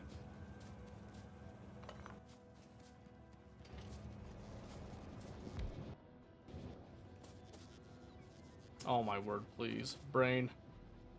Brain, don't do this to me. There you are. Alright.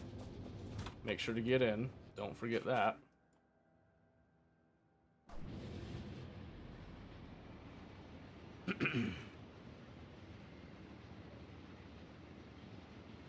Okay, awesome. Okay, this is a good amount of work here. Do we want to switch games? Are we feeling good about Factorio? Because I'm trying to think, what else can I do tonight? I was thinking on making a market scanner for Dune Awakening, because I noticed there's not an official API, and the one database I was able to find doesn't have an API either. So I was thinking about getting some market data myself, and then maybe trying to make my own little API. Haven't decided if I want to do that just yet. That might have to wait till after we come back, though. Oh, hey. Really? There we go. Gotta sleep fairly soon. Oh, okay. Yeah, because if I have to do it manually, I'm pretty much going to have to create a script that'll read, like, take screenshots, read them, and then put them into, like, a file, parse the data, And then I have to do it over the course of a few days to actually aggregate the data that I'm trying to get. So, we'll see. Would like to look into that to the API. Oh yeah? Why do you want to look into it? Have you even used the market in Dune Awakening yet?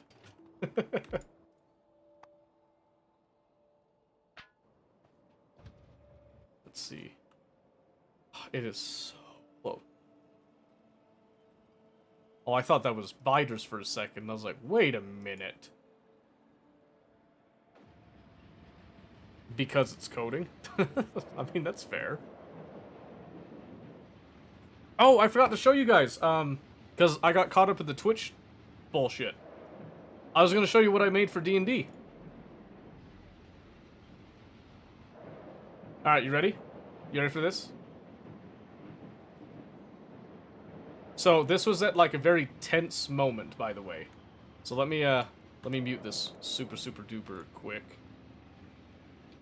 There you go. I'm not going to tell you, like, what the full context was with this, but there was some music in the background. I won't play the music in the background so that you can hear kind of the raw sounds that went with this. But I made this myself. That's a little off-center, I just realized. I don't think it was off-center when I actually used it, but here we go.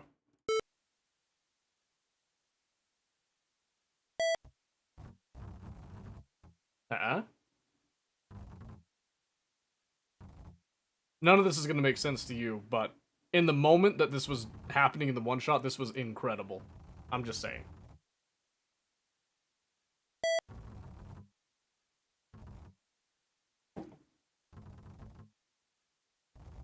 I was really happy with the typing sound. I think it came out really nice.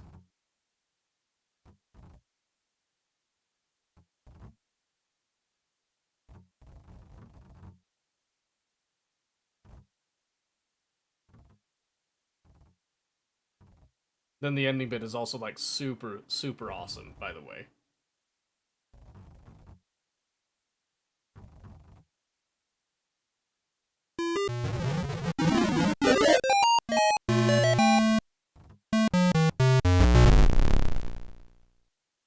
I mean, come on. After that, they were definitely told to roll initiative, by the way. Absolutely, they were told to roll initiative after that. So it was great. I was going to show that, like, earlier, but I got caught up in the whole, like, Twitch was freaking out, I couldn't do anything, and I completely forgot.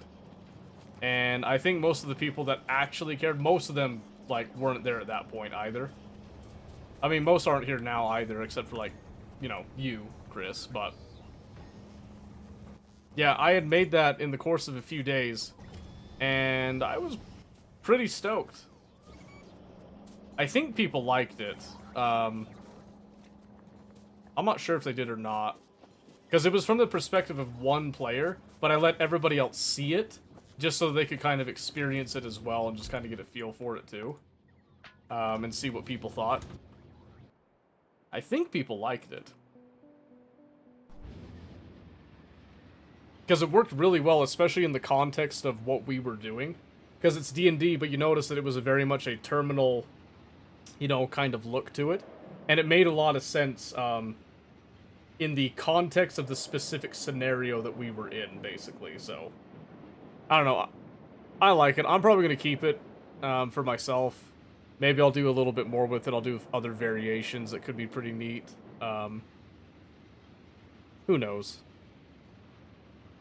Yeah, I wanted to do something that was very visual, but I didn't like Python's, visual ability, so to speak, so I ended up doing some HTML, CSS, type of thing, with a little bit of JavaScript. Because I've been toying with that a little bit when I was making a, like, a little test website for my sister and I's, like, 3D printing thing. Never really went anywhere. I'm beginning to wonder if she even wants to do the business anymore, which might mean that I have a little bit more time for things. She's still got me doing maintenance and all that for her printers and all that, but I don't know. I'm just not sure if she's really digging the whole Where did you get the sound effects? You can use, there's kind of like some like MIDI libraries that you can use to kind of parse them through. We can actually I know it's in there here. Let's see. No, file. Open. Yes, go ahead. Let's see. Download. We'll just go to the downloads folder. Ugh. Let's see, what was it called again? Warhammer terminal, so I just gotta go down to right here. Okay, let's see if I can find it, because it's gonna be in the sounds bit. I've looked at this in a bit, so let me see if I can find. That was just the sound buffer. Where did I put it again?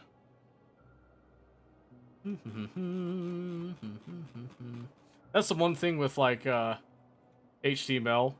I'm not used to structuring it, so sometimes it looks a little bit schizophrenic here. And a lot of this is just kind of built in CSS. I didn't put CSS in its own folder, which I probably should have. Let's see. Yeah, because there was like the glitching. I did like a courier new, monospace, different like little animation stuff and all that. Where did I put the audio? Should have? Yeah, I should have. Because I mean, what did this end up doing by the end of it? We were at 17, almost 1,800 lines of code by the end of it. But I mean, the results spoke for itself. I'm just saying. Let me see here. So which sound were you looking at? Just the general sound effects? I think I would have put it more towards the top.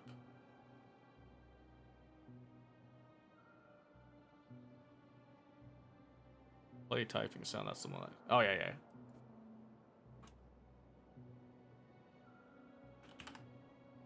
Go back to the original on that one. It should be up here. Yeah, here's the function. Because I think there was some, like just a built-in library of audio, to be honest with you. I think that's what it was. Keyboard sound index.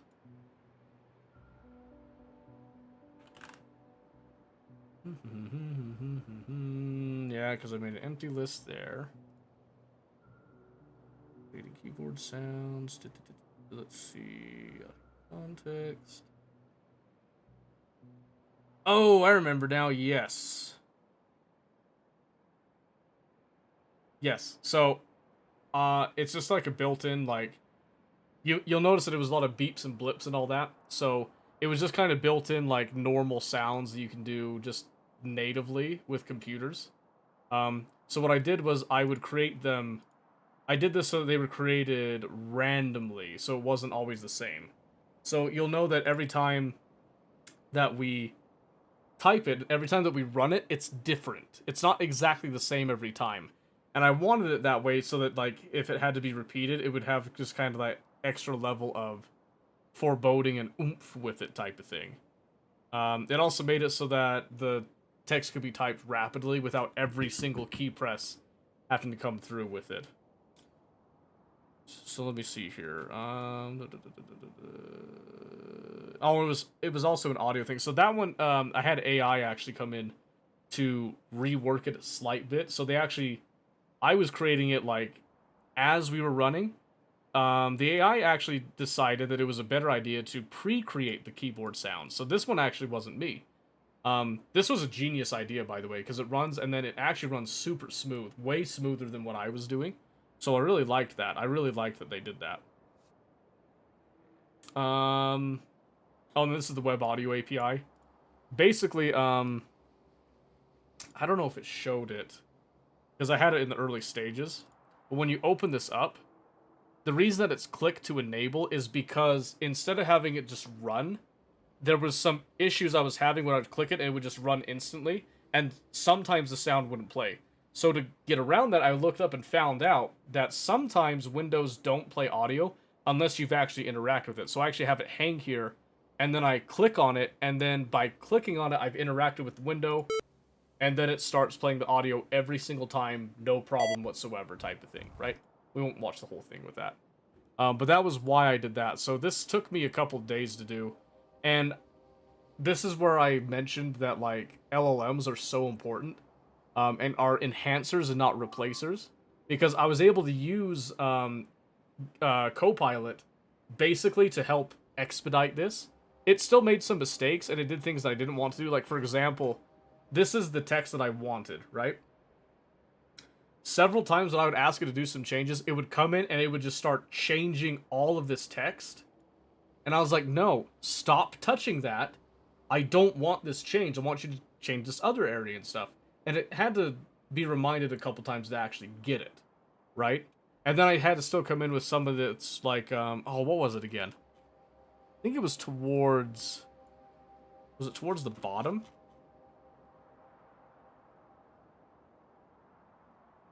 It was the distorted message format right here in this function. What was it? It kept changing something. And I had to tell it specifically... Oh, yeah, right here. So here, this is an if-else chain for the different corrupted text, like spans, basically, in here. So I had to learn this a little bit, and on how spans actually work in terms of the classes and that. But it kept trying to make a change that... I can't even describe it now. But it broke this every single time. So I ended up copying this, putting it into a notepad, and then every time that I would try to run it, if it didn't work, and I saw this specific line, like anywhere between 1263 and 1269, I came in, I just pasted what I did, and it worked every single time. After about 10 times, Copilot finally decided to leave this alone, and then it was able to make changes beyond that. So it was just crazy. It was just crazy what to do. But it did help me in making some of the audio bits. So the typing sound, I did that like mostly myself with a little bit of help. The ending glitch sound that it did, that one was pretty much all Copilot. I'm not entirely happy with it, but I was on a little bit of crunch time, and I didn't want to sit there and try to tweak it myself. So I just kind of worked with it a little bit, trying to get like an okay sound. I wanted something that was more grimdark type of thing. That didn't really work out. I think I did see that there was let's see. Yeah, it did this. Font family deathcore. And I went and looked it up. I think that's a real thing, if I recall. So I was like, what? There was actually like a Google API, like font for it. And then I go look it up right here. And then it had like a couple settings on Google APIs for the font. I didn't look that up. Copilot looked it up. I was like, what? That's crazy. And it worked out beautifully. It worked out marvelously, so I loved that. So yeah. Don't hate on AI, because I think it's useful. Just don't depend on it too much. That's what I hate all times to use. AI as a guide for bolt coder inspiration. Yeah, it's good for that stuff. You can have it help you crank out some things that you know how to do it. And I stress you have to know how to do it first, because you need to know how to know how to prompt it to correct itself. Because if you don't know what you're doing, the AI doesn't know what it's doing either. Which is great. And you're now into blue boards. Perfect. Those because we've got to teach it. Yeah, exactly. Yeah. You know, computers are the smartest, stupid things that you'll ever interact with. It's true. It's true. Computers are incredibly dumb, but they're highly specialized. They are very good at what they can do. Loud enough for people in the back. Yeah.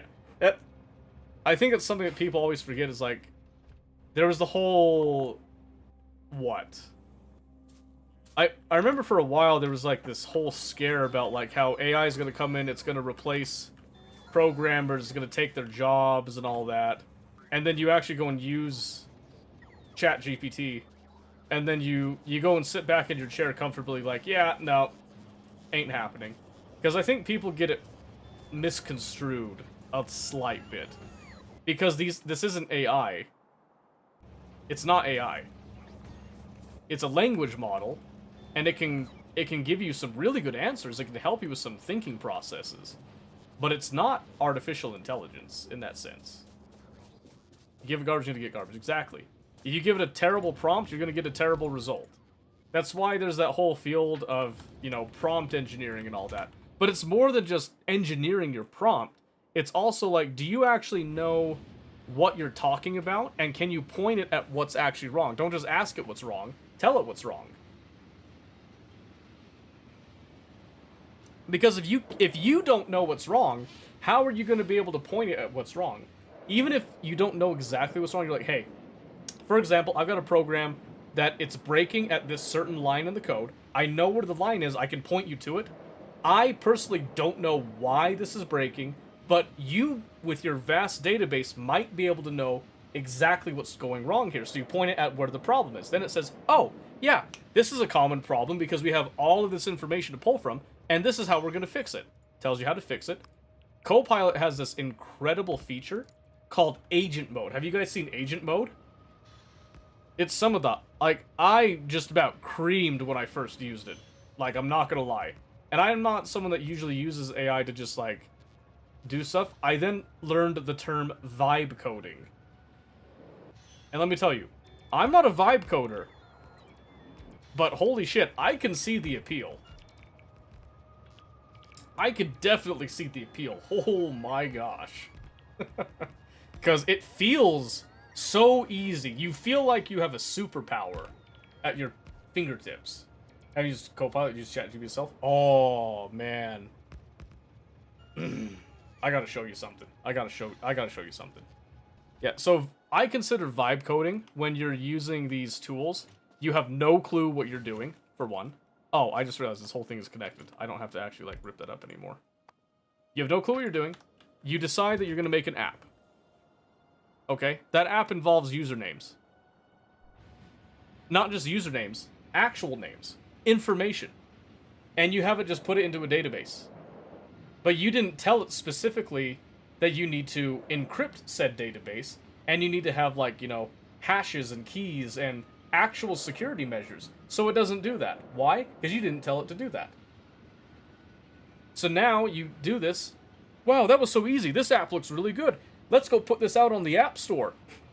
Great, this is going awesome. Uh-oh, a bad actor came by and decided, hey, you are storing all of your customer data in clear text. That's incredible. I'll be taking that now. And then you sit there like, I don't understand. I don't understand. How could this have happened? There's no way that this could have happened. The AI made it. And the AI said that it was perfect. Said that there was, you know, like, there was nothing left to do on it. That everything was good. Come on now. Come on now. Alright, let's get real for a moment there. I'm just saying. On my Google account, it means it's available to me at home and at work. If I was going to use Copilot. See, and that's the thing is, so I'm using Copilot. I pay for Copilot because I like Copilot. I used to, like, pay a little bit for ChatGPT and all that. I decided that the free version of ChatGPT is more than enough for me for anything that I want to do. I'm okay with the rate limits and all that. But GitHub Copilot, I actually use it all the time. And I don't even have a job in programming. I don't have a job in programming. And I use ChatGPT, like, all the time. Well, not ChatGPT, Copilot, all the time. It is incredible how powerful that is. And the price is not that bad. Only use it on my work computer, then it wouldn't be available for home use. Yeah, I mean, like, and that's fine. That's fine. There's all kinds of different ways that one can approach a problem like that. Yeah, I don't know. It's just incredible. We live in such amazing times. We have such amazing technology at our fingertips. It's always a good idea to learn how to use that technology, in my opinion. Don't be afraid of technology. Embrace it. Okay, we got most of that connected there. Yeah, I used to pay for ChatGPT, and then I switched to Copilot because I realized that most of what I was using ChatGPT for, I use it occasionally for some other things, don't get me wrong. Most of the time it was like, you know, hey, I got like a programming question, and it's fine for it. But when I actually used, like, Copilot, oh my gosh. I felt like I had moved on from working with an intern to working with, like, a senior developer. But not like a senior developer that was sitting there, like, you know, just trying to, like, trip me up all the time type of thing. But someone that's sitting there and is, you know, coaching you, helping you, working alongside you, like a second brain type of thing. It's even learned some of my mannerisms, which is hilarious, by the way, because... So ChatGPT is the one that mostly does the mannerisms, because usually when I'm doing Copilot, I'm using a model that's called Sonnet, Claude Sonnet. 3.7 is the one that I prefer, because it's a lot more technical, it's a lot more down-to-earth on it, gets real on the code base and all that, right? That's what I prefer. You can use Copilot using, like, a ChatGPT 4 model, and it's fine. It's almost a little too verbose, which is a fancy way of saying I think it talks too much. Which, I don't know what that says about me, but, you know.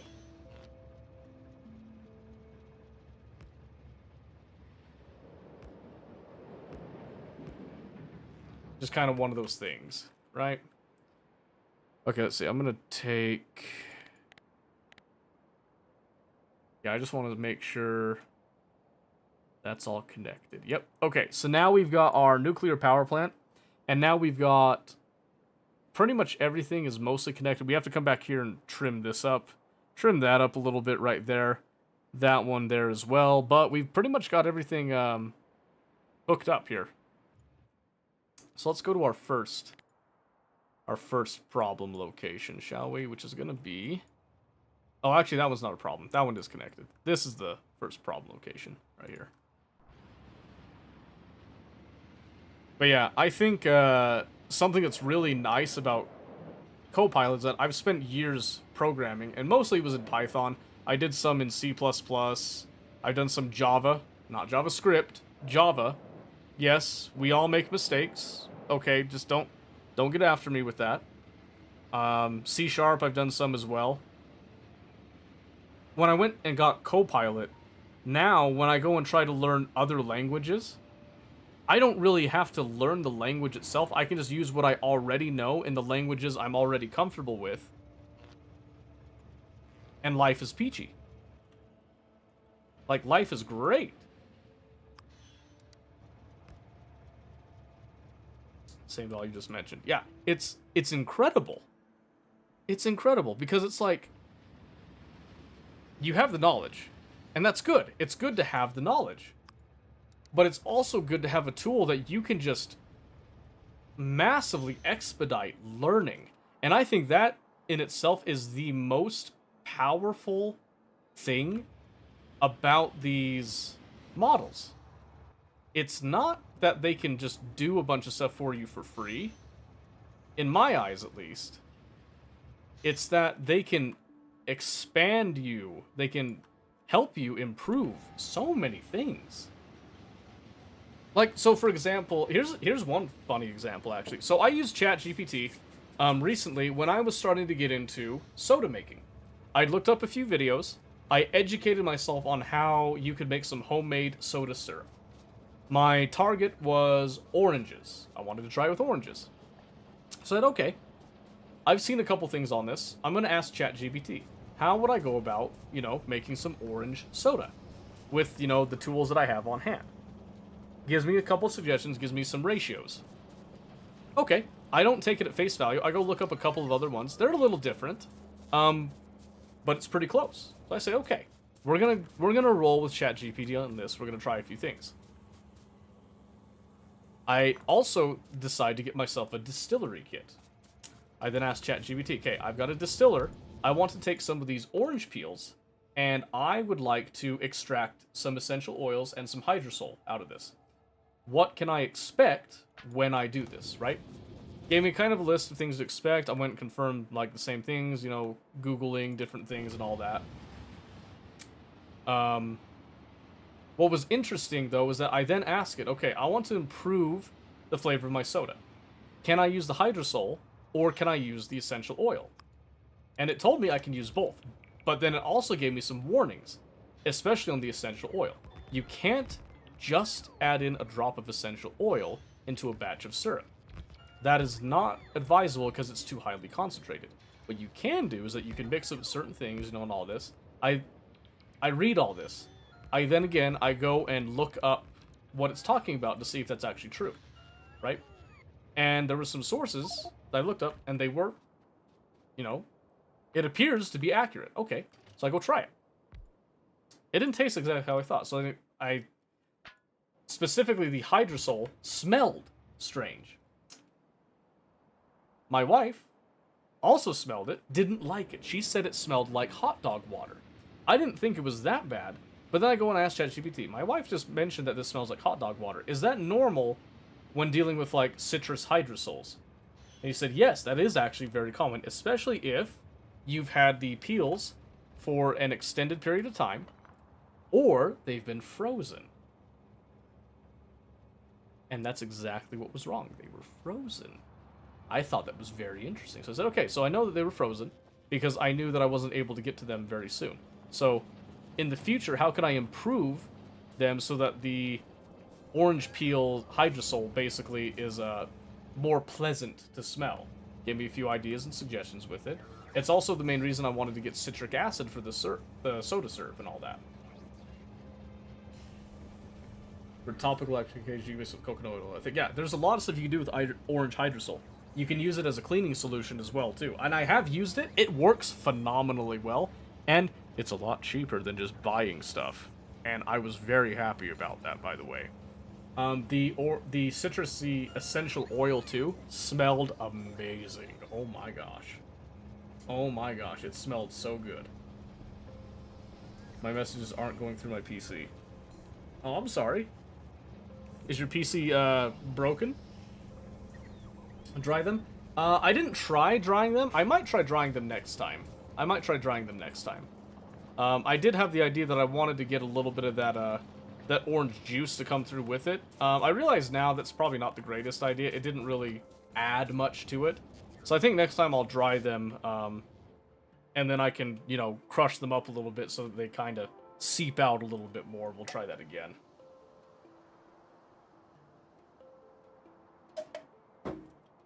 We'll see. We'll see. It's all a learning process. But then I was having issues with my hot plate. I used it to diagnose my hot plate, determined, yeah, this hot plate really sucks. Which I was like, well, I could have told you that, ChatGPT, but, you know, thank you for your input anyway. But it did help me to determine what was probably wrong with it, and then to also go looking for potentially replacement solutions for it as well. That'd make good balsamic reduction. Yeah, and I think that's the other thing, is that you can use it to pull information that is out on the internet. You use it as, like, kind of a more advanced Google, so to speak. But I think being able to Google for yourself is still a very important thing. I don't think people should just rely solely on ChatGPT to do all of their research. Because it's kind of the same thing. I talked to you about this a little bit. It's the same thing like when you were going to school and you were doing a research paper, and they tell you don't use Wikipedia. What they don't mean is don't use Wikipedia to look up stuff. They meant don't use Wikipedia as a source. But all you had to do was go to Wikipedia, read the article and stuff, and then go to the sources that were listed on Wikipedia, and basically verify for yourself if the information was accurate or not. Use the same sources, type of thing, and you would be fine. You would be totally fine. But I think a lot of people just don't do that anymore. Like, maybe not necessarily the doing their own research type of thing, but it's like, you have a tool. If you use the tool appropriately and correctly, you can come out so much more efficiently and so much like better swinging with it. Better with my best suggest to try something outside of how I normally do it. Yeah, and that's the other thing. It's so good to have such an amazing tool for these things. To do these, like, I don't know. I'm so happy to live in a time that we have all this stuff. I love that I can sit here and I can just decide one day I want to make my home a mechatronic home. I'm going to start learning how to do Arduino. I'm going to get microcontrollers. I'm going to learn how they work. And I've got all these ideas for things that I want to do around my house that I want to make my life a little bit better. It's not like I have to sit there and be, you know, Einstein in order to come up with something with this, you know, or be some extremely intelligent engineer or anything. I can literally just sit there and say, I have an idea, and I want to learn how to do it. And there's YouTube, like University of YouTube and all that. There's free resources online. Like, the internet has given such an amazing base of knowledge that you can go and pull from. And now you've got these tools like ChatGPT. I'll even include like Gemini and all the other LLMs. Like, your choice of LLM is completely up to you. No one's gonna judge you. I might judge you. Someone's gonna judge you, but not all the time. You have all these like tools that can help you to enhance the learning, to speed up the processes, right? So like that oh, I guess I only showed Chris that thing I did. So I'll show this one more time just for people that might have missed it. This was the terminal thing I did for the D&D one-shot. I used Copilot to help me speed this up, and I got this done in a matter of a few days, okay? So this is just for the benefit of those that haven't seen this. I'm going to play this one more time.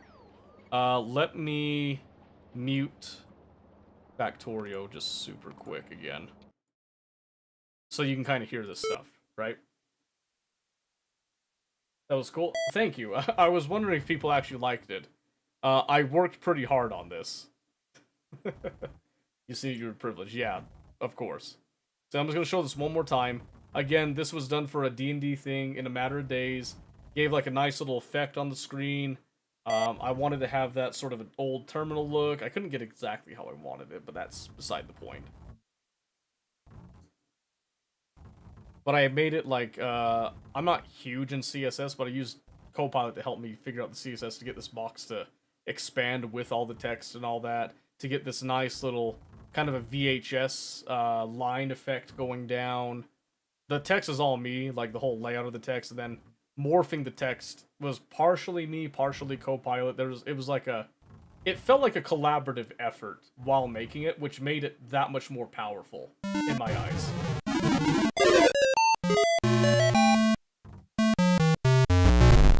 Yeah, so all those sounds are randomized, by the way, except for the final sound. The final shutdown sound is not randomized, so... And like I said, that normally would have taken me the time it would have taken to refresh myself on HTML, to relearn CSS some more. Even like the JavaScript elements that are in it as well, I would have had to go through and read documentation. I probably would have had to spend 3 weeks on that. With Copilot, that only took me probably like 3 days. It took 3 days. I read someone was kind of on the edge of my speed ability. Doesn't really feel, otherwise I loved it. That was the point. It was supposed to be kind of fast because you weren't supposed to be comfortably reading it. It was supposed to be like, oh, wait a minute, what's going on type of thing, and oh, this is all happening so fast, and it's just kind of assaulting you with information type of thing. It also is meant to be from the perspective of Famous's character, by the way. Oh, by the way, you said you're on PC. Are you back home, or are you still over yonder? Are you on your PC, or are you on his PC? What was I doing now? I finished out the rails. Oh, we just need the signals. Right. I'll do the signals next time, I think. Let's see, am I missing anything? We got a bunch of research bottles queued up. Is there anything that I can actually research?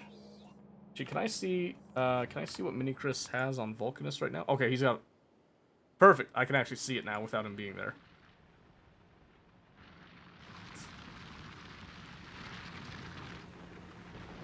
Let's see, he's mining at 0.65 a second. That's okay. Okay, he's got like some... Oh, is he crunching all of it down into carbide? He's gonna need to save some of that. Ah, that's okay. There's plenty of it. I'm not too worried about it. I'm trying to determine how close he is to actually sending metallurgic science. Because he's gotta make the tungsten plate. Which he's gonna need the ore itself. And then the molten iron. Now, the carbide's fine. You need it for some things, but he's gotta start making tungsten plate, too. Just down the road from you, baby. Oh, you're on the laptop. I got you now.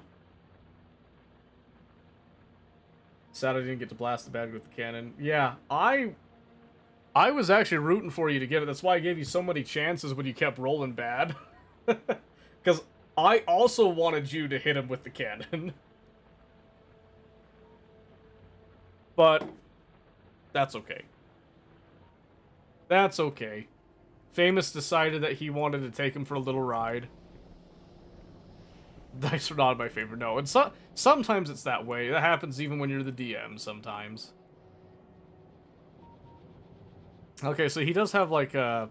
He's got a decent setup. I'm just surprised like he's not...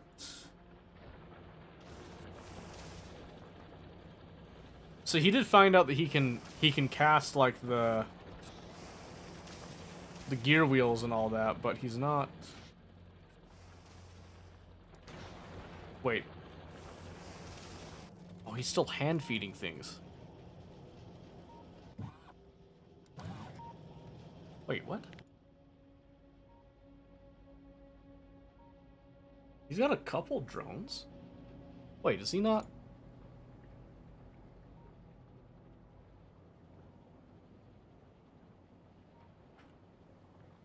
Okay. Ah, dang it. He is making them. But he's missing... He's missing electric engine units. Why? Because he's missing engine units. How? There's no way he's missing engine units on this planet. Where's he making them? Reverse it. No. Chris, please. Chris, you don't have to do this. Let me think here. Does he look at the engine unit? I know he can make assembly machine 3. I know he can do that. But you look at this, he can literally be casting this stuff. Like steel. I'm pretty sure he can cast it in the foundry, right? Yeah. Yeah, he can cast steel. He can cast the steel, he can cast the gear wheels. Yeah, he should be using the... I don't think he realizes how powerful that foundry is. I really don't think he understands, like, how intensely overpowered foundries are. I'm hoping that he, maybe next time he's on, I'll try to emphasize to him, like, that he should try to build more stuff with the foundries, because they are... These buildings are insane. They're actually insane. Let's see, alternatives going to be return to the shop to try and stop the nanites. Oh, ship, yeah. At the end of the movie, because the blast radius of the thing was massive. Yeah, it was. The thing... So, I had told you the blast radius, and I gave you a hint of what the damage was. What I didn't tell you was that the ship was not actually in a fire-ready position, because it was sitting on that cliff, and the recoil from that thing was massive, and it was definitely going to send that ship over the side. So it wasn't going to be like a you shot everybody, the whole party, TPK, and then, like, fly away type of thing. No, you would have actually ended up pretty much killing yourself along with it type of thing. Which would have been hilarious, by the way. That would have been absolutely hilarious.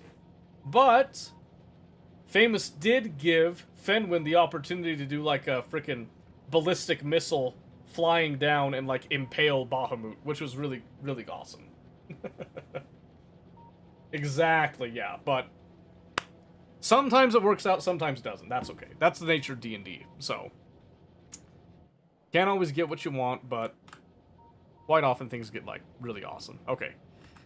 Anyway, yeah, he's using like the electric furnaces for a lot of stuff right now.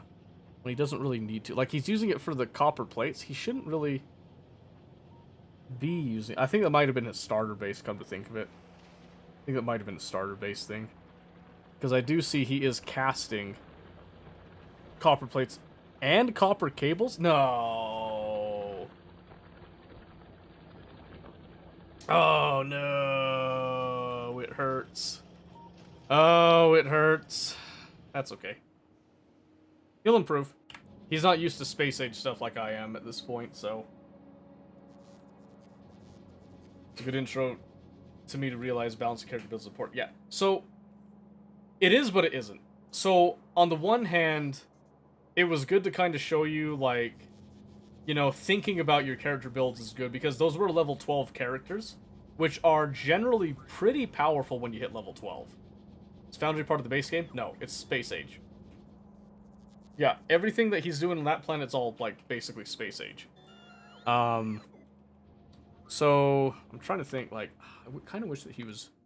So this is Fulgora. I went over and hit this really quick. I need to come over and improve this some more. Because I cranked out science as fast as I could, so that I could get a couple things going. But I might need to come back over here and, get this into a more constant state of, production, so to speak. Yeah, because this ran out of scrap. That's what's actually slowed this down, unfortunately. Unfortunately. Yeah, there's just logistic drones over here. That sucks. Yeah, it's not part of the base game. Haven't played through since they updated and ruined the crafting for science. Ruined it? How did they ruin it? Which was quite some time ago. Get back on and play with me! You're not gonna play with me. I'll teach you. Don't you worry. I got you, baby. Yeah, I need to come back over here. They changed the recipes. Yeah, of course. Recipes change all the time. It's fine. Play any overhaul mod. The same thing applies. That's what happened with Crash 2 and SpaceX, and we love it. I'm gonna actually get like a stack of rocks in there. Get a good stack of rocks going there.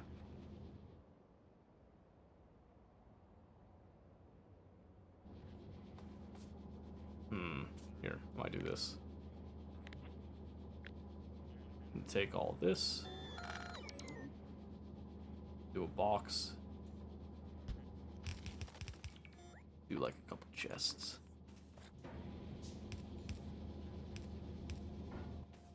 I want to make some more bulk inserters too. I've been neglecting that.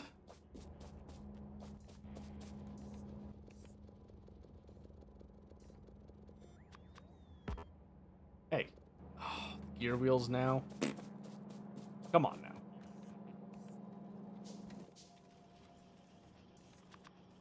There we go. Oh man, I'm sorry. Good luck at the office. Because that sounds like it's so much fun. Hope you don't have too much fun. Or can make a spider DJ station. Yeah, maybe someday. Not exactly on my priority list. I'm gonna be honest with you. Not on my priority list. There we go. That lets the train cycle out a little bit more and gives us a little bit more of a buffer for when we start to need it. Okay, let's see. I might as well go and up my laser stuff. We'll up the worker robot speed too while we're here.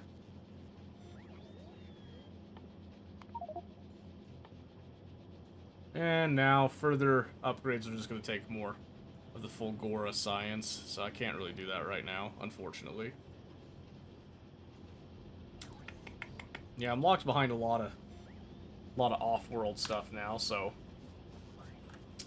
If this project is made, so I'm going to leave the train to fill up the sulfuric acid storage protection. Let's see where we're at when I get home. Okay, that's fine. That's a lot of sulfuric acid storage, though. Holy cow. I mean, I respect it, but I don't think I would store that much. Maybe I need to be a little bit more insane. Maybe that's what I'm missing right now. I just need a little bit more insanity in my life. Didn't mean to. Man, that's like an entire, that's like a massive storage depot. I tell you what.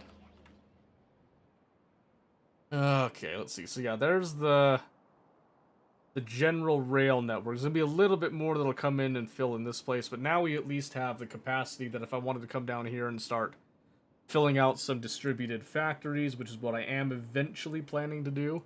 And we're going to turn this, from our starter factory, it's going to actually turn into like the quote-unquote spaceport type of thing. You guys playing the same server? No.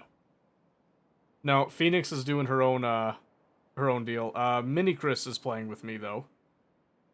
He's actually the one that's been doing Vulcanus over here. Which I'm hoping that we get some metallurgic science soon, because I'm really wanting these cliff explosives. I want to get into asteroid reprocessing as well. That's something I really want. I could really use these speed module 3s, but really I want green belts. I want turbo transport belts. Not gonna lie. That's the biggest thing that I want. I also want these rail support foundations for Fulgora, because I need them for the deep oil spots. Really need those. But I'm thinking before he gets done with that, I might have to just go and do Gleba myself. And I'm not looking forward to Gleba again. But Gleba's got technology that I also really want. Namely, the biggest thing that I want is I want these stack inserters from Gleba. But I also want a few other things as well. One of them is the advanced asteroid reprocessing. I desperately want that for quite a few things, actually. The carbon fibers is kind of its own thing. Like, it's good and all. Rocket fuel productivity is also pretty decent to have.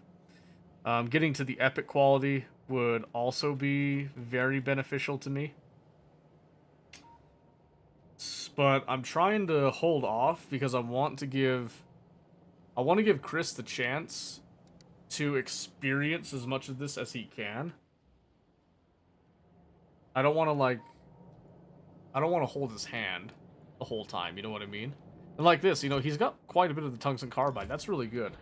You know, I think that's a good step that he made right there. But I also think, I don't think he was looking ahead to see that he also needs the tungsten plate. In order to even unlock the metallurgic science. And I don't know if he's got a plan for creating and then shipping said metallurgic science. I'm hoping that he's got some sort of an idea. He did eventually, like, kill some of the worms here, which is really good. But yeah, I'm just not seeing... He's tapped into this tungsten ore deposit, which is good. It's not very big, though, so I'm hoping... I don't know. There's a lot of hope, basically, right now that I have. And I'm not sure if it's going to be rewarded just yet. And I went ahead and took care of Fulgora, at least temporarily. I need to go over and fix it up some more. That might be what I do next time, is I might take a break from Novice, now that we've got everything secured here. Because you can see the rail lines, we've got all the different defense points, that now we can actually run rail lines, and we can get trains that go and actually supply them. This is a huge area that we have right here. I mean, just massive. And I am tempted to actually bring an elevated rail out this way. And set up like a little outskirts right there and just kind of keep the water as a buffer from the main area, but I think that'll be for next time on that one. But yeah, right now, I'm kind of like trying to work on a few things, but in the end, I really just need to, I think I just need to go to Fulgora, and I need to advance Fulgora, because I really need some of that science. Getting the mech armor would also be really nice, especially for Gleba. I didn't have mech armor when I did Gleba last time, so if I'm forced to do Gleba again, I'm gonna have to... I would like the mech armor. I'd also like the Tesla turrets. Because the Tesla turrets absolutely shred the pentapods. And I'd also want to upgrade their, the electric weapon damage, which I need, obviously, electromagnetic science packs in order to even do, so... Maybe I'll, maybe I'll fly over there now, actually. Put my equipment into the network over here again.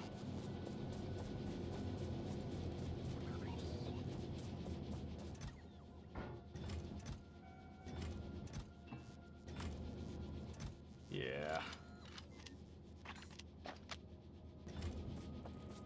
Yeah, I think I'm gonna do that. Because I think...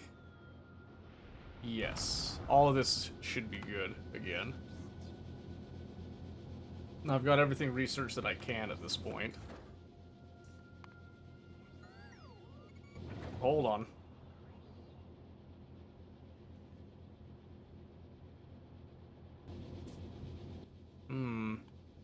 Do I send up my...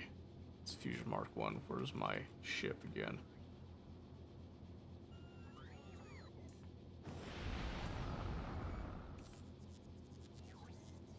That was a test design that I did. I was looking for my ship that I had. That was just the basic freighter that I had. I was looking for a Fusion Constraint. System Edge Mark 1. Ah, yes, this one had the fusion generator and all that. I just have to replace it. This also has uncommon quality things.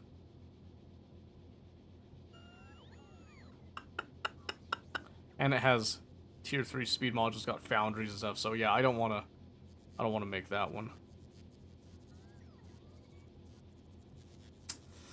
Yeah, all right. So what I want to do is I'm going to travel up to the Iron Star, which is what I called it, because I like the name. What I want to do is I'm going to test and see if it can complete a trip now with the technology that it's got all the way over to Fulgora without me, like, stopping and interrupting it. It should be good. At this point, it should be a totally fine interplanets freighter, basically. Not exactly a freighter, it's not a huge, like, carry capacity, but it's got some. It's missing a storage tank. That's crazy. Yeah, how is it missing a storage tank? Hang on a second. That can't be right.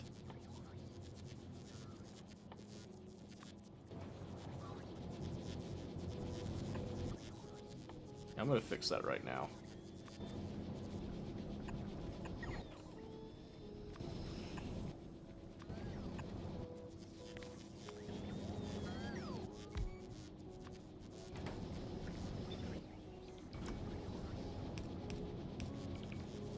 Yeah, because that ain't right.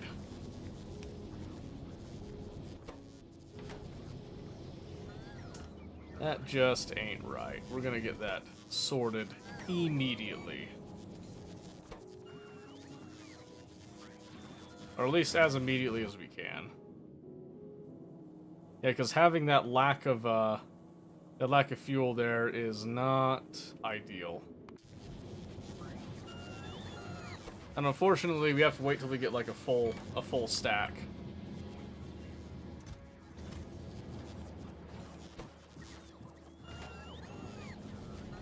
Which shouldn't take too long. It might take it a couple minutes here, but...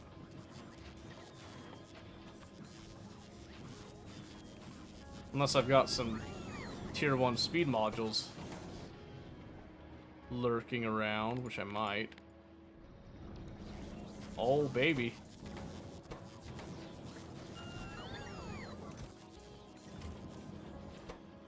There we go. That should help some.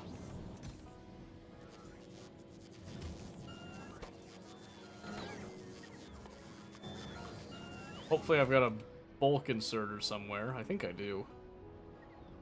Maybe. Nope. Of course not. Why would I have a bulk inserter? Maybe I can make some then.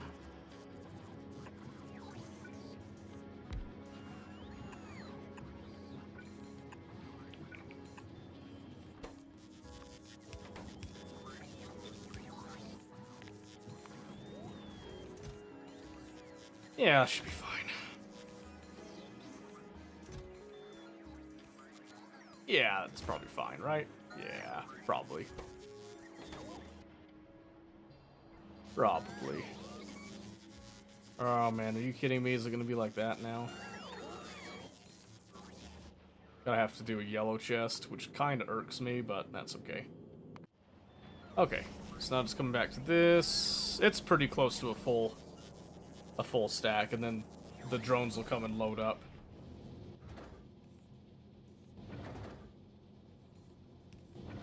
Yeah, those are all set to automatic, so...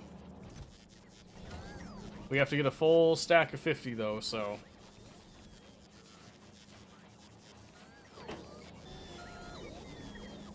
There we go.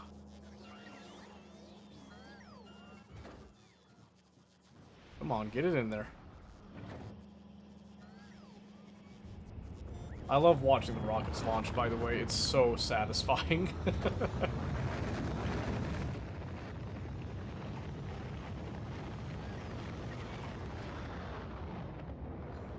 Okay. So that'll be good. So now we're just gonna wait for that delivery to finish.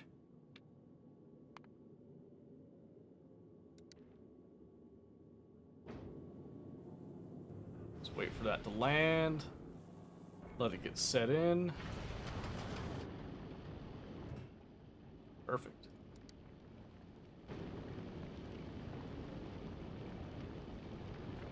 Yep, it's not going to be perfect in that sense, but this should be fine. As long as it's got the fuel, I think it'll have enough ammo for all this. Because we have upgraded, like, our weapon damage, shooting speed, and all that at this point. This should be fine.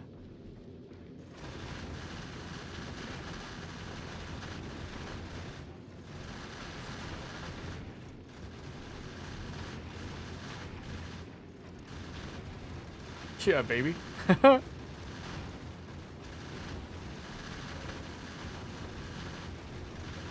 You just have to wait for like green signals and all that, but I think this does work now, if only barely.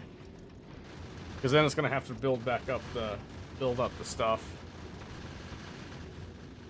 Alright, because the next item I want to bring in is sulfur, which is going to require a second train on the same line. Ooh boy! Have to wait till tomorrow? That's fine. That's fine. No rush, no worries on that. Whew, yeah, that's rough. Okay, so now we're just gonna take that off. So then I want to do a weight condition, which is gonna be circuit condition of green equals 1. Or do I need two green signals?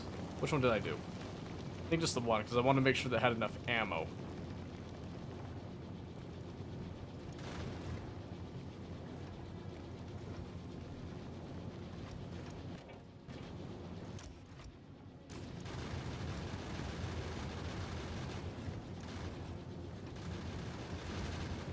Did I not set that condition on here?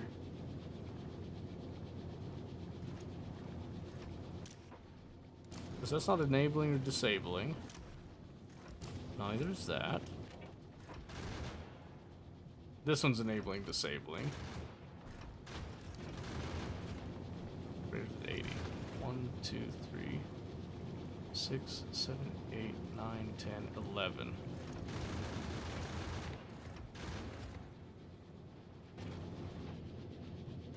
Oh, I added some impromptu, that's what it was.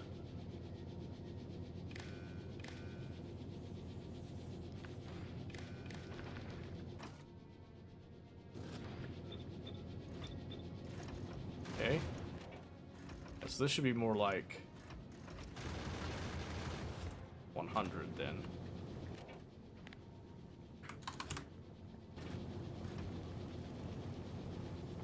And then there's still some combinators up here. There is. Okay. So what I want to do is I want to do a cider combinator. Pretty much, I'm just going to take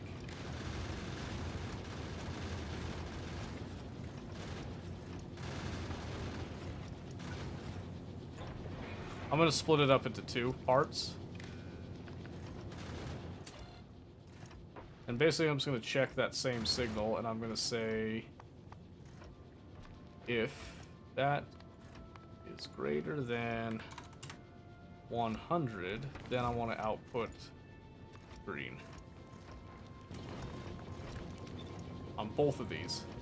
And then I actually want this to have 2 green signals. And we will do these just to kind of signify a bit. Just like that. That should be perfect. Okay, I need to jump down to Fulgora now and allow this ship to go back soon, if it can. Because it's having power issues. Uranium's next. Awesome. That'll be great. Oh, that's right. I don't have a cargo landing pad. Oop. Oopsie. Well, that's not good.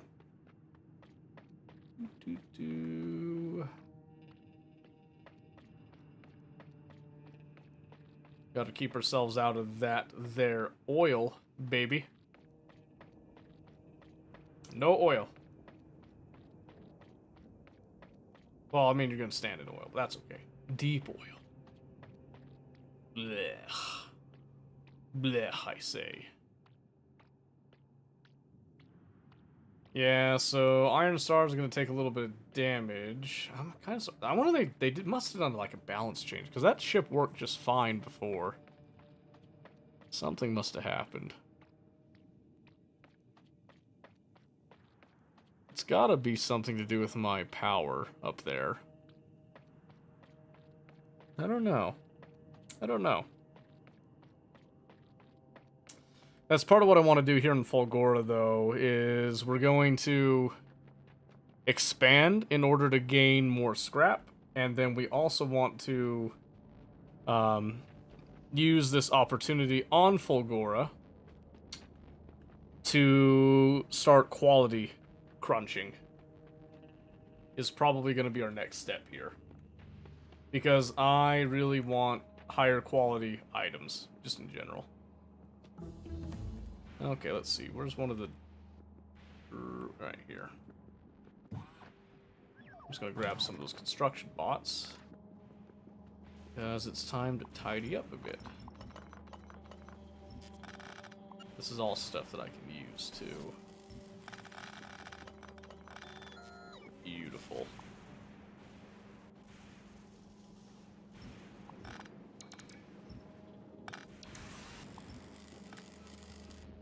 Alright. And I'm probably just going to rip up all these belts here.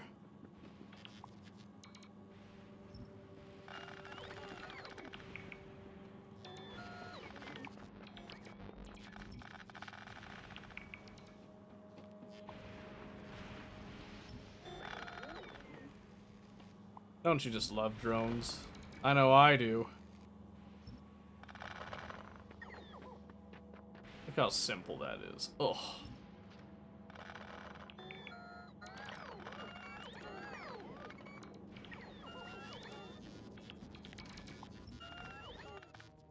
Oh, I think I accidentally took out a lightning rod. Whoopsie.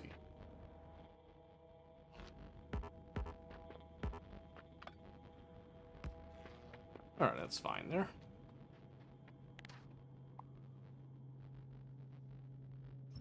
Okay, might as well go ahead and start ripping this stuff up. Take what we can get, huh?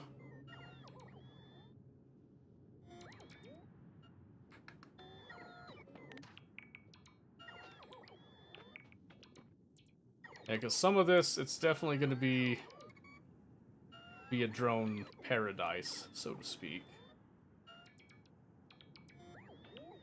Luckily, our drones are now pretty well researched, so they're a lot faster than usual. That is very helpful, by the way.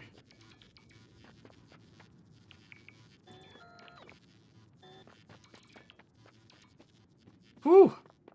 Sure burned through my batteries, though, my word. Yeah, because we still just have, like, the Mark 1 personal battery junk. Let's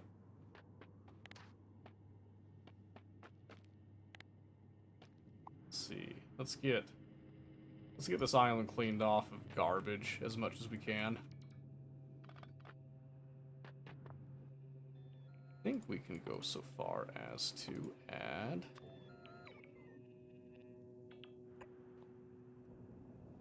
another roboport. Maybe. Oh, are we not making any? Kinda sucks.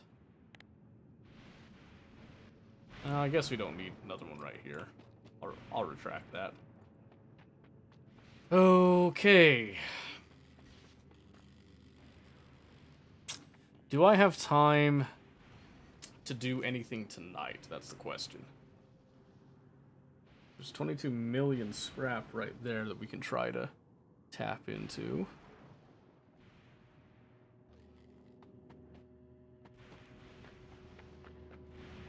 Rocket fuel.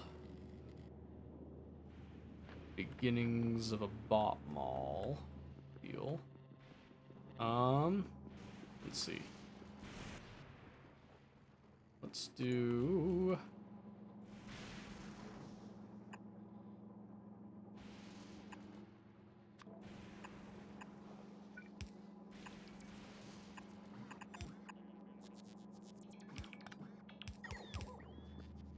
Are there really no bulk insert? Oh, that. Okay, there we go. So then I just want to do scrap.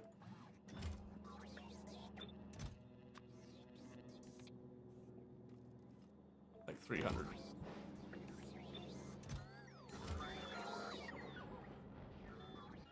Yep. Yep, because now the idea is that I want to get as much of this scrap that I just picked up, crunched through, separate it out into something useful, let things get built again, and all that good stuff.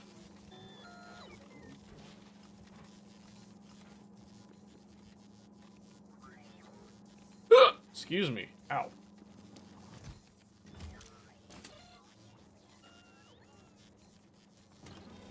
Okay, this one we're not letting anything get above 800. And if it gets above 800, then we just start, like, hyper crunching it. Because sometimes you gotta do what you gotta do.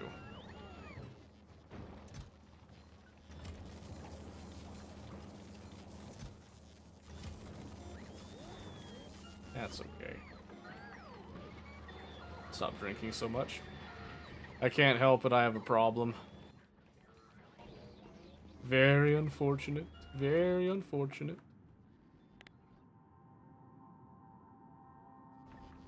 Okay. I kind of doubt that I have these things, but let's see what we do have.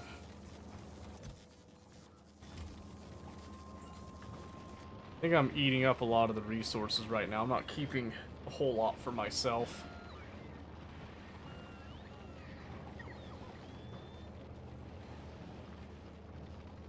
Trying to see where I could maybe get some iron here.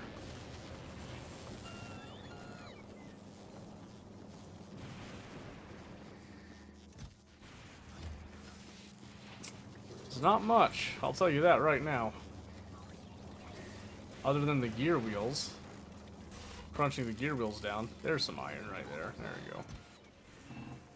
So give me some of that, and then I'll come in here and grab some of you.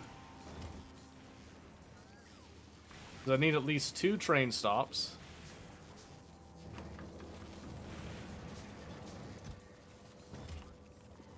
Okay, how am I gonna make refined concrete out here? Steel... water. Ah, water. Yeah, okay. Perfect.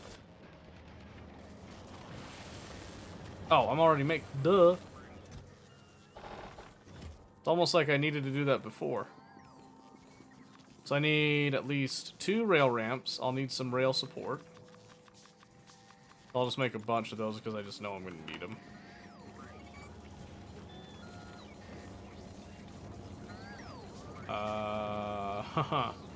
Steel's going to be an issue, I can already tell.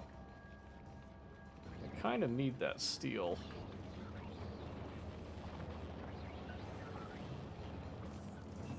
So does every other process under the moon, though, apparently. And there goes all of that. That kind of sucks. Alright, let's see. Let's conceptualize a little bit.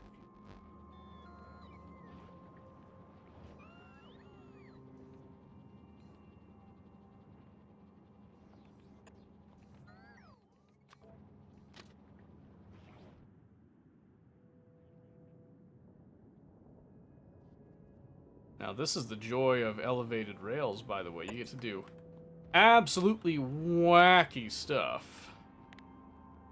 Absolutely horrendous things like this.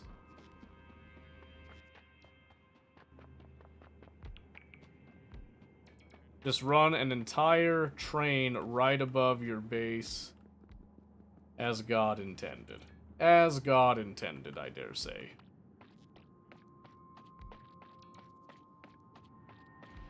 Oh, jeez. Run. Run. I've made a mistake. There we go. Okay. Yeah, because I'm going to need to do... No, I can't see. Oh, that's okay. That's okay. Okay, yeah. I'm going to have to run down... I need to get some more scrap, for sure.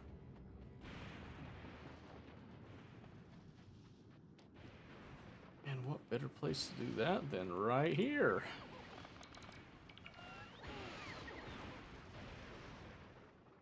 Yeah, there'll be a little bit of steel here. Perfect. Because then I can start filling in the rails.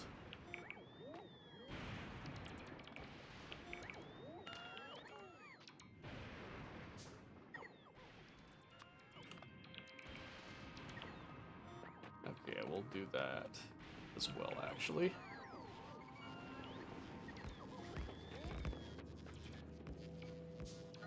Yeah, so we'll just do a simple train to start with, and then we'll get more sophisticated with the trains later. What are you waiting on? There it goes. So right now we're just gonna do kind of like a fairly compact solution, so to speak. If one can call it that. I just need to get this to the big, thick scrap patch that's above us here. So that's now going to come down. Let's see. Yeah, there's a lot of ruins here. Okay, you're going to come down, go like right here.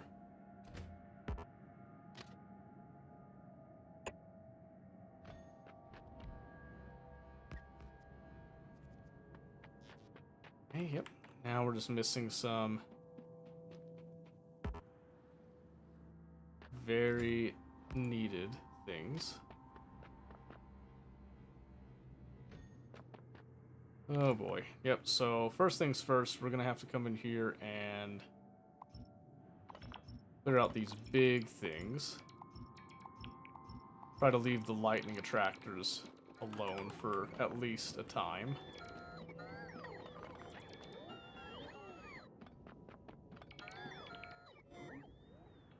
Yep, 22 million scrap in one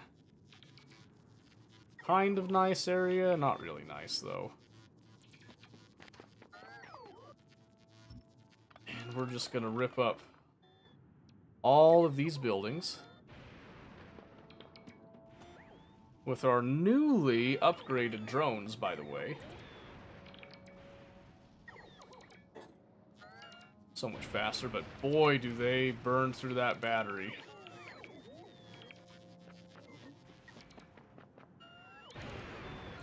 Yeah, voracious. Absolutely voracious. But I love them.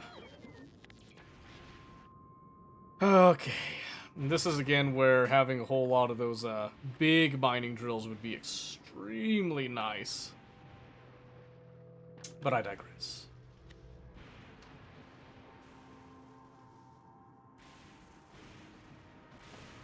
Alright, so let's see where it's gonna go.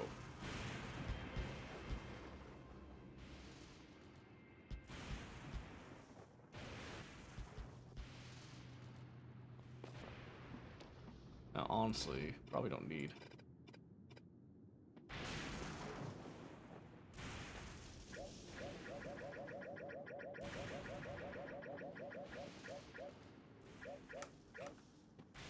Could probably just get away with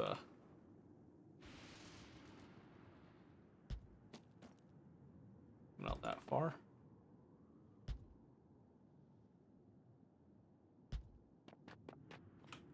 Just like that. I think.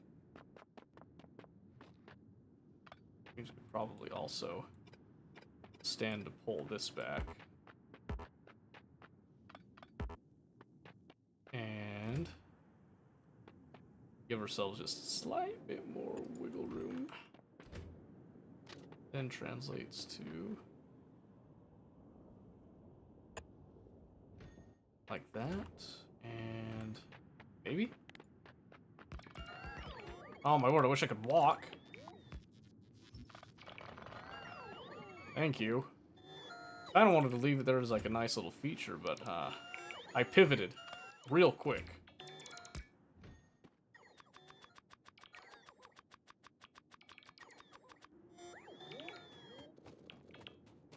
Start grabbing this junk.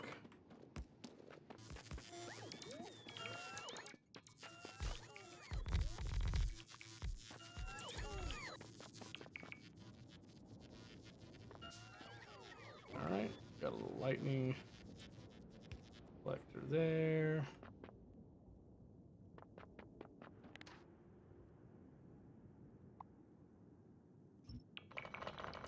I'm just gonna remove those for now so they don't get damaged. Okay, so there's that. That's probably gonna necessitate that getting changed a bit.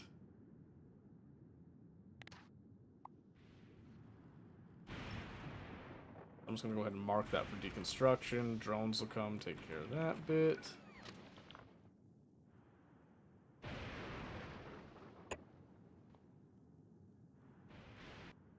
Yep, just a slight adjustment. Very, very slight adjustment will do wonders for us there.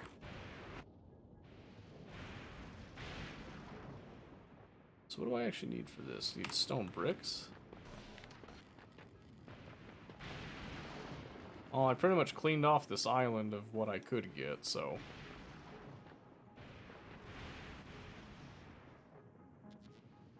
I guess the only thing left to do now is just to, you know... wait the storm out, then walk over. Probably make ourselves a locomotive. I'll need to get some engine units.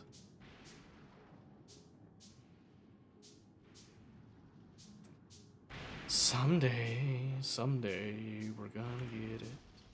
Holy cow, I have a lot of stuff open. Excuse me, I didn't realize it was all that open. Okay.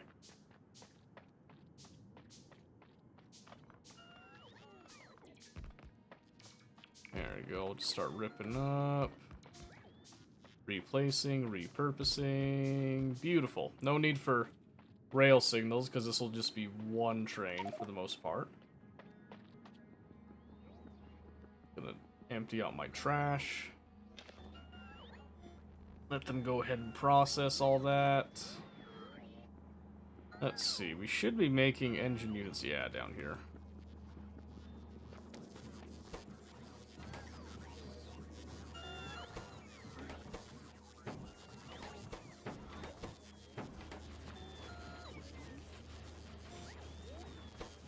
Oh, but I've been making them purpose-built. I see now. Good for me, I guess.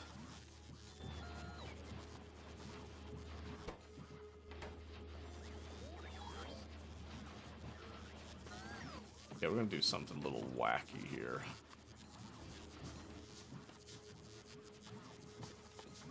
A little kooky, if you will. Where's my plastic?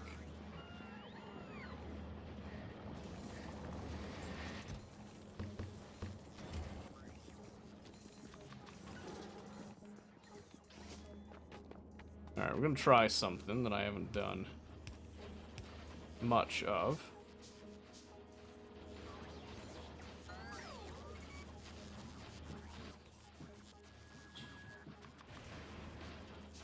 Gonna get some decider combinators here. Kind of help us with limiting a few things.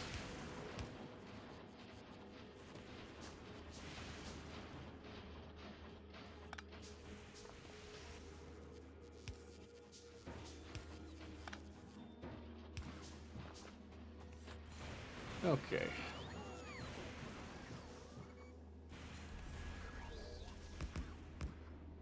So what I want to do, basically, is I want to take this. And I just want to check if it's working. And we'll just do that with a W signal. So if working does not equal 1, basically, then I'm going to send out a red signal.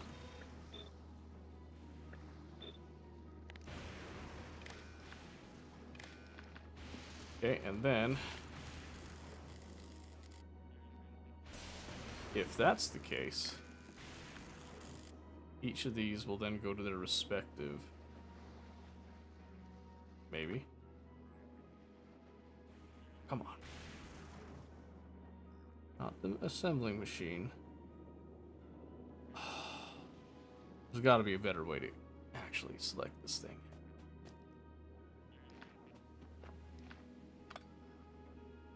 I found it.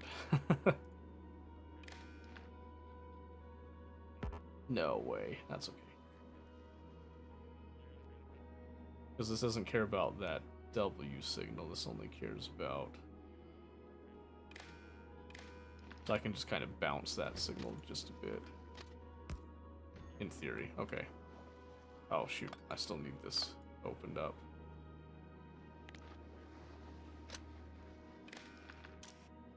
Then enable, disable, red signal equals 1.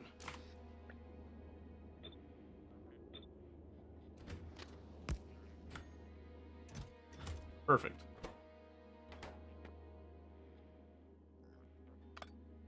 Really? Are you? Oh my gosh.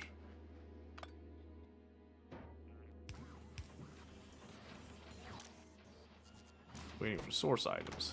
You're missing gear wheels. Of course you are.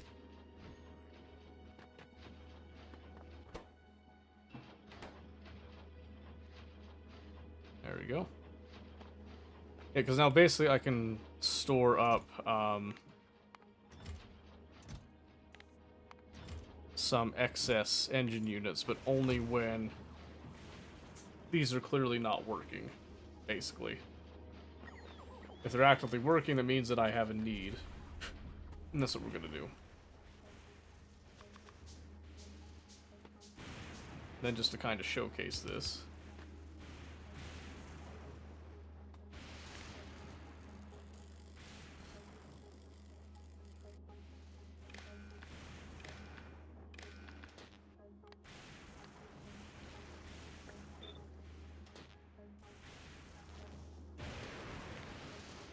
Okay, so we turn these on.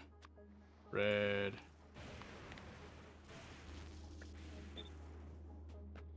There we go. That just gives us like a little visual indicator too that those are currently not working, so we're storing up the that stuff. But we also just kind of know that as well, so that's fine. Okay, so I got 13 engine units. I need at least... I need enough for 2, I guess. Which means I'm probably going to have to go... Just gear wheels? These guys?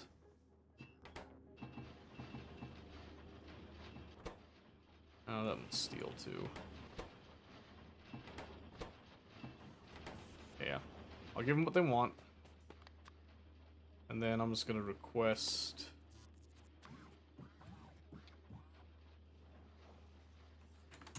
40 engine units. Okay. Yep, that way they can just build enough for what I need. And then I'll turn it off when that's done. Okay, perfect. Yes, so then what we'll have is right here where we unload our train. And we'll just call this one scrap unload. Scrap load. Nice and simple.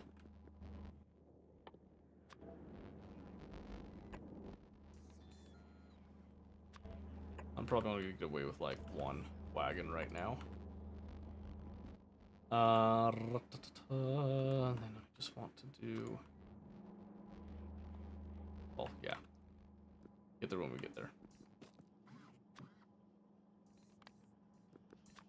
Okay, so I have enough engine units. Now I'm missing steel itself. Great. Great. Guess I better go run and find another ruined pilfer. Like this one here, hey? Maybe there'll be enough in the mix. Yes, okay. Then I'll need enough steel for the cargo wagon itself.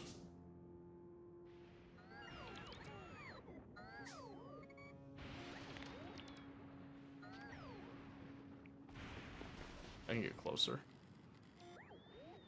Yep, just right there. Keep ourselves safe, you know?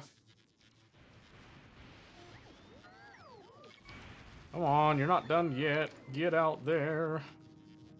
Gather.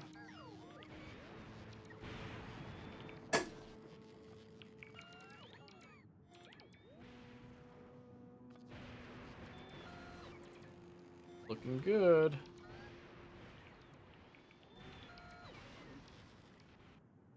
Okay.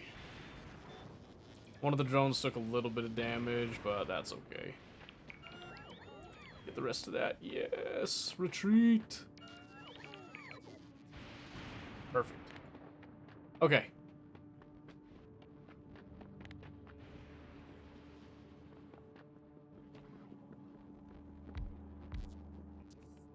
Okay. Now then. We're probably just gonna use...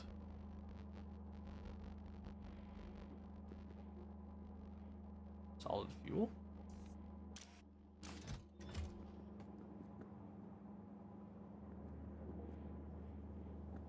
Did we use it all up in the rocket fuel? We must have used it all up in the rocket fuel, huh?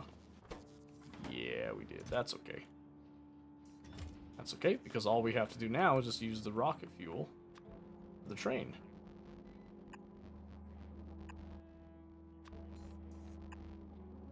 No problem. No problem at all.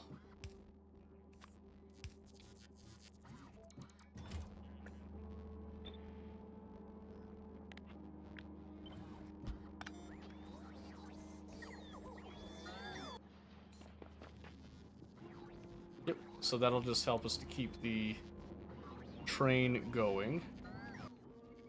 So now we want to hop on the train. And we want to see... Oh, it looks like a scrap load.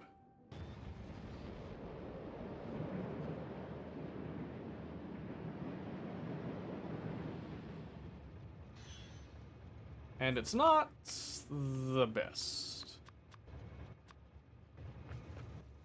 I will admit.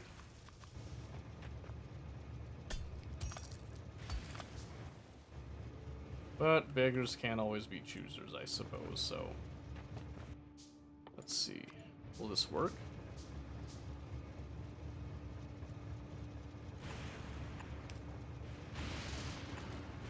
I think that'll work.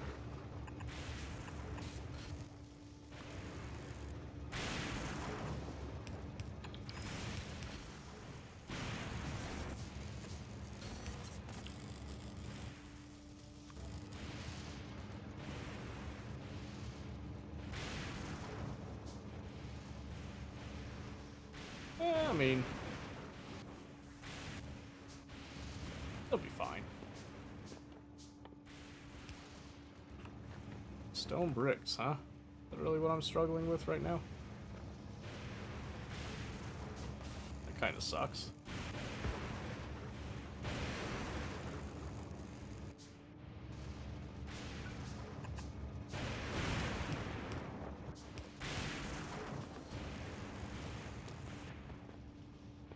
Okay. Well, now let's head back to the unload. Let's do inactivity for both of these.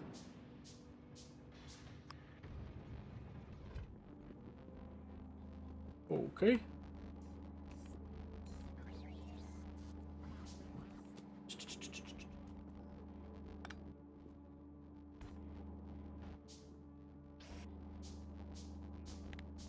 So then we got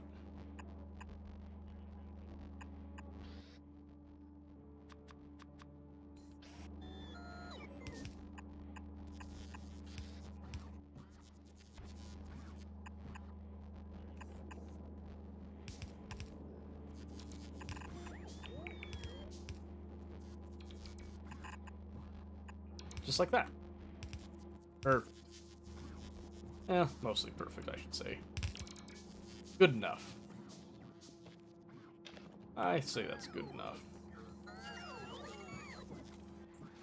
Get those rolling.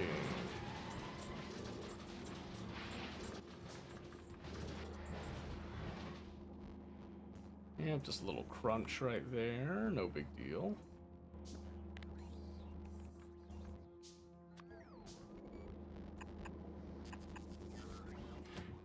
Alright, so let's adjust this. We want full cargo, empty cargo, and we won't bother with the inactivity.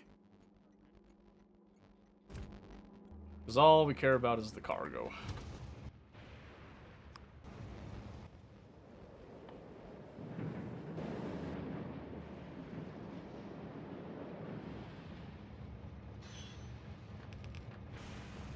Yep.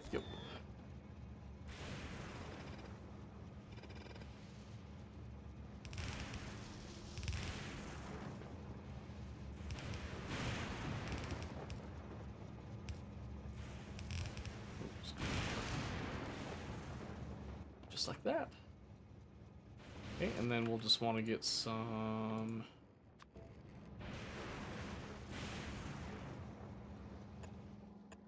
accumulators, and we want to get some battery.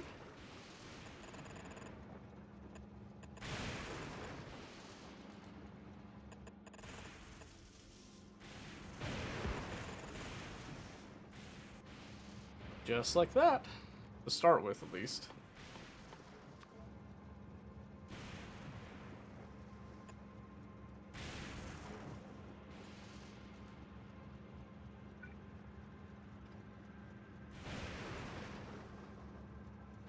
Just like that. Oh, is that really a ship getting smacked? Damn it. Thought that it would survive longer up in orbit, but I guess not. Let's see. Bricks. 4. There, that's better. Now steel. I can fix steel up there, that's no problem. But now I need accumulators. Got a bunch of those.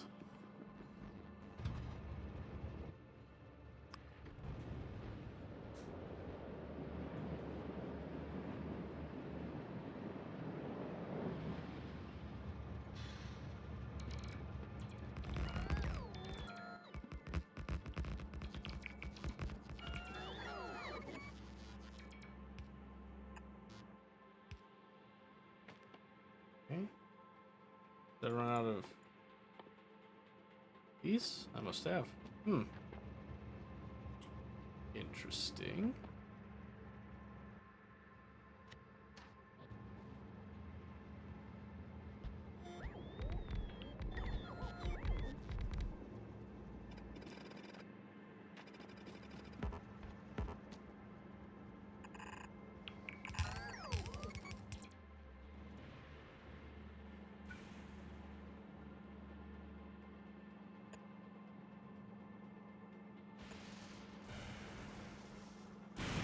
That would definitely take care of power and all that, but...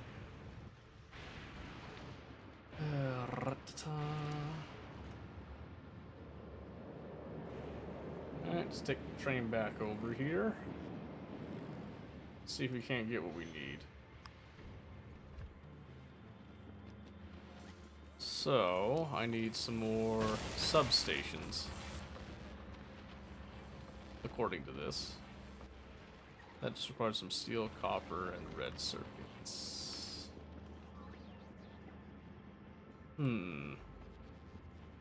Yeah.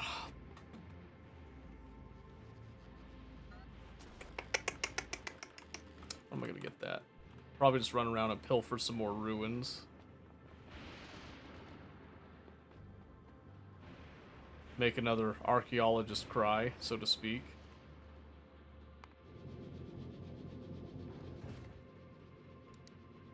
Oh my gosh, yep, okay. We just need to send it back home to Novice.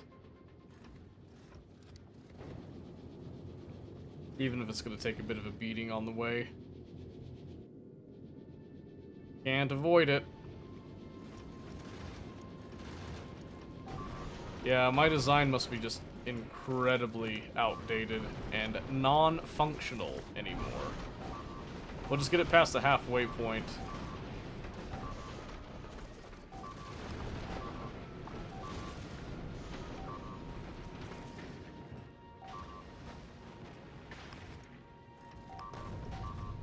There. We'll let it coast a little bit. That's the best chance it's got at this point. Let it try to gain a little bit of power and all that. It'll get fixed up at Novice. Novice can handle fixing it. I'll figure out what's actually wrong with it later. Alright. Time to recycle.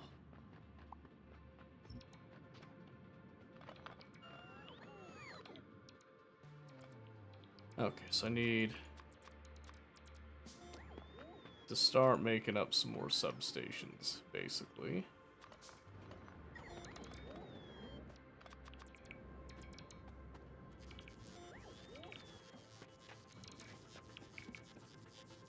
Alright, should be enough.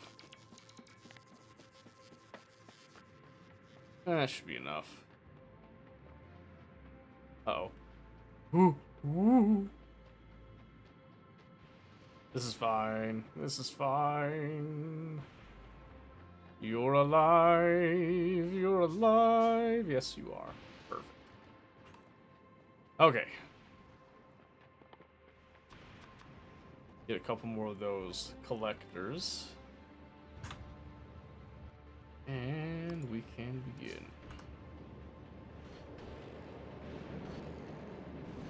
There we go. We can get this back online. Which should please Novice greatly, I hope.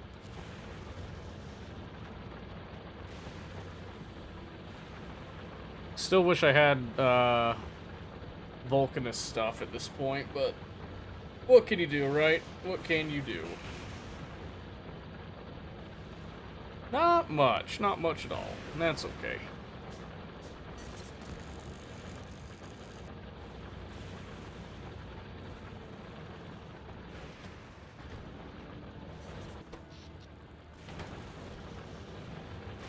Yep, just gotta wait.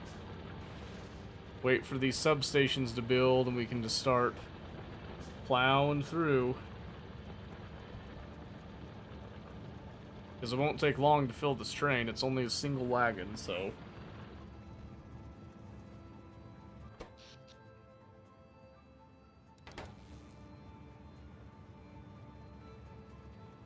Does this have, like, no loss just sitting there? That's awesome. I never noticed that before. How kind. As soon as this is done, it's probably going to start chewing the power. Oh, not as bad as I thought.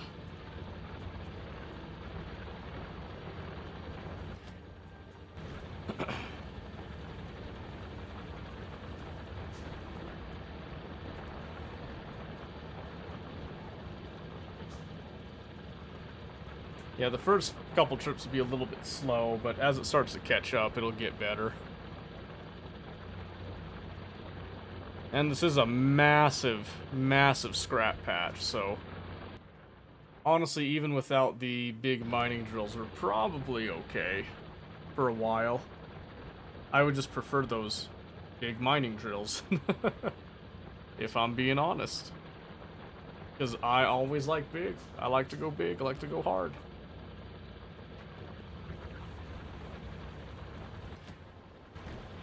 Okay, there he goes.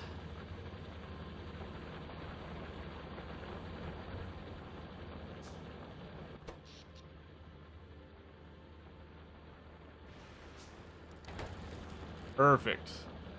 The battery bank is sufficient. And we are now supplying the base once again. There is a flow. I don't see a lot of science, unfortunately, but that's okay.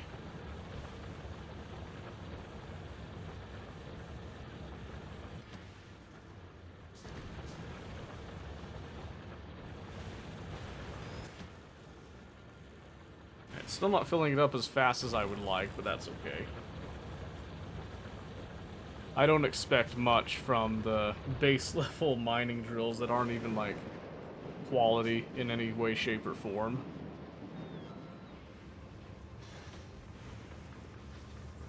But at least we can still get a semi-steady stream of scrap coming through. That should help a few things. Hopefully including science eventually. Once it's steady enough, right? What are you missing? Oh, the capacitors? Yeah, it would be the capacitors. Okay. Well, I think that's pretty helpful. It is just about 1 in the morning here. There's a lot of smoke in the air, and I've got a lot of stuff to do before we actually hit vacation. So I'm going to save it here. And we're going to quit. Okay. Well, guys, thank you so much for being here. I always appreciate it every single time. Thank you for sticking through with the whole Twitch going down and impromptu YouTube thing. Definitely let me know which one you prefer out of the two. Because, you know, like, I'll be honest, like, YouTube was actually very simple to set up. It felt really good. I'd like to multi-stream, but the logistics of it aren't always the greatest, so. Oh, it looks like Hex redeemed a dad joke, and I couldn't get it through Twitch there. And Twitch looks like it's working fine now, so I'll go refund that dad joke. We'll probably be back on Twitch next time, so. Okay, we'll be back on Wednesday. Everything should be fairly normal. Don't know exactly what I'm going to do on Wednesday. There is a chance that we won't be here on Friday, for those of you that look at this later, because we might be leaving early for this vacation on Friday. Next week we're going to be completely gone. If that's the case, we'll do a makeup one on Thursday, so we'll do like a Monday, Wednesday, Thursday, rather than Monday, Wednesday, Friday. But I'll let you guys know more by Wednesday. I'll hopefully have most of the information by then, so we'll see. We'll see what happens. But anyway, I hope you guys have a great night. Morning, evening, day, whatever it is for you. We'll catch you later. Have a good one.